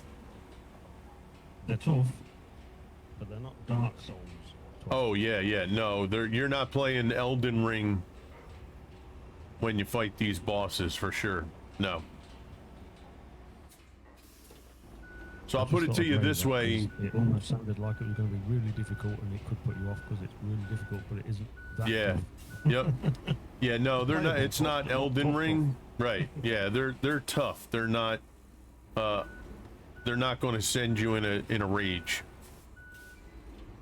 You're not going to sit there and go, "My God, man, this is like a Dark Souls game." Now, unless you just, you know, piss off all the equipment and gear that you could get. You know, like yesterday, for the first time ever, I actually fought these bosses and won the first time through.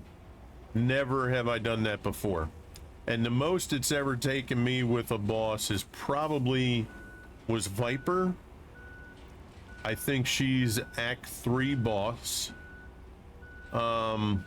It probably took me about 20 times to get past her.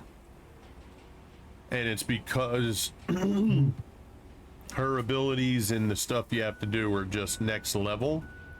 But after that, I fought her 2 times with different characters after that.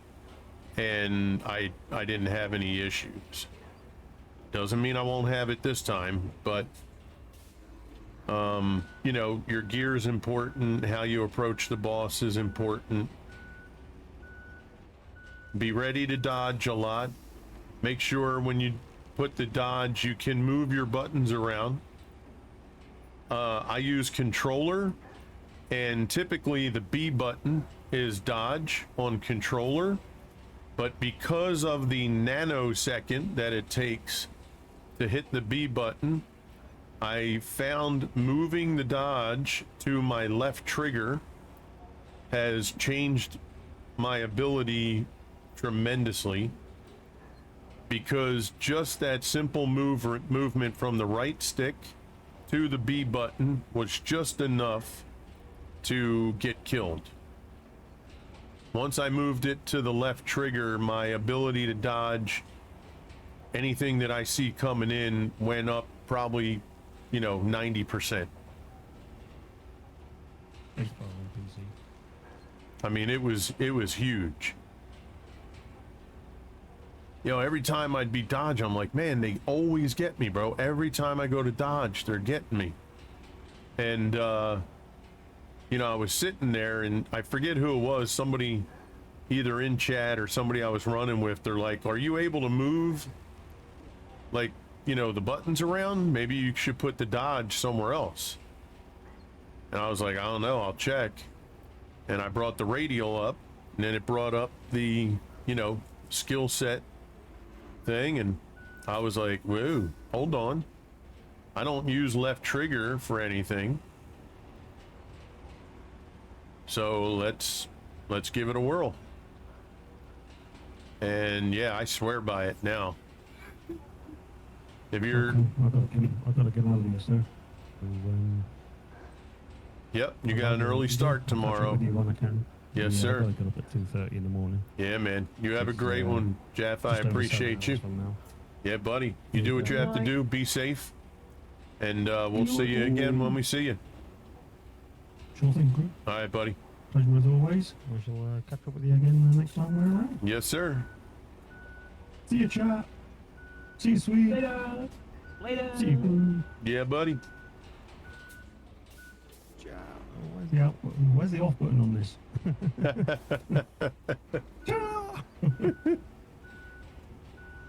We just hear him in the background. I'm trying to turn it fucking off. I can't find the button. I don't want to, but I have to. Yeah. I don't want to. I have to. Hey.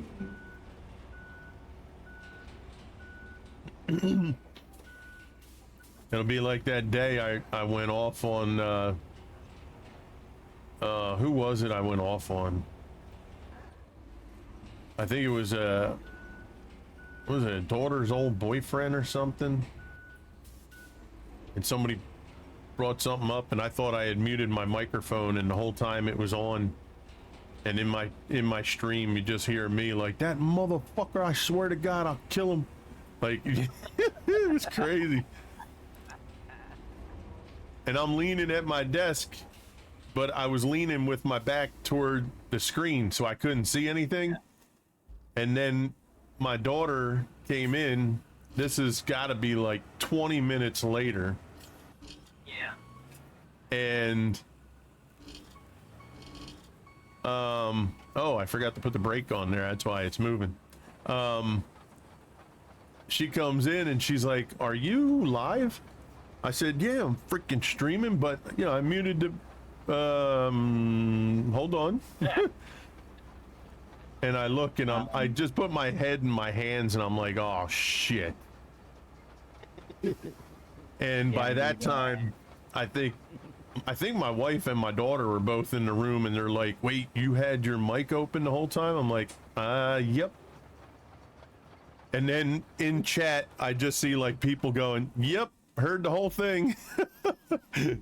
I'm like, okay.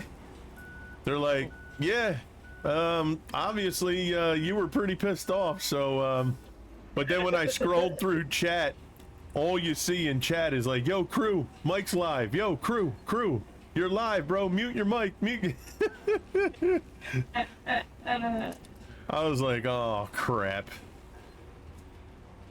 I'm like, all right, well, you know, cat's out of the bag, guys. Yeah, I don't like that person.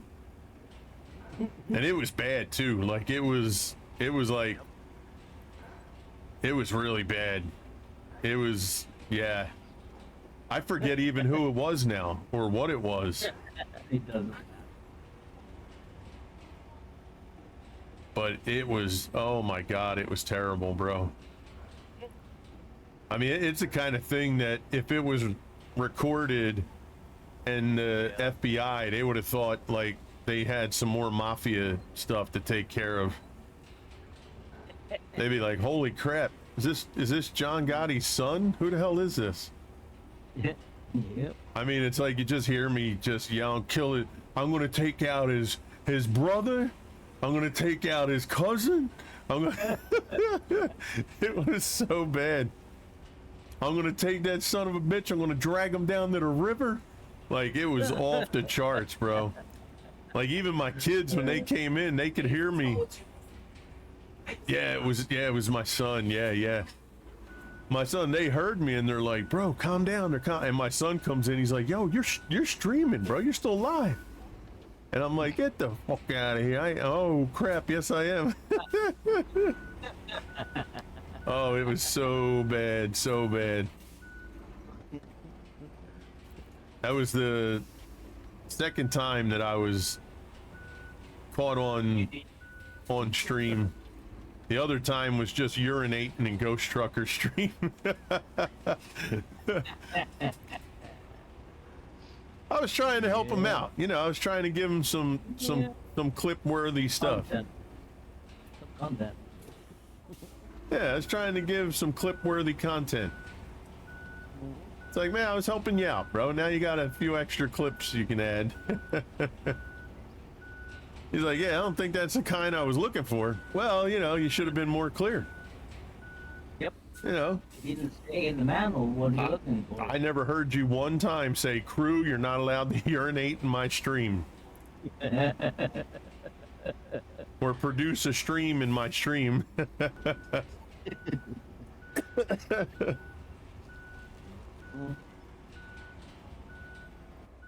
And that's why I get scared sometimes when random people want me to join them. Yeah. It's like, bro, you know, I can't be responsible for everything. It's too difficult.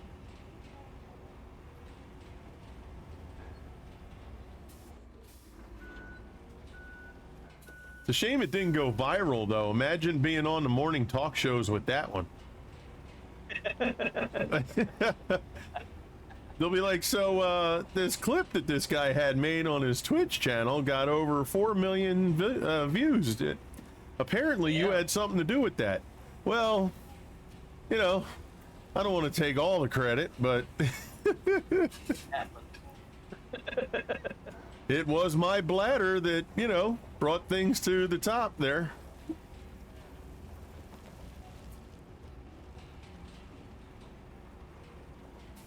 They'll be like, well, what did you think was going on? I thought somebody put a faucet on.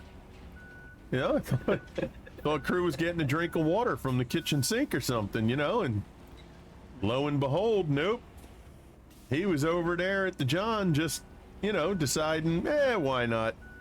I'm already here. So why What not? the hell? No, might as well leave the mic on and the headset on. Who cares? Yeah. No one listening anyway. Yes. There's not like 25 people already here checking things out. It's the new way to play Call of Duty. I'm devoted. Exactly. I'm devoted to the game. I should get Call of Duty free for the next like 5 years after that. You know, it's like, man, this guy's devotion was over the top. Mm-hmm. It was creative. Yeah.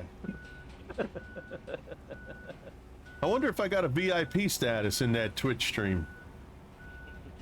But you did. You never knew. They'll be like, why is your VIP logo yellow? Well, Reason behind that is, you want to tell him, or should I?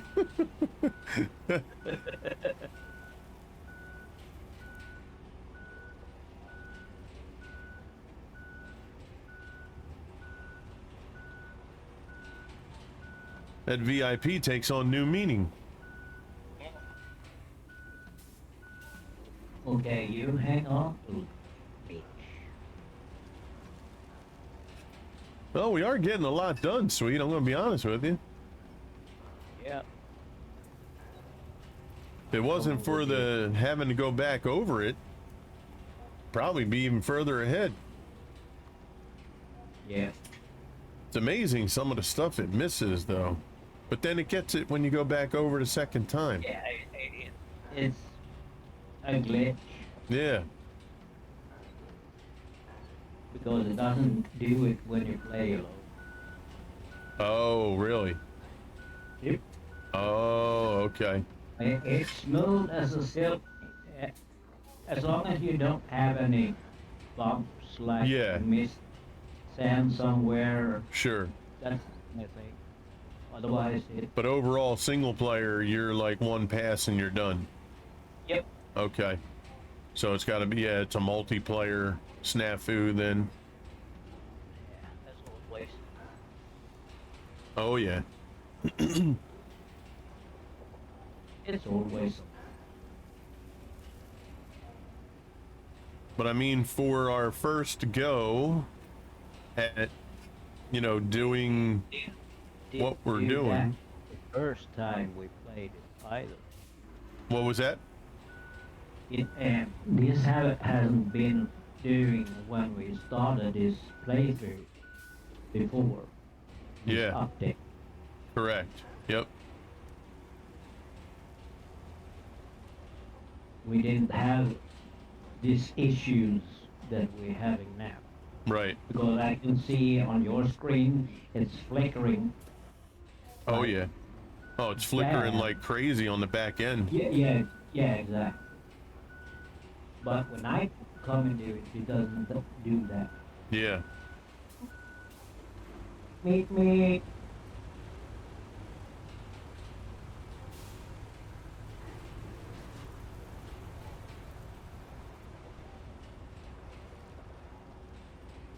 Can you see something wrong with this load crew? Yeah, that thing's a little crooked. A little. She's hanging on. She Yeah. trying to stay on there. You're right.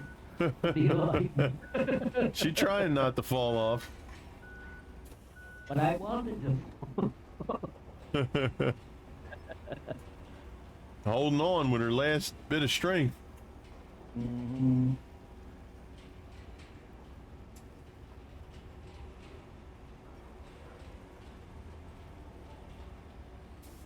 But yeah, you can see once we go over it the second time, Chad, you know, it looks clean. I mean, you can see the imperfections, but overall, the look and Hey, watch. it looks clean. Did it fall? Did it finally fall off?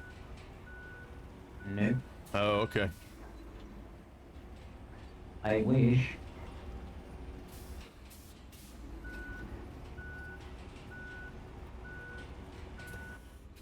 But yeah, in general, it, you know, it looks nice. As nice as can be expected. But if you're listening, Saber, Focus. make the asphalt black. Not a muddled black or a gray. Just make it black.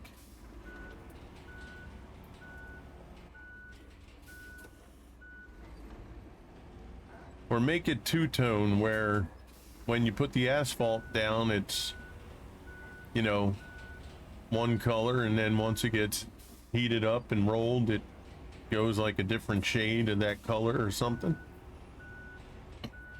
Or just make it all stay Yeah, black. Come and push.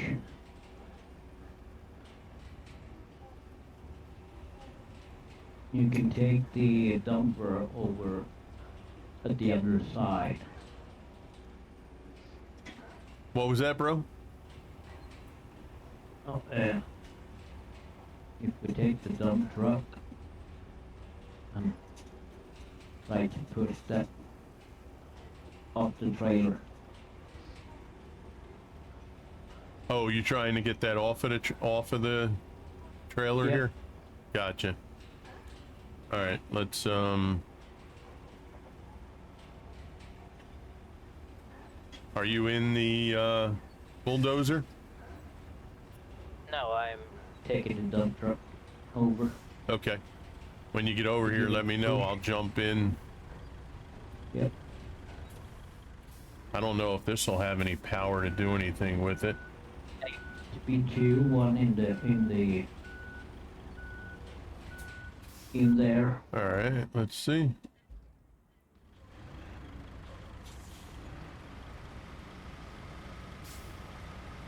Yeah, she won't budge.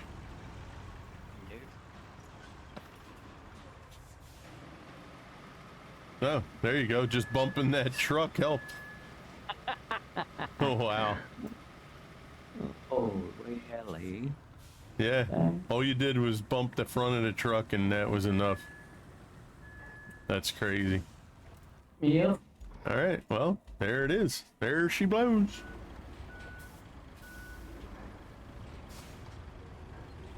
That's good. Yeah. Because we need to do the other side here too. What I know, to fix the road and things like that over on the other side. Oh, yeah, for sure. Yeah. Yeah, once we get this That's side why done and so we that's get the why I thingy set up. some sand Yep. here.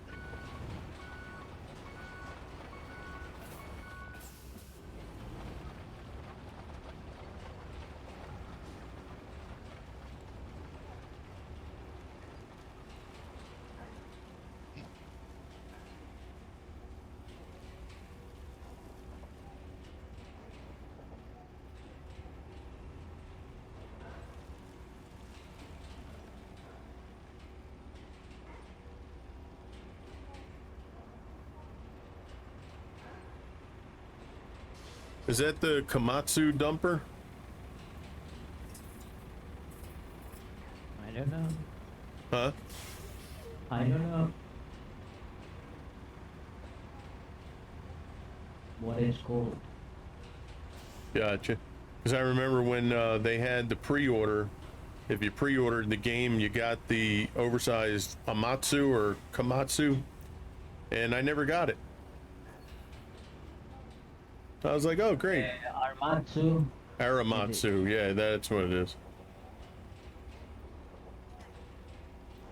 Yeah, you have it unlocked when we Yeah. played. Well, I had to unlock it in order, like, through the game itself, but you're supposed to get it for free when you purchase the pre-order of the game, Yeah. which I did, but I never got Yeah. it in the game. Yeah, the sad thing is the new DLC, they are not unlocked yet. And it's free too, so Yeah. that suck. Yeah, I was like, man, everybody's got this damn thing. I can't use it, and yet I paid the same money as everybody else at the same time. Like, even in the list of DLCs, it still shows that it's not available.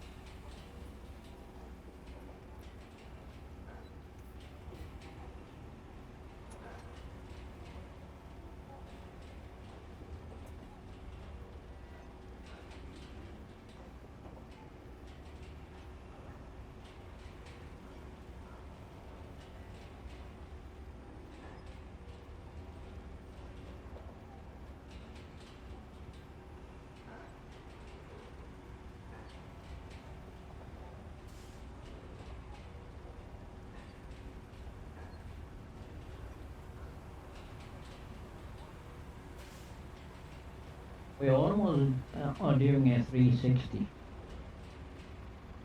Oh yeah? Yeah, What do you mean? going, yeah, going around. Oh yeah, yeah. It pretty much, yeah, it links up, or it does go all the way around this island. Yeah, it does. Yeah. So we started at the bridge, you're gonna end with the bridge. Yep, that's right.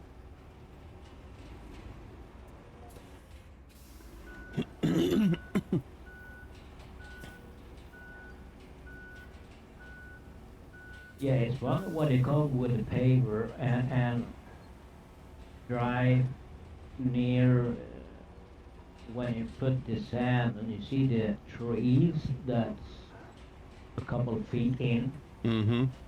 doing some crazy. Oh, they start bouncing around and Yeah. oh yeah, it's really yeah, it's definitely spirit driven evil spirits. Yeah. And then they disappear. Yep. It's only with the paver, not the others. Mm-hmm.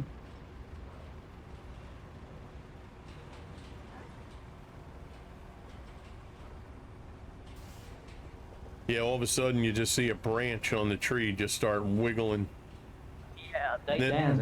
And then it bends to the ground and It's it's like, what the heck is going on here? yeah, it's so magic.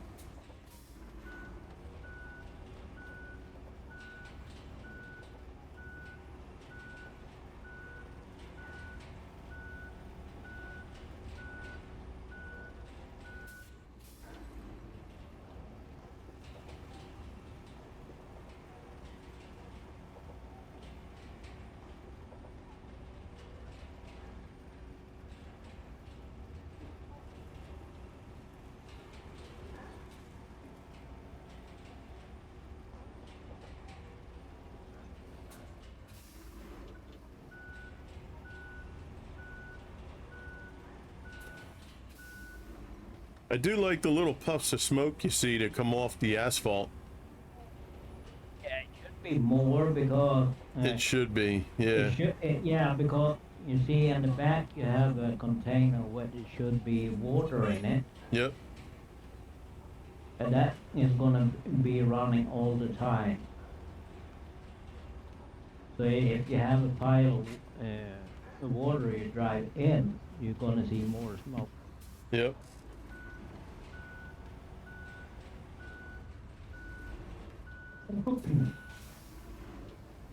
Because this is hot, very hot when you do asphalt.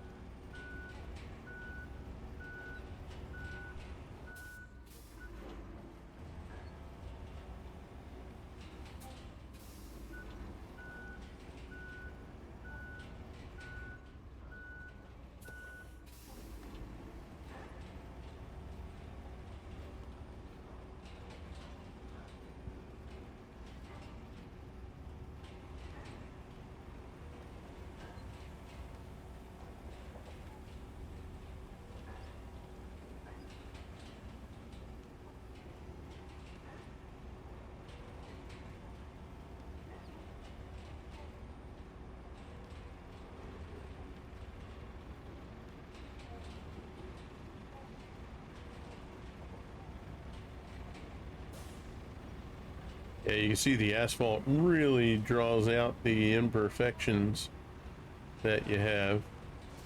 Yeah. And what's crazy is those imperfections, like, I feel like sometimes they appear out of nowhere too. Like some areas I feel are nice and smooth and good, but then the little highlights that you either don't see or they pop up later. Yeah. Like all that Bad thing stone is right there.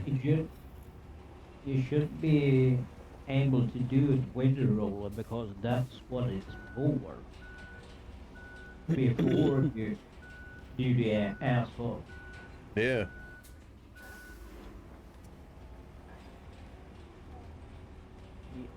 Because you want to, yeah, level it out and it's flat. That's the vibration in that machine is for. Yeah.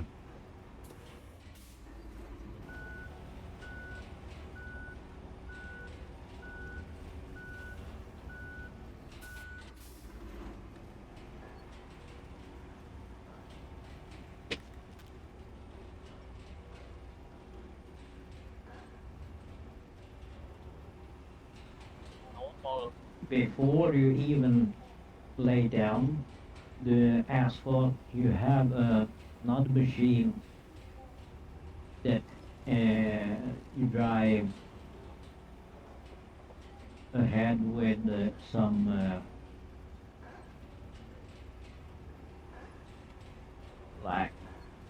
black paint,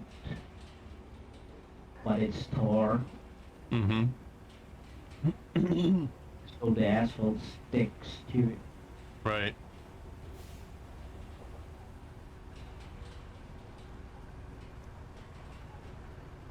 It's the same thing that you use on old boats on the underside of the boat, Oh, okay. or even in the old days they have that on like doors for the barn or things like that, Oh, okay. black tar. Interesting. Yep.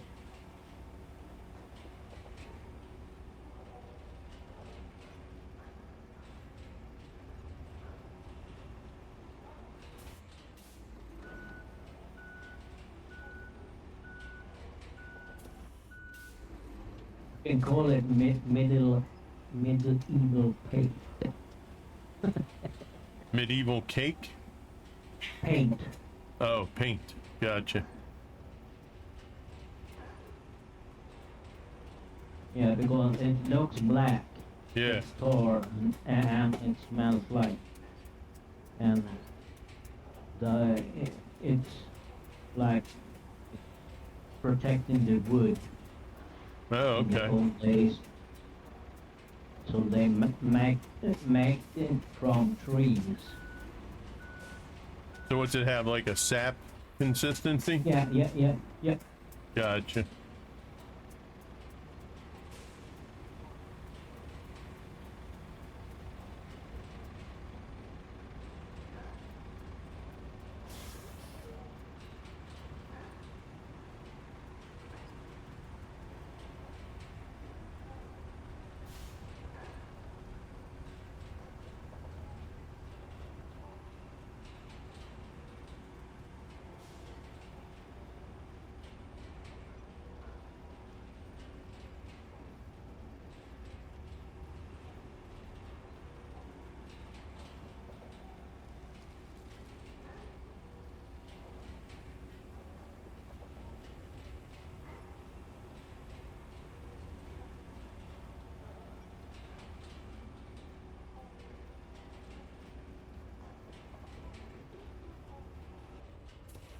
That's why they call it tarmac.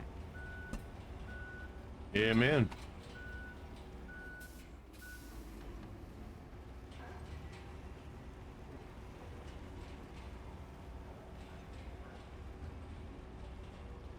all the barns, doors, they always use black and they use tar for it. Okay. Cool.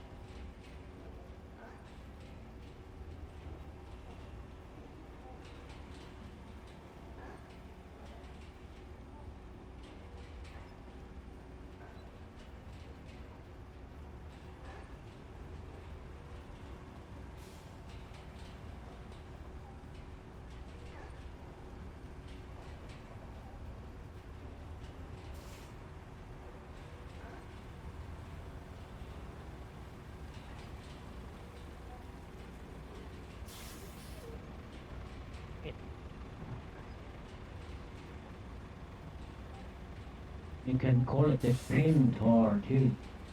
It's a sticky substance. Oh yeah, pine tar. Yeah, you know, in baseball they use that a lot. Yeah, They put it on the barrel of the bat so you can hold on to it.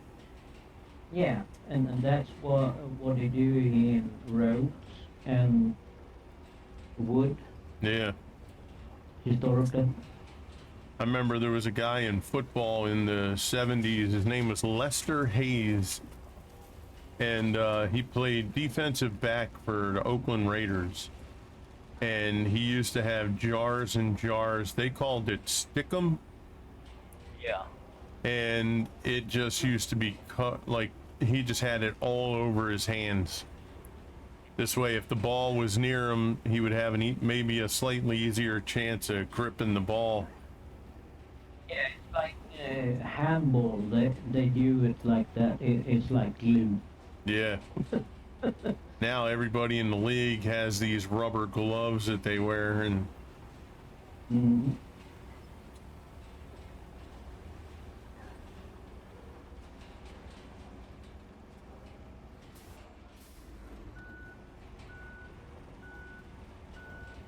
Yeah, that's why they call it tarmac. Because yeah.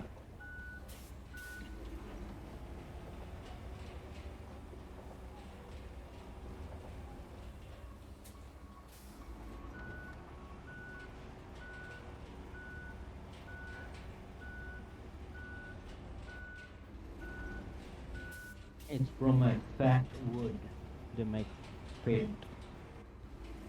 yep. Fine, I mean. Yeah, it looks like maple syrup. Yep, but black, Yeah. pitch black.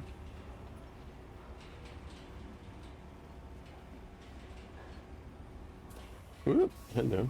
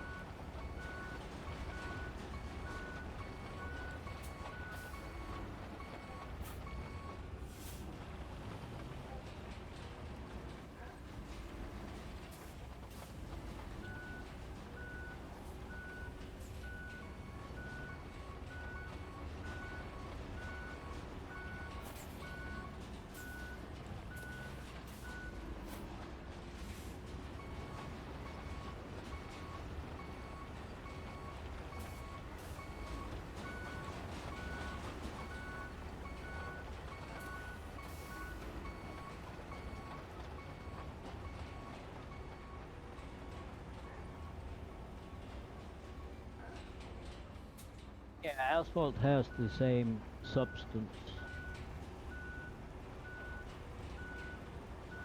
It's sticky.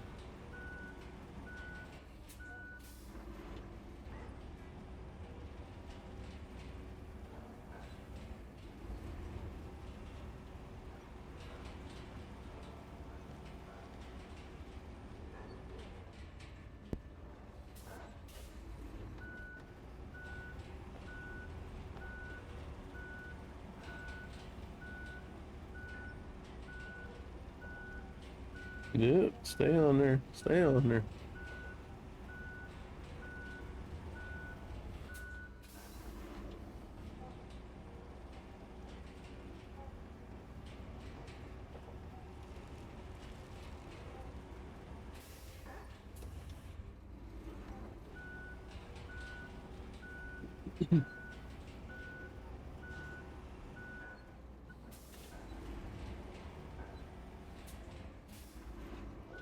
Now, do you know if they remember before the supplies you gathered were only for that map?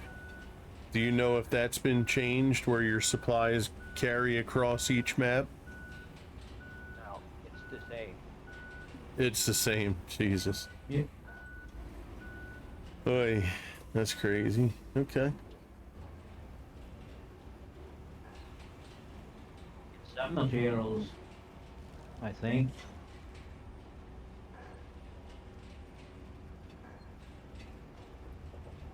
Also work.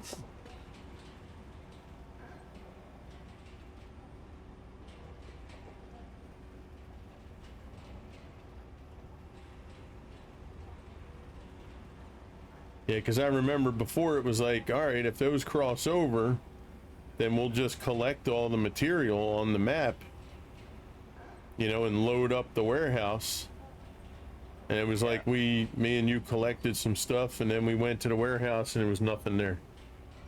Yeah, exactly. And it's like, it's only good for that map. It's like, well, I'm done the map. Well, I don't need to. But it'd be nice to one more collect map. the material for the other maps, you know? Yep, yep. Always the same. Nothing changed. Yeah.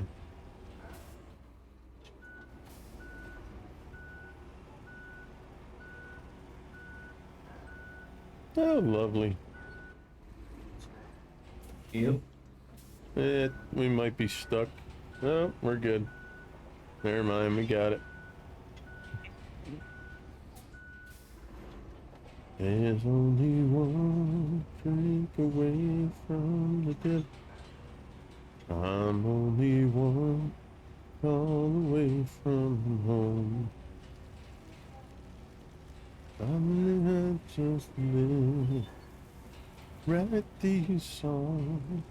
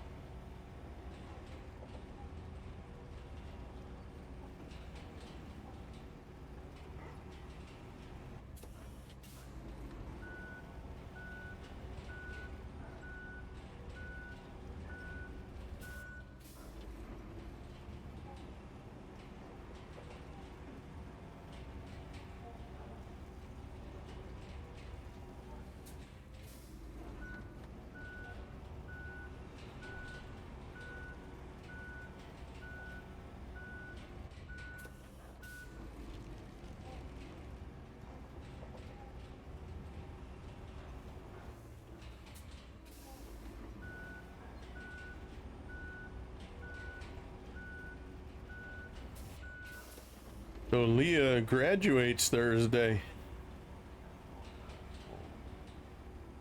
Nice. Yeah. Yep. And then August she'll start her first class at college. She'll be on her way to become a paralegal.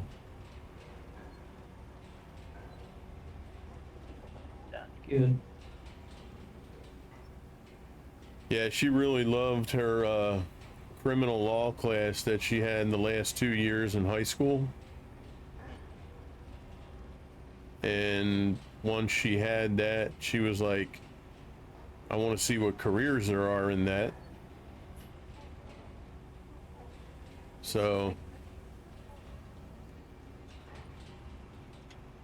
I was like, do you think you'd want to be a lawyer? She's like, probably not. She said, I don't want to stand up there in front of all those people and talk. I was like, okay. She's like, but I'll help. She's like, but I'll help everybody else get ready to do it. I said, okay, well, there you go. Go to your strong suit. Yep. If you wouldn't like being the lawyer, then you'll be the one that'll help them get prepared. So have at it. Yep. Yeah, in so many ways you can go. Which direction you want to go. Yeah.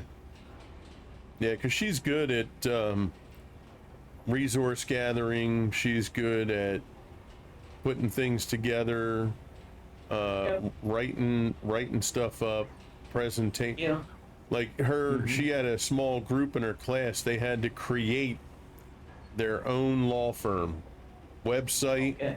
floor plan, building, Yeah. colors, which kids are going to be in what position. She wound up doing almost the entire project, and the other kids hardly did anything. Okay. Not because she wanted to, because they were just lazy and didn't feel like doing it. Okay. And she's like, well, I don't want to have a failing grade because of some idiots didn't feel like doing the work. So I'm just going to do whatever they don't do. And do it better. And she, yeah, I mean, everything she put together was unbelievable. Yeah.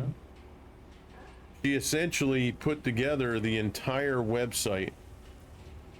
Okay.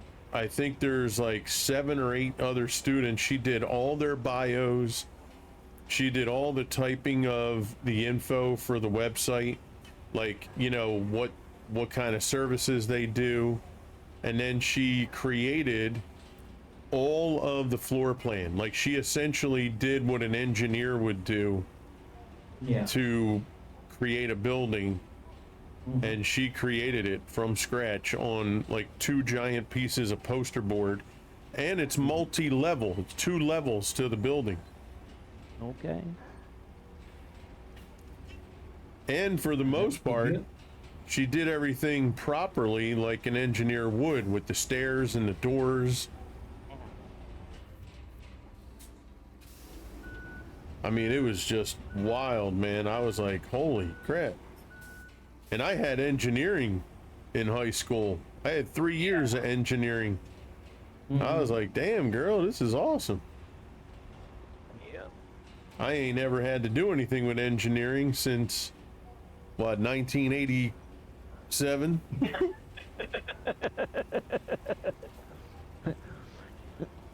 A long time ago. Yeah. That was funny too, because I remember the last project we had, my engineering class, it was me and 4 other guys, and we had to invent something and build and have all the materials properly used. And we were all sitting there, we're like, Mr. Matucci, hold on, you want us to what?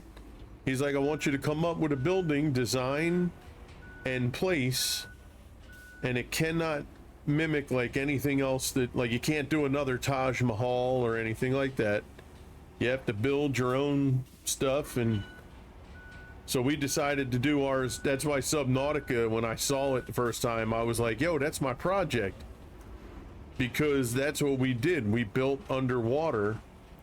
Yeah. And the craziest thing was trying to get the material the right way, because underwater, you know, you have the pressures of water, Yeah. and you can't put, you know, certain material because it would crush. And, you know, you had to do all the research. Yep. I was like, holy smokes, man, this is crazy. And it's like, well, we can use aluminum, not at 500 feet. Well, what about steel? Well, steel's going to corrode. It's going to corrode underwater. What kind of steel? Were you going to coat it with something? What's the thickness of, like, it was just, you know, Yeah. I don't remember all the particulars, but we had to do all that, man. Yep. And back then, there was no internet. So you had to go to the library, you had to look at an encyclopedia, Yeah. and you had to figure out the equations yourself. And then you couldn't just go on, call your friend on the phone, sit there with a Zoom call and say, I'm going to do it. You had to either go to their house, or Yep. in most cases, we'd be on the bus going to school. And then when we got to school, you're in the cafeteria chowing on some lunch, and you're trying to draw at the same time. It's like, man, nowadays they got a program, they just tell it what they want and it figures it out for you. Yep. Yeah, actual research, bro. Yeah, yep, actual research, bro. You had to go to the encyclopedia and look up the S for steel, and, you know, Yep. A for aluminum or aluminium. Yep.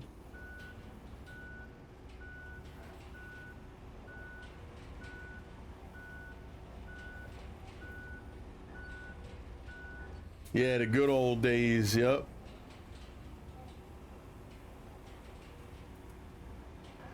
Then you had to present what your building was, what you used to make it, you know, what it could withstand if you built it to withstand like an earthquake or, you know, high winds or something. And it was a long project too. I think it was like 3 months that we had to do the project.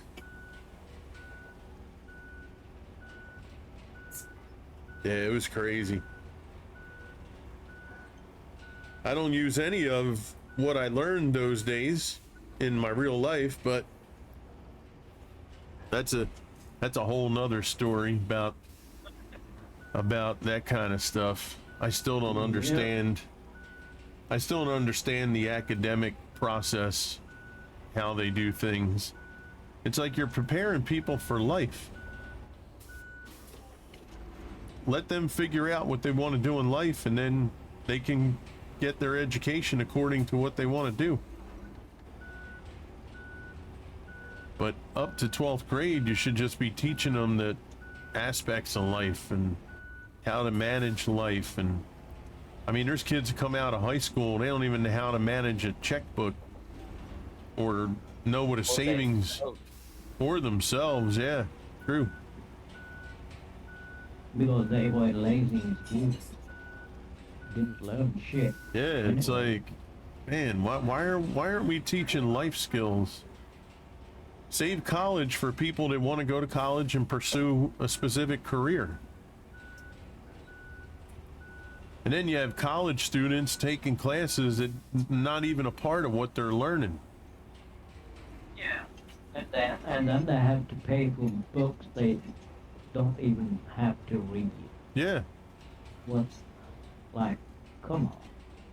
It's like, if you're going to go to school to become, you know, like, well, let's just say the paralegal, you know, does a paralegal have to take a math class?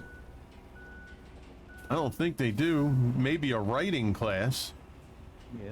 you know, but it should really be all about the law and how to talk to people.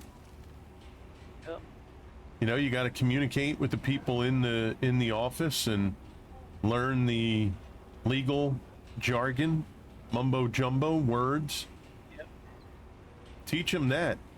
Like, honestly, the college class should be a made up like law firm. And every day you come into class, you don't have to dress the part, but you at least have to act or role play the part of doing the job. And then at some point in the year, you have real lawyers come in and you have them, you know, kind of have them go over stuff and how things are done and what you like and what you don't like with the paralegals, you know, fill them in.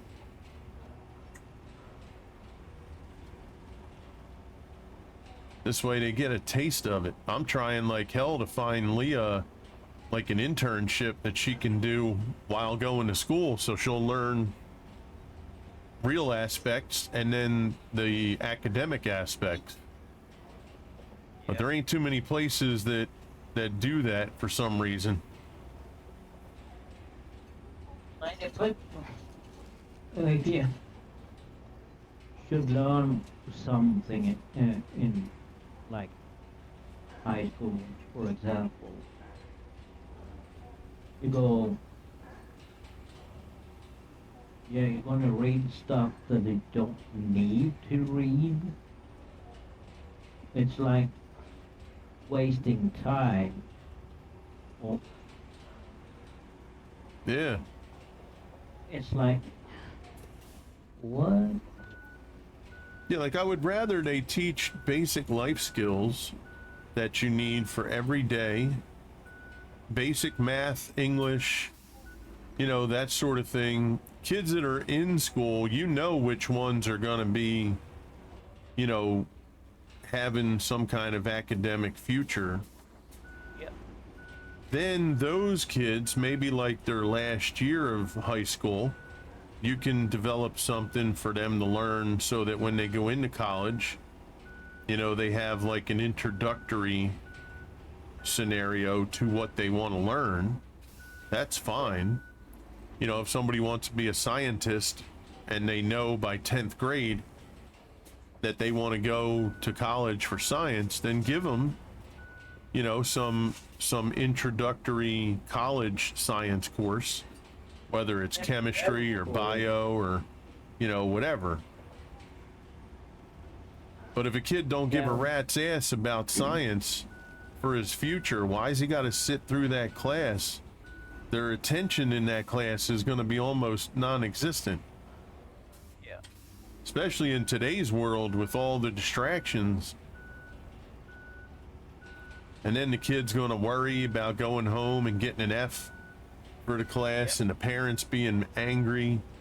It's like, you know, I don't want to be there. I don't give a crap about E equals MC squared. I don't give a darn. I care. I like music. So stick them in a music class and let them stay in music. Why not let the kid excel at something he loves? Yeah, they're good at. Yeah. At least he'll pay attention. Yeah, and he gonna have more fun in school too. Yeah, I mean, you know, school He doesn't already. wake up every morning. Oh shit! I have to go to school. Yeah. The first two classes they have, they can't stand. And it's like, well, you know, they just pretend they're sick or they don't show up. And, Yep, you know, it's like, I know. I did. yeah, it's just crazy. Like, I remember for me, I had 2 years of Spanish. I'm like, why the hell do I want to learn Spanish? Yeah. They're like, well, it's mandatory. For what? I don't get to choose the language I want to. I said, my family, they're from Italy. Why can't I learn Italian? Well, we don't offer that. Well, why the hell not? Yeah. Yeah, it was the same when I went to school. You have math, English, and German, Spanish, or Yeah, whatever. yeah. What, like, why do I need that? Hey, what's up, Big Vito? Doesn't reply to what I'm gonna learn. Yeah. Now, if I wanted to be an interpreter for, say, the police in that's another. in a Spanish community, Yeah, right? Or if I wanted to work the border patrol and, you know, along the southern border in Mexico and, you know, for the U.S., okay, then yeah, I need to know Spanish. yep. And I may not know that I want to do that just yet, but why the hell I got to learn that shit in high school? It didn't serve one purpose. No, But I had It to take 2 years of it. I'd have rather learned carpentry yep. or sheet metal or engine, you know, learn how to take apart an engine in a car or something. But they didn't have that option. Yep. What's good with you, Big V? Me and Sweet are over here just laying down some gray asphalt. It's old asphalt. That's why it's gray. Recycled asphalt. Yeah, we had 2 years. I had 2 years of Spanish. And I didn't even get to choose. I don't even know what other courses there were. I just got my my slip, you know, in the summer said Spanish 1, and then the next year was Spanish 2. And not to mention, I took it the first 2 years of school. So by the time I got the junior year, I didn't know what the hell I was doing. I didn't remember squat.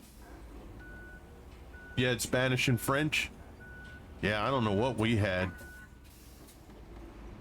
My wife had Latin, French, and Spanish. And what's crazy is Latin, that's an old Roman Catholic kind of language. Or Italian. Yeah, like that's all the Roman Catholic Church used to do in Mass was Latin. Yep. Like my uncle, my mom's brother, he was an altar boy. He had to learn Latin to become an altar boy because the service was done in Latin.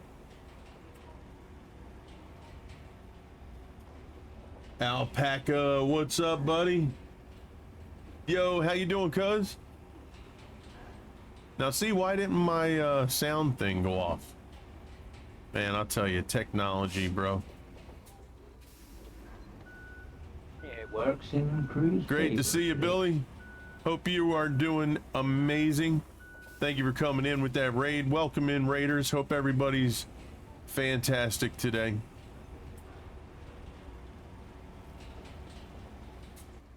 Yeah, like, why can't I have the Queen's English as a language over here?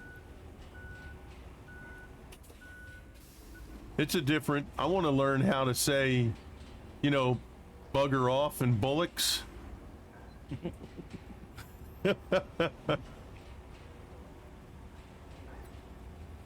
G'day, mate.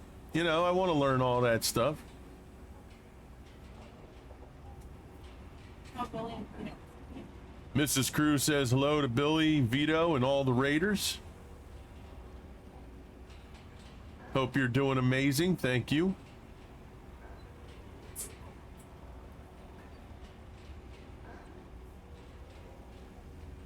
I'm getting hungry, chat.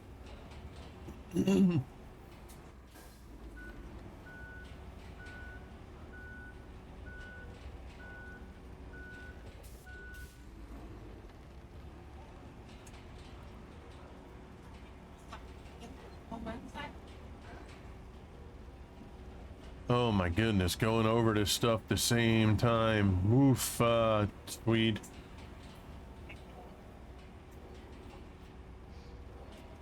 I gotta go over it frontwards, backwards, and then frontwards again. Just do it one time and see if it comes back when we go and come in next time. My goodness. That's how it's gonna be.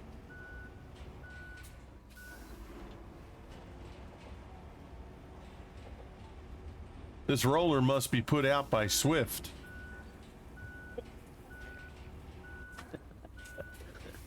It's not Caterpillar. It's made by Butterfly. Yeah, it's a Tonka toy.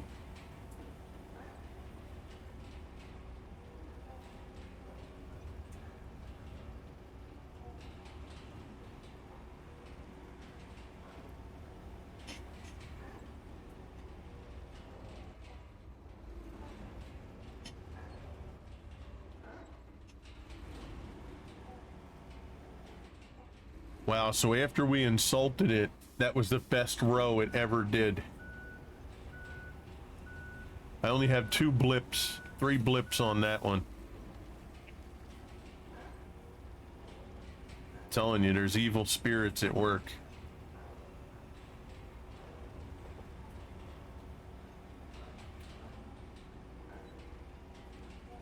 Look at that. Look at that. Perfectly clear. Boop, there's a hiccup, there's a hiccup.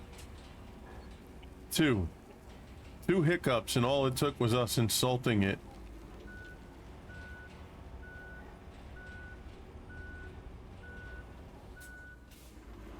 Billy, what you been up to, buddy? It's great to see you, man. I hope you and the family are amazing.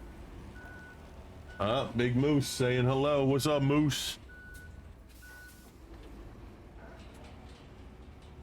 Yep, won't get that though.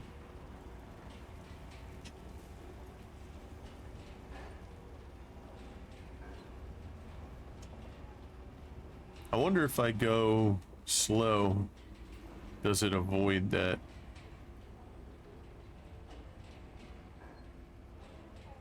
Oh, wow.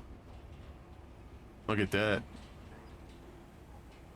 When I put it in low gear, it's perfect.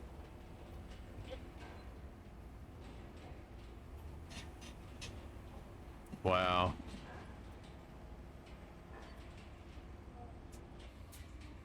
Isn't that something? All right, well, let's go clean up these little misses here, and we may have to do it in low gear. I've been off farm since for a bit, really into Ark Survival. Oh, no kidding. Okay. Did you ever finish the Alchemy Factory? Heck, I think that's the last time I saw you on.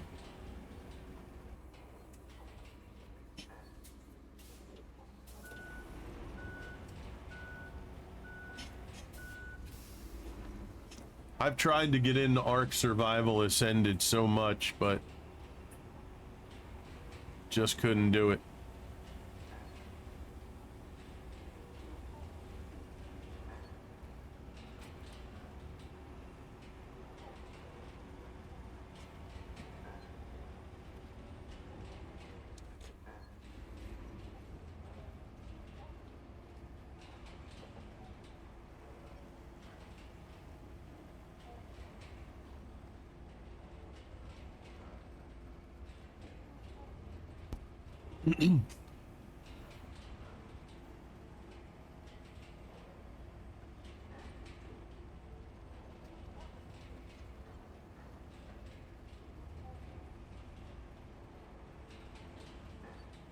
Oh, really? I could have swore it was you. Maybe it was Boom. Yeah, maybe it was Boom. Okay.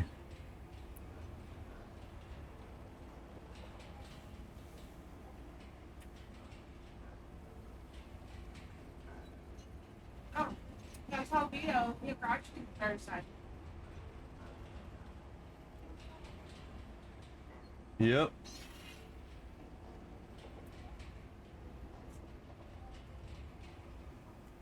Yeah, Vito, I don't know if you heard or not, but our youngest is graduating high school Thursday. She's the last one.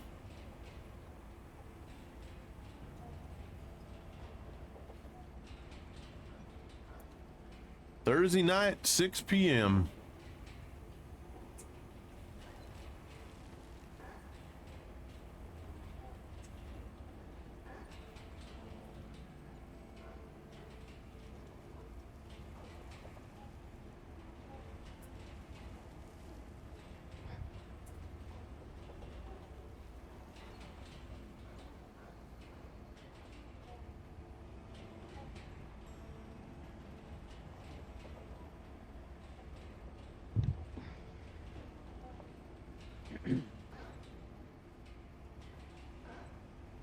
Yeah, that's a big dip right there. Holy mackerel.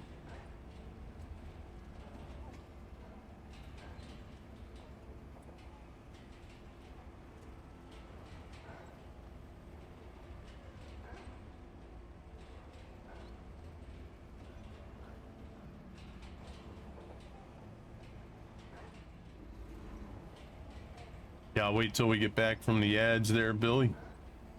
It's back.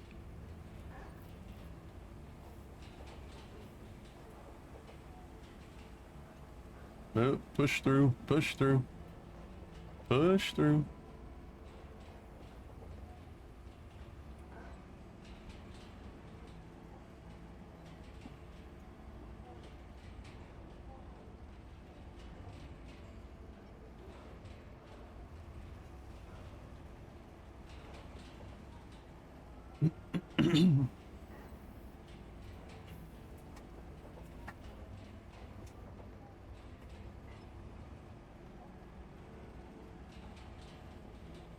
You got turbo. Oh, okay, there you go. Then you have nothing to worry about. Yeah, she wants to be a paralegal for a criminal law firm. So she's going to take 2 years of, we have a community college out here that has a 2-year program for her to get certified.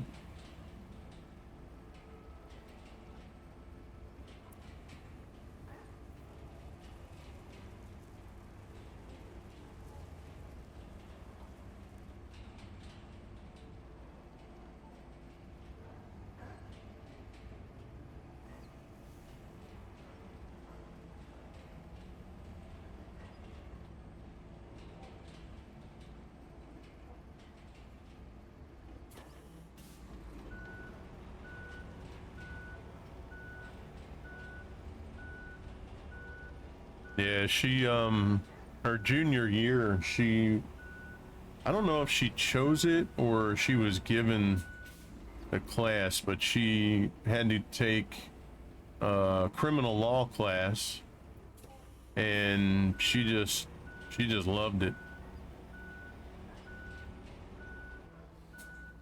Yeah, I actually had criminal law when I was at school too. And it was one of my favorite classes. And then I had business law the next year, and I didn't like that one as much. Learned a good amount of stuff in there, but wasn't as fun.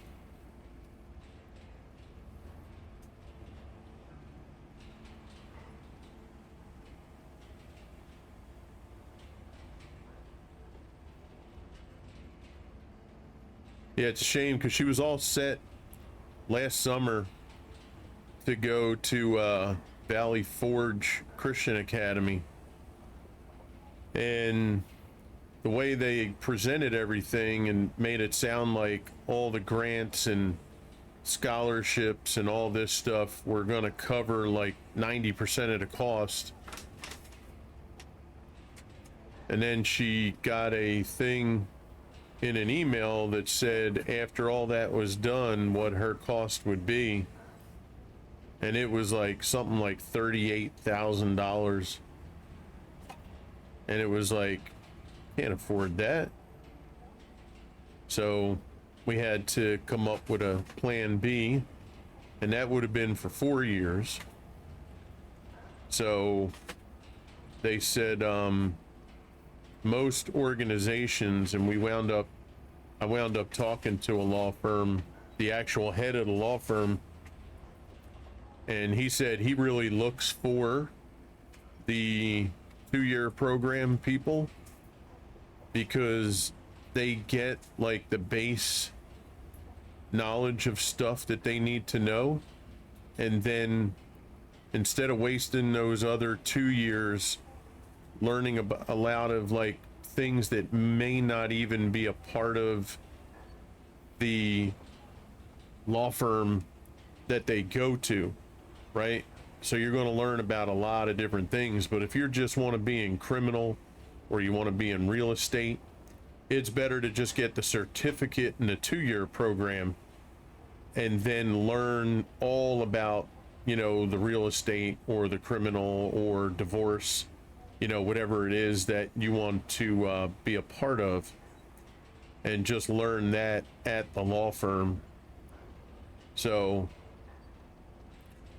and the guy said that he works in conjunction with the community college. So most of the employees that he's ever had all have come through their internship program.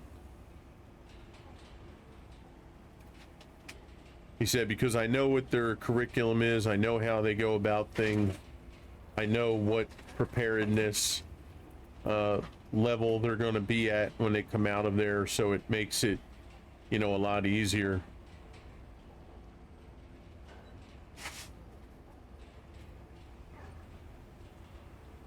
So we'll see what happens.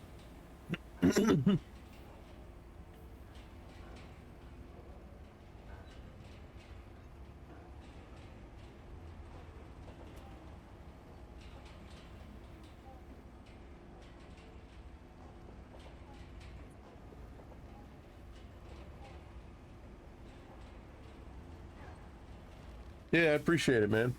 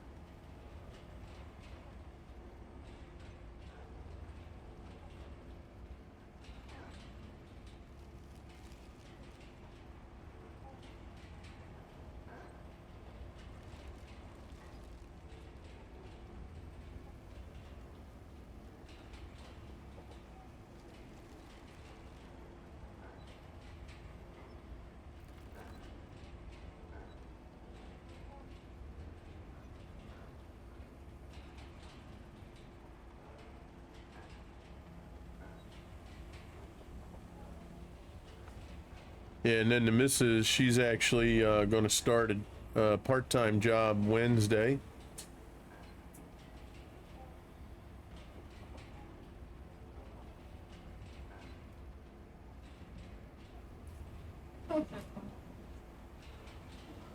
Huh? Yeah.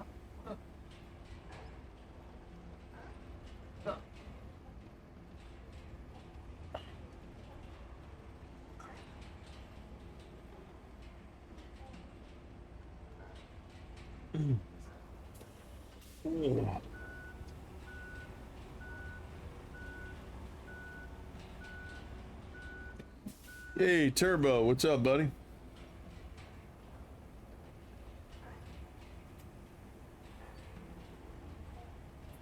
How you doing, bud?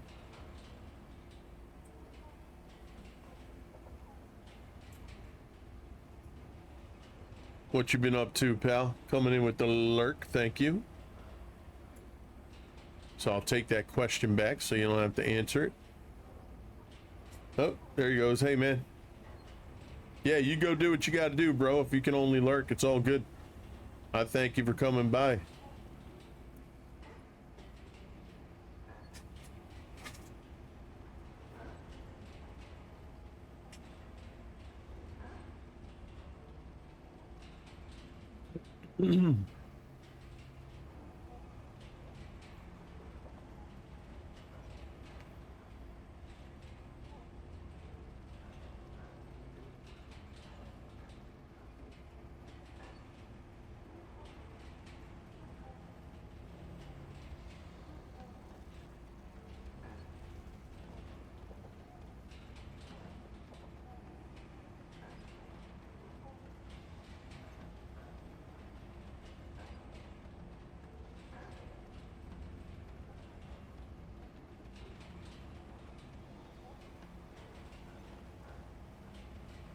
Oh, this game here? Yeah?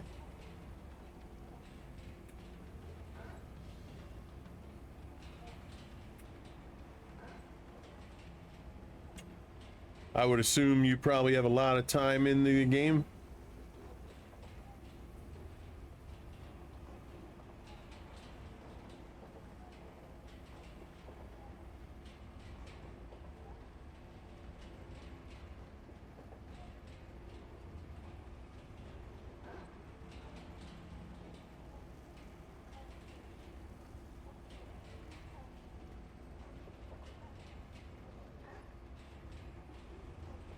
Almost done with the first map. Okay. That's where we're on right now, I believe, the first map. Other than the starting tutorial map, you know what I mean?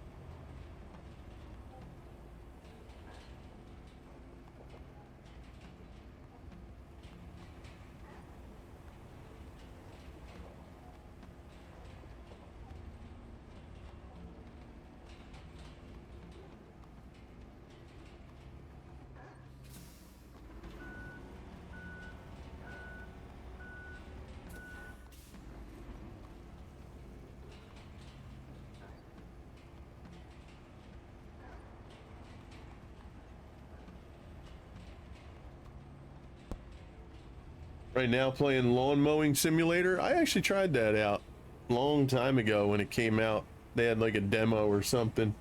It was pretty neat. I just needed more from the game.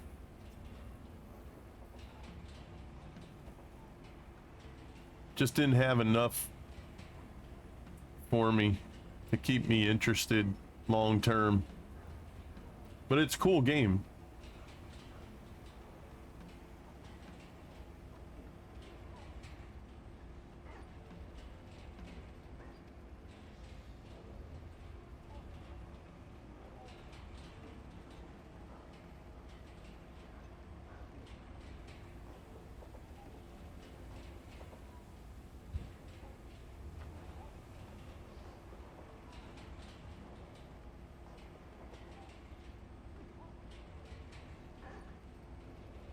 Yeah, I'll leave it like 350, I guess.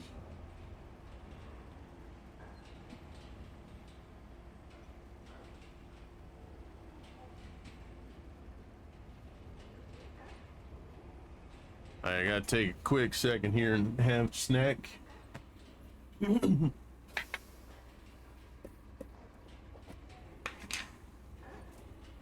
enjoying the lawn mowing simulator?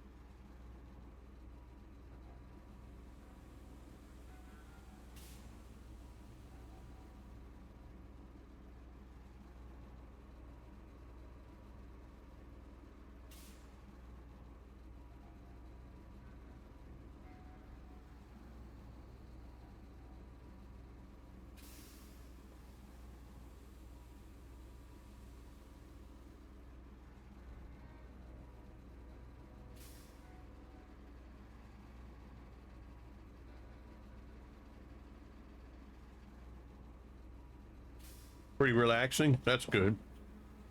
Nice to chill with it at the end of a long day, right?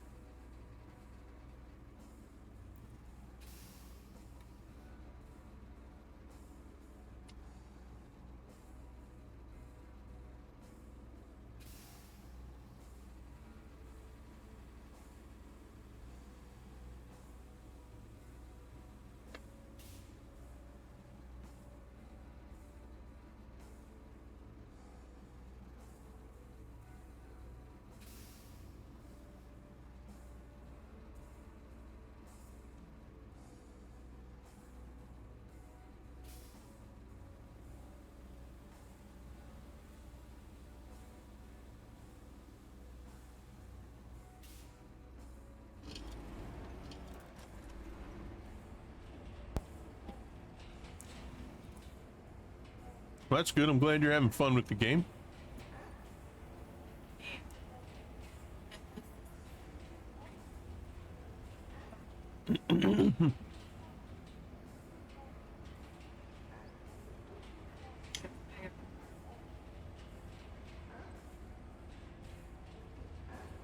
Oh, okay.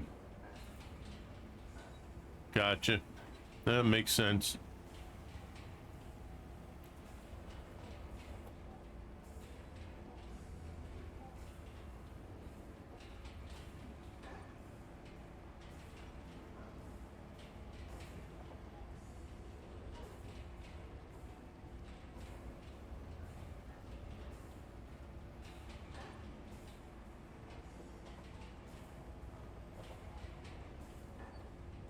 He's tired.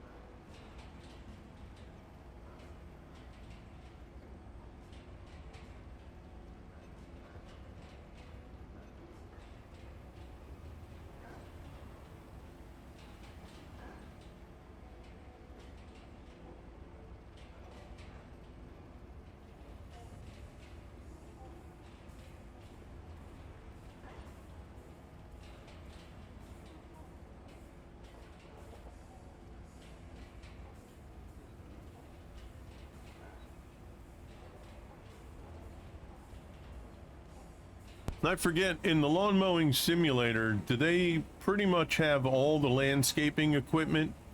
Like, can you run the sit-down lawnmower, right? Push lawnmower, weed whacker, right? Do they have all that?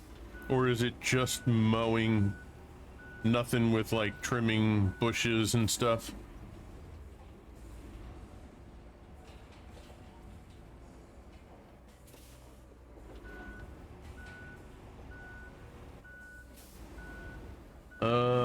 I have 4 herniated discs. My neck, and I have to have surgery for, oh man. What did you tear, groin muscle?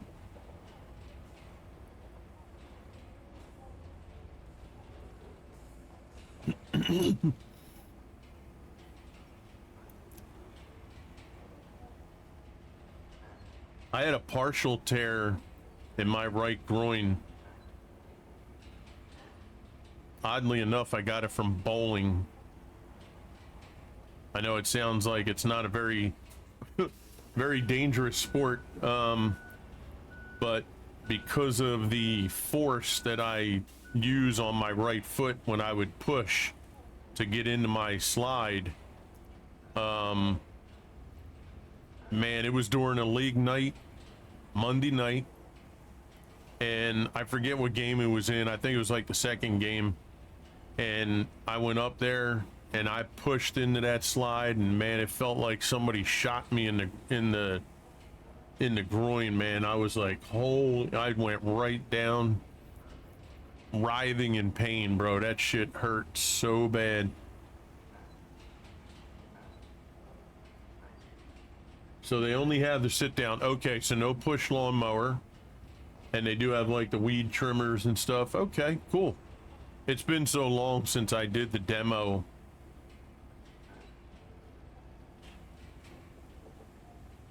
And man, let me tell you, I was lucky it didn't tear. I just had to kind of rest it, you know. But after that, every time I played anything, I would always feel like a twinge. So after, like, I bowled probably another 15 years, 10 years after that, and I had to go, and I always had to tightly wrap with like an ace bandage my upper thigh and groin area, because if I didn't do it, I just couldn't finish the night. It was just that tender. Oh yeah, you were a bowler? No kidding. Oh, that's awesome, bro. Yeah, I was semi-pro for 2 years, and I was one state tournament away from my pro card. but because I did it late in life, I was 20. I met my Mrs. Crew, and we decided, you know, we were going to get married and have a family. So I was 26. But yeah, I had to go through the whole Pro Bowlers Tour application process, and that was a long process. And yeah, I had everything done, had all the averages, had all the letters of recommendation that they require, which is pretty extensive. And they can't be like your buddy. It's got to be prominent people. And yeah, I was able to get that all together.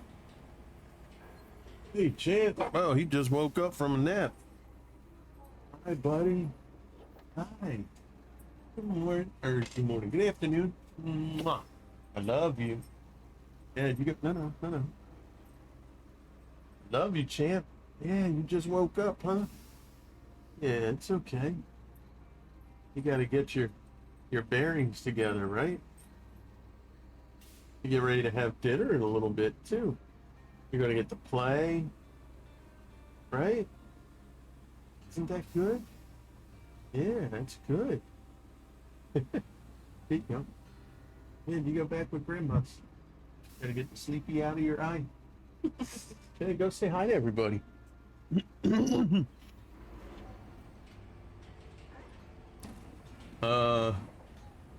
I bowled a couple regionals around in California. Nice, man. That's awesome.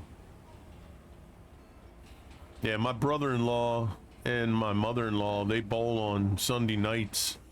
In fact, she just finished 2 weeks ago. And every time I go there, my brother-in-law's like, yo, man, when you gonna come out of retirement? Because I had to stop. Like, the injuries I had and getting older just kind of, it just took a lot away from me for being able to bowl. Injuries mostly. When you start getting the quad muscles, the groin muscle, the wrist, you know, it starts to really like add up.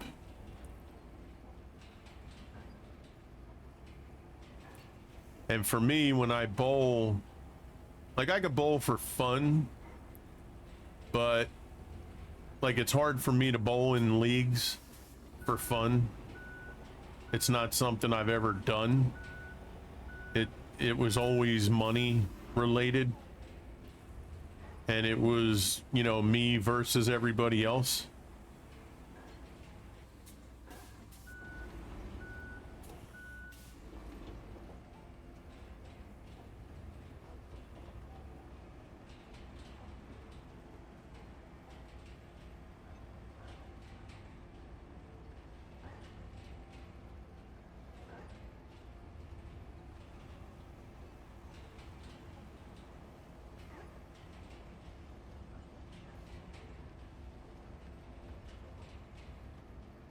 But I do miss it. I still have my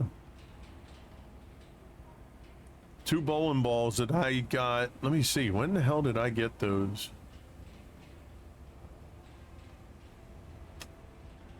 Man, it had to be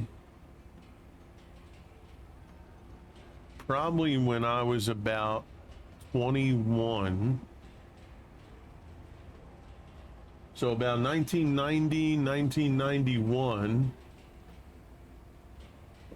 the 2 bowling balls that I still have in the garage, it's a blue urethane hammer and a Cuda C. One of the Cuda C is one of the original, like, reactive resin. But it's not the hardcore resin that these guys use nowadays that they hardly have to do anything to get the ball to snap back, you know?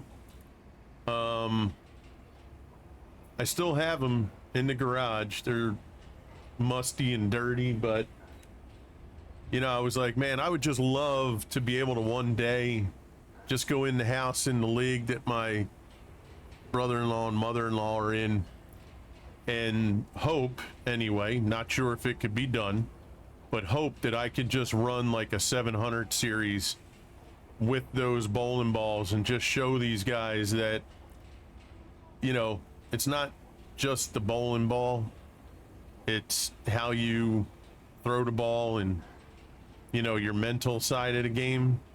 Because I see these guys, bro, cranking like crazy. And they'll go like 1 week, man, they'll bowl like almost a 300 game every game. And then the following week, they're barely breaking over 160.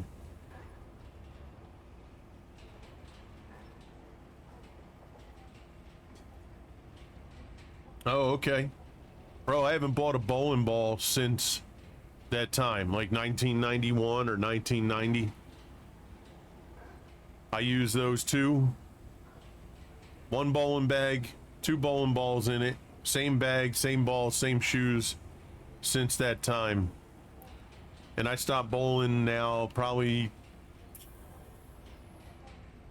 maybe about 15 years ago, right? I think it was right as my youngest was born. So actually a little longer. She was born 07. So maybe right around 07. So gosh, it's like 19 years. But I would love to just walk in that house and just kind of do my thing. It was funny, there was a guy I was trying to help a couple times that bowled with them. And I'm not one to sit there and try to gloat, or, you know, I'm not gonna be like, you know, bro, I did this and that, unless they ask, right? So I'm like, hey man, I noticed this when you do that. And he's like, oh yeah, you know, cool, thanks. I'm like, yeah, if you just, you know, bring it in 2 boards, your arms out, tighten the, you know, your arm, bring your arm inside a little more. It's, you know, you're flailing your elbow at, you know, other than just the dude saying, you know, fuck off. You know, he was just kind of like, yeah, okay, all right. And he just kept doing the same thing he was doing. And my brother-in-law come up to me, he's like, yo, I saw you trying, like, talking to a dude, were you telling him like giving him some pointers? I said, yeah, I was trying to help him, but he pretty much has like, I don't give a shit kind of look and attitude about it. So that's it for me.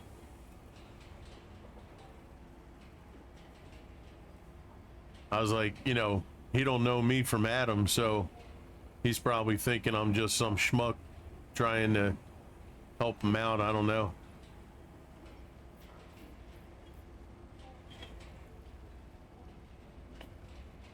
Yeah, because like I'm never going to go up to somebody and go, yo, you know, I was almost a pro bowler, you know, like that's not me. But I see you struggling. You know, you're kicking the ball return, you're throwing your towel at invisible towel defenders, you know, and you're yelling F-bombs at the locker, you know, you're getting your soda container you just finished and hurling it into the to the trash can. And I'm sitting there and I'm like, man, that's what I used to look like when I was younger. And it doesn't help. You don't get better. Yeah, I mean, you know, it took an older gentleman coming to me and reading me the Riot Act and telling me about the mental state of the game and what to look at and what to focus on. If you're going to do it, do it. Do it right. Know what the hell you're doing. Know what to look for. Get your head out of your ass. Stop blaming the ball return, the Columbia company, you know, the pins, the house. This house sucks. He's like, you should be able to bowl anywhere, at any time, under any condition. And man, when I go there on Sundays, sometimes I'll usually go like a half hour early to pick them up. And all you hear is this fucking house sucks. The oil pattern's bullshit. It's like, bro, why are you blaming the oil pattern? You do know there's a thing called adapting and adjusting to the conditions of the bowling alley, right?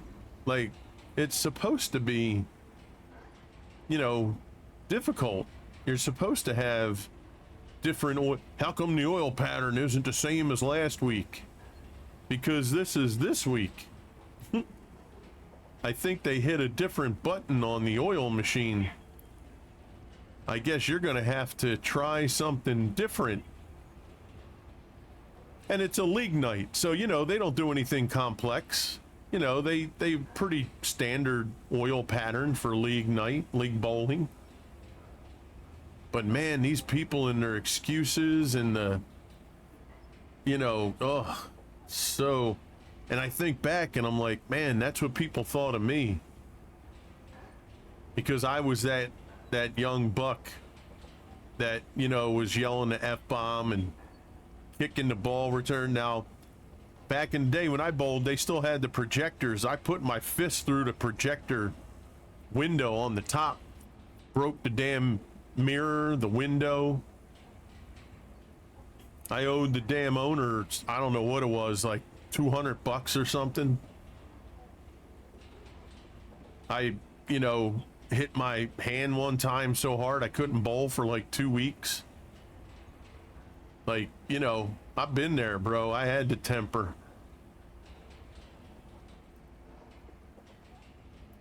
It's like, so yeah, let me talk to you.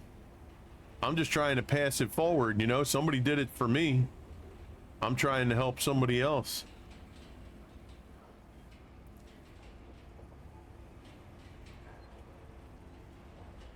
It just happened a couple weeks ago. The one guy on their team, he's new this year, and he's got the right-handed, you know, backup kind of wrist where he tries to throw like a backup ball. Okay. And I went to him just a couple weeks ago because when I saw my brother-in-law, I was like, yo, Kenny over there, we got to get him to throw the ball like traditional, not that backup bowling ball kind of thing. That ain't going to work, bro. I said, unless, you know, he has some kind of physical ailment where he can't do it. He's like, nah, I've tried to tell him. He said, maybe in the summer, you know, we can. I said, okay. So he came back one shot and I was like, yo, man, I said, did you ever try to throw the ball like without the backup kind of throw and just do it traditional? He's like, yeah, I can't do it. And I was like, oh. He's like, yeah, I tried it one time and it just didn't work. I was like, well, I mean, you do know you got to try it more than once, right? Like, your wrist naturally, for somebody like you, your wrist naturally wants to curl under. I said, we can either work on your technique with it as is, but I said you would do yourself a huge favor. You know, in the summer, we could probably get that fixed. Yeah, no, it won't work for me, man. It's just the way I am, you know? I was like, all right. So my brother-in-law came back and he's like, yeah, was he up for, I said, I'm never going to help that motherfucker. I said, unless you came to me and you said he's willing to do it, please come help me. I said, I'll never try to help that dude.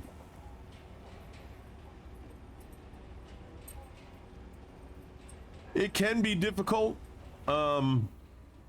And it's, you know, it's one of those things where if you can't, right, if there's just some mental block or there's some kind of physical scenario, then you would just have to learn how to throw it better, you know, as a backup ball. But you're going to be limited just because it's very hard to be that consistent, you know. But you know, look, it's only as difficult as maybe you make it out to be too. You know, he could be one of those bowlers who maybe it just works, you know, but he didn't want to hear anything about trying, you know, even when I said, you know, we'll try to make it better as a backup ball too. Like, he didn't want to hear none of it. So I was like, all right.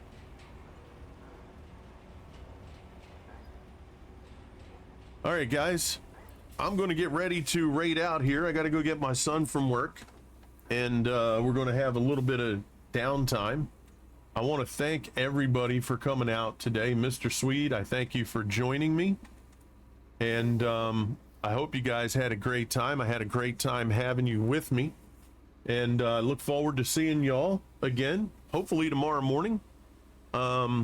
Getting closer to the graduation thing. There might be some things I have to do, so I don't know how much time we could put in, but we're gonna do as much as we can, that's for sure. So you know, keep a lookout for us, and let's get ready to take a peek at who we're gonna go say hello to.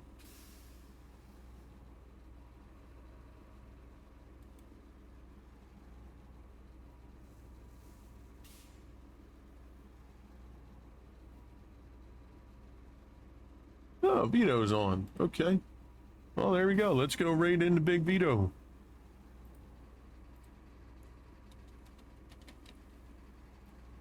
All right, guys.